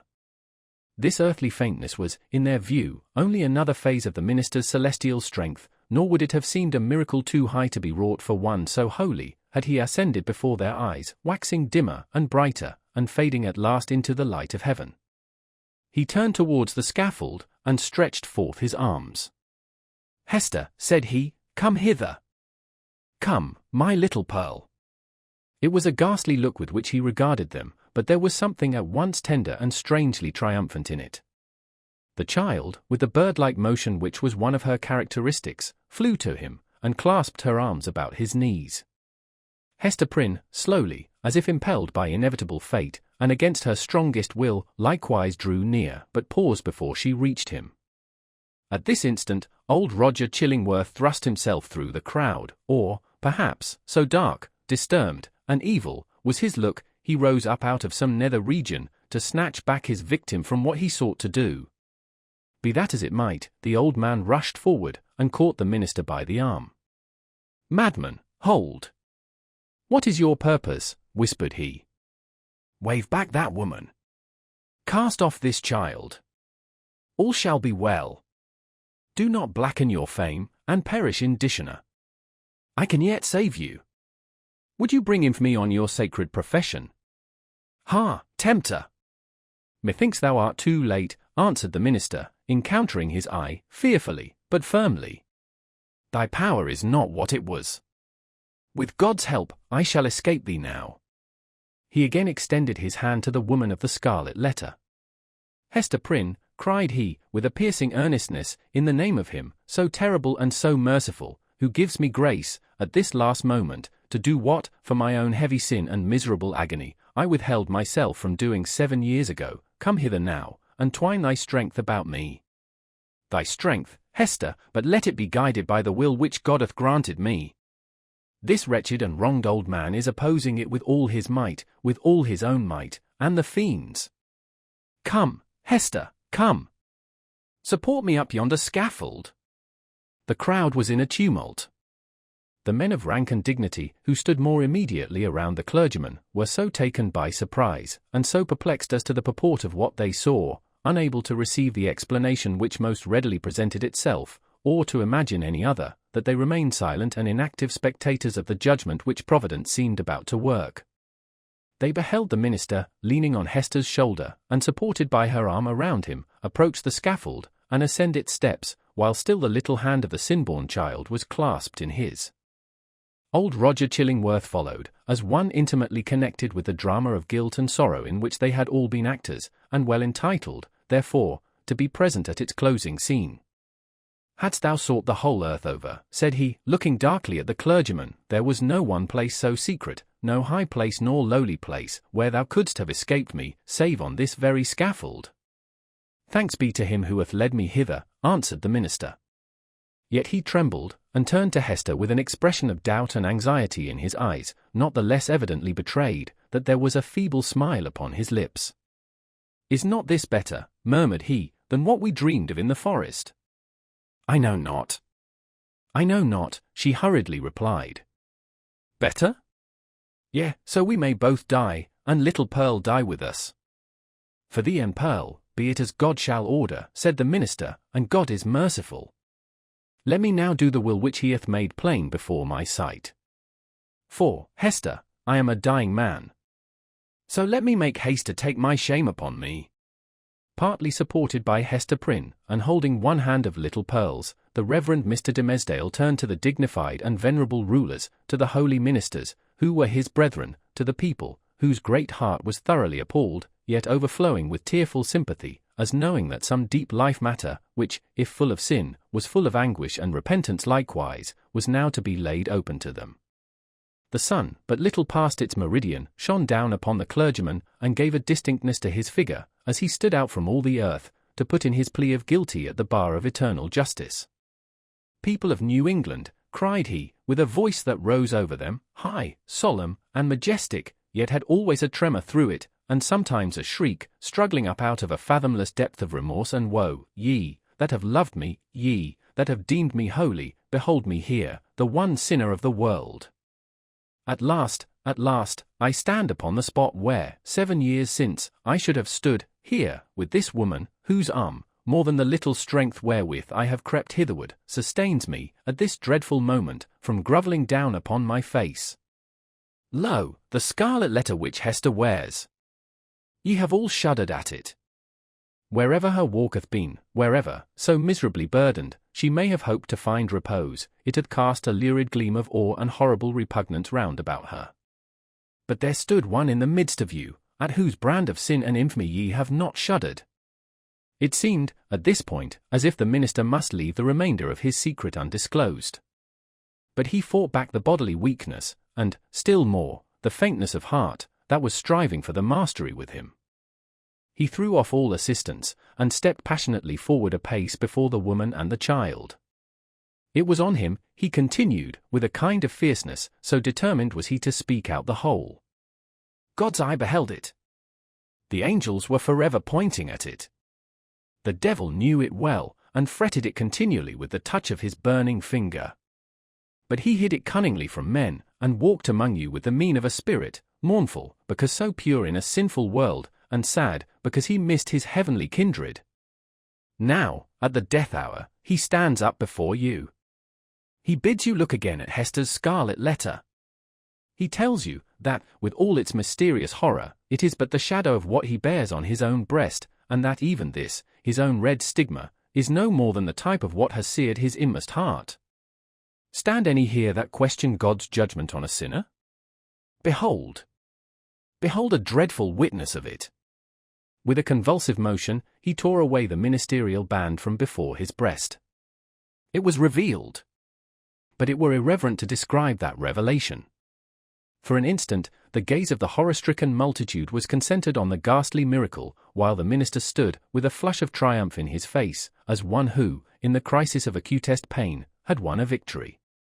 Then down he sank upon the scaffold. Hester partly raised him, and supported his head against her bosom. Old Roger Chillingworth knelt down beside him, with a blank, dull countenance, out of which the life seemed to have departed. "Thou hast escaped me," he repeated more than once. "Thou hast escaped me." "May God forgive thee," said the minister.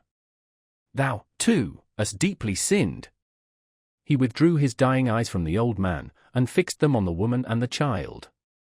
"My little Pearl," said he, feebly, and there was a sweet and gentle smile over his face, as of a spirit sinking into deep repose. Nay, now that the burden was removed, it seemed almost as if he would be sportive with the child. "Dear little Pearl, wilt thou kiss me now? Thou wouldst not, yonder, in the forest. But now thou wilt." Pearl kissed his lips. A spell was broken. The great scene of grief, in which the wild infant bore a part, had developed all her sympathies, and as her tears fell upon her father's cheek, they were the pledge that she would grow up amid human joy and sorrow, nor forever do battle with the world, but be a woman in it. Towards her mother, too, Pearl's errand as a messenger of anguish was all fulfilled. "Hester," said the clergyman, "farewell." "Shall we not meet again?" whispered she, bending her face down close to his. "Shall we not spend our immortal life together? Surely, surely, we have ransomed one another with all this woe. Thou lookest far into eternity, with those bright dying eyes. Then tell me what thou sayest." "Hush, Hester, hush," said he, with tremulous solemnity. "The law we broke, the sin here so awfully revealed, let these alone be in thy thoughts. I fear. It may be that, when we forgot our God, when we violated our reverence each for the other's soul, it was thenceforth vain to hope that we could meet hereafter, in an everlasting and pure reunion. God knows, and He is merciful. He hath proved His mercy, most of all, in my afflictions. By giving me this burning torture to bear upon my breast. By sending yonder dark and terrible old man, to keep the torture always at red heat. By bringing me hither, to die this death of triumphant ignominy before the people. Had either of these agonies been wanting, I had been lost forever. Praised be His name. His will be done. Farewell." That final word came forth with the minister's expiring breath. The multitude, silent till then, broke out in a strange, deep voice of awe and wonder, which could not as yet find utterance, save in this murmur that rolled so heavily after the departed spirit. 24. Conclusion. After many days, when time sufficed for the people to arrange their thoughts in reference to the foregoing scene, there was more than one account of what had been witnessed on the scaffold. Most of the spectators testified to having seen, on the breast of the unhappy minister, a scarlet letter, the very semblance of that worn by Hester Prynne, imprinted in the flesh. As regarded its origin, there were various explanations, all of which must necessarily have been conjectural. Some affirmed that the Reverend Mr. Dimmesdale, on the very day when Hester Prynne first wore her ignominious badge, had begun a course of penance, which he afterwards, in so many futile methods, followed out, by inflicting a hideous torture on himself. Others contended that the stigma had not been produced until a long time subsequent, when old Roger Chillingworth, being a potent necromancer, had caused it to appear, through the agency of magic and poisonous drugs. Others, again, and those best able to appreciate the minister's peculiar sensibility, and the wonderful operation of his spirit upon the body, whispered their belief, that the awful symbol was the effect of the ever-active tooth of remorse, gnawing from the inmost heart outwardly, and at last manifesting heaven's dreadful judgment by the visible presence of the letter. The reader may choose among these theories. We have thrown all the light we could acquire upon the portent, and would gladly, now that it has done its office, erase its deep print out of our own brain, where long meditation has fixed it in very undesirable distinctness. It is singular, nevertheless, that certain persons, who were spectators of the whole scene, and professed never once to have removed their eyes from the Reverend Mr. Dimmesdale, denied that there was any mark whatever on his breast, more than on a newborn infant's. Neither, by their report, had his dying words acknowledged, nor even remotely implied, the slightest connection, on his part, with the guilt for which Hester Prynne had so long worn the scarlet letter. According to these highly respectable witnesses, the minister, conscious that he was dying, conscious, also, that the reverence of the multitude placed him already among saints and angels, had desired, by yielding up his breath in the arms of that fallen woman, to express to the world how utterly nugatory is the choicest of man's own righteousness. After exhausting life in his efforts for mankind's spiritual good, he had made the manner of his death a parable, in order to impress on his admirers the mighty and mournful lesson, that, in the view of infinite purity, we are sinners all alike. It was to teach them, that the holiest among us has but attained so far above his fellows as to discern more clearly the mercy which looks down, and repudiate more utterly the phantom of human merit, which would look aspiringly upward. Without disputing a truth so momentous, we must be allowed to consider this version of Mr. Dimmesdale's story as only an instance of that stubborn fidelity with which a man's friends, and especially a clergyman's, will sometimes uphold his character, when proofs, clear as the midday sunshine on the Scarlet Letter, establish him a false and sin-stained creature of the dust. The authority which we have chiefly followed, a manuscript of old date, drawn up from the verbal testimony of individuals, some of whom had known Hester Prynne, while others had heard the tale from contemporary witnesses, fully confirms the view taken in the foregoing pages. Among many morals which press upon us from the poor minister's miserable experience, we put only this into a sentence: be true. Be true. Be true. Show freely to the world, if not your worst, yet some trait whereby the worst may be inferred. Nothing was more remarkable than the change which took place, almost immediately after Mr. Dimmesdale's death, in the appearance and demeanour of the old man known as Roger Chillingworth. All his strength and energy, all his vital and intellectual force, seemed at once to desert him, insomuch that he positively withered up, shrivelled away, and almost vanished from mortal sight, like an uprooted weed that lies wilting in the sun.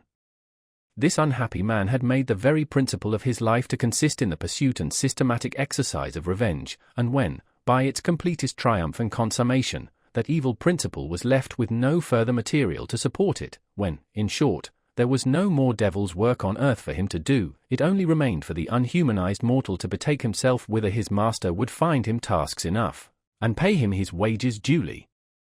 But, to all these shadowy beings, so long our near acquaintances, as well Roger Chillingworth as his companions, we would fain be merciful.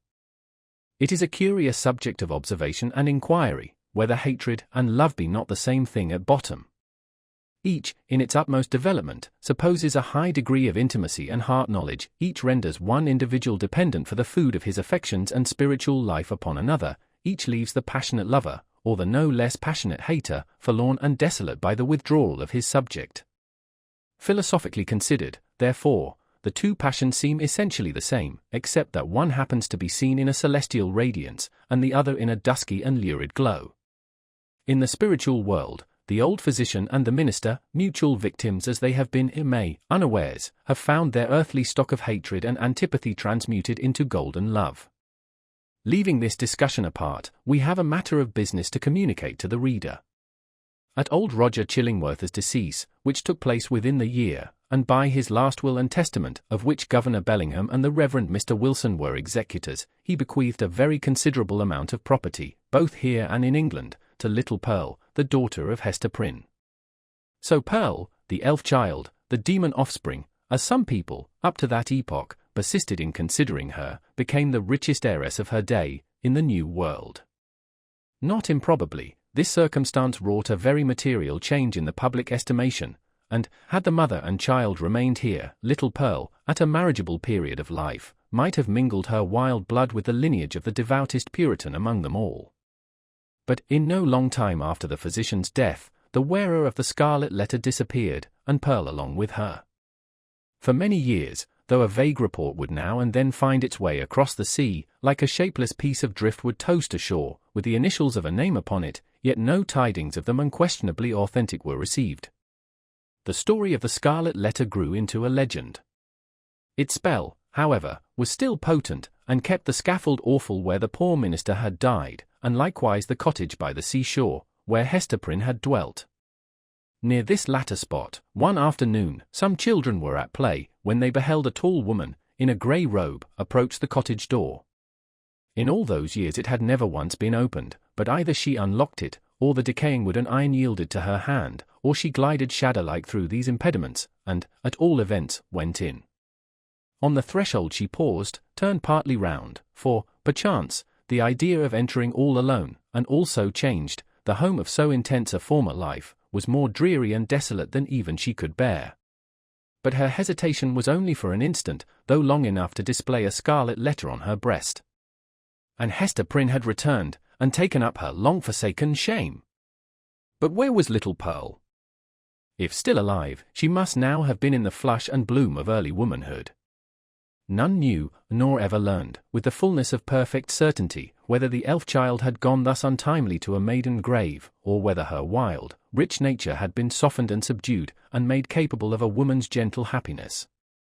But, through the remainder of Hester's life, there were indications that the recluse of the Scarlet Letter was the object of love and interest with some inhabitant of another land. Letters came, with armorial seals upon them, though of bearings unknown to English heraldry. In the cottage there were articles of comfort and luxury such as Hester never cared to use, but which only wealth could have purchased, and affection have imagined for her. There were trifles, too, little ornaments, beautiful tokens of a continual remembrance, that must have been wrought by delicate fingers, at the impulse of a fond heart. And, once, Hester was seen embroidering a baby garment, with such a lavish richness of golden fancy as would have raised a public tumult, had any infant, thus apparelled, been shown to our sober-hued community. In fine, the gossips of that day believed, and Mr. Surveyor Pugh, who made investigations a century later, believed, and one of his recent successors in office, moreover, faithfully believes, that Pearl was not only alive, but married, and happy, and mindful of her mother, and that she would most joyfully have entertained that sad and lonely mother at her fireside. But there was a more real life for Hester Prynne here, in New England, than in that unknown region where Pearl had found a home. Here had been her sin, here, her sorrow, and here was yet to be her penitence. She had returned, therefore, and resumed, of her own free will, for not the sternest magistrate of that iron period would have imposed it, resumed the symbol of which we have related so dark a tale. Never afterwards did it quit her bosom. But, in the lapse of the toilsome, thoughtful, and self-devoted years that made up Hester's life, the Scarlet Letter ceased to be a stigma which attracted the world's scorn and bitterness, and became a type of something to be sorrowed over, and looked upon with awe, yet with reverence too. And, as Hester Prynne had no selfish ends, nor lived in any measure for her own profit and enjoyment, people brought all their sorrows and perplexities, and besought her counsel, as one who had herself gone through a mighty trouble. Women, more especially, in the continually recurring trials of wounded, wasted, wronged, misplaced, or erring and sinful passion, or with the dreary burden of a heart unyielded, because unvalued and unsought, came to Hester's cottage, demanding why they were so wretched, and what the remedy. Hester comforted and counselled them as best she might. She assured them, too, of her firm belief, that, at some brighter period, when the world should have grown ripe for it, in heaven's own time, a new truth would be revealed, in order to establish the whole relation between man and woman on a surer ground of mutual happiness.